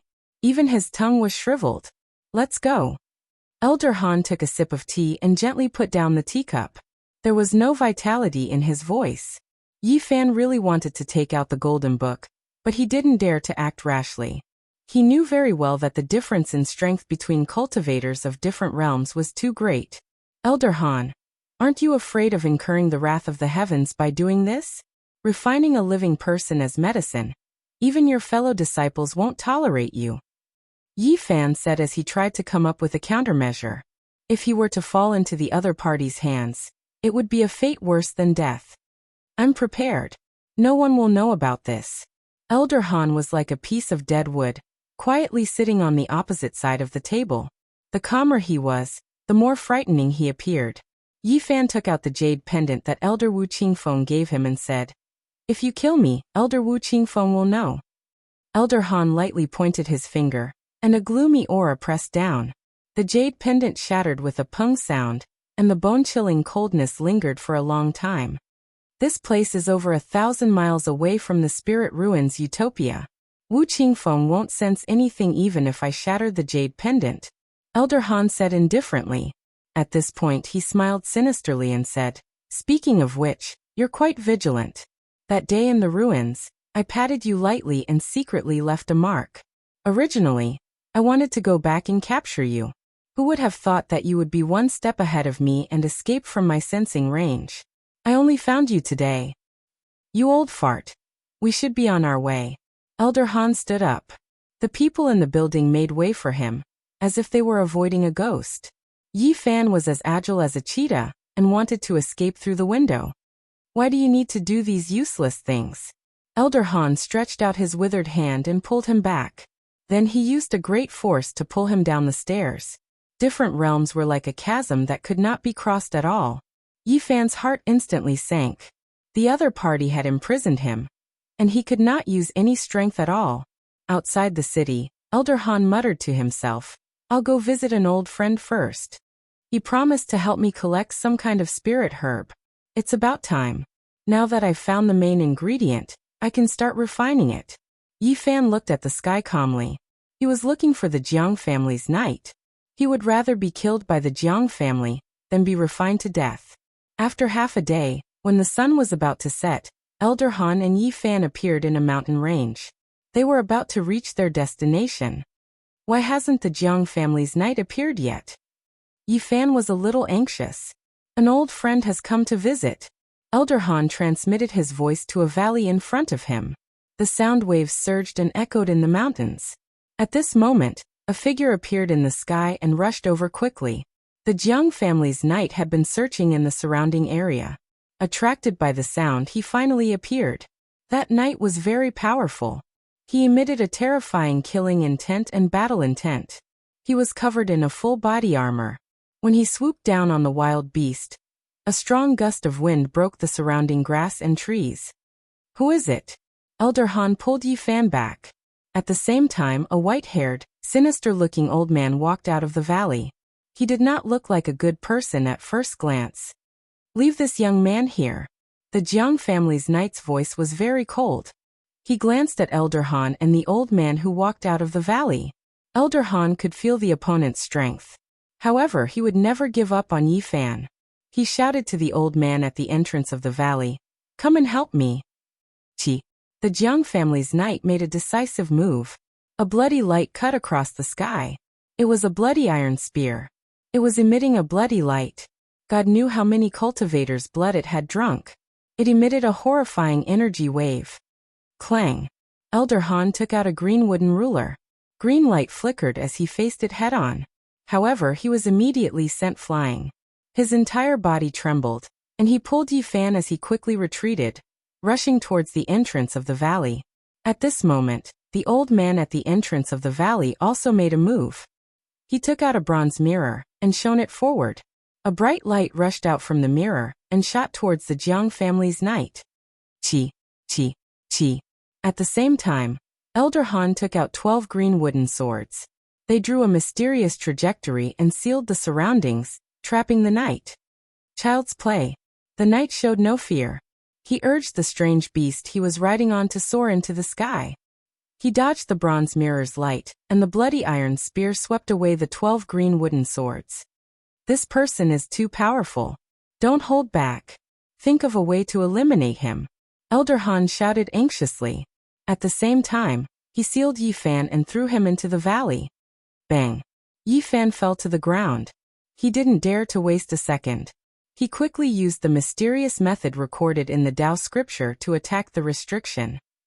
Fortunately, Elder Han acted in a hurry and didn't know Yi Fan's background. His sealing method was really simple. The Tao scripture's mysterious method was soon activated and completely broke the restriction. You guys fight to the death. It's best if both sides suffer. Yi Fan came to the deepest part of the valley. He climbed the cliff and left this place. He quickly rushed out of the mountain range. When he saw a surging river, he didn't have any hesitation and directly dived in. After sinking into the river, he didn't know how many miles he rushed out.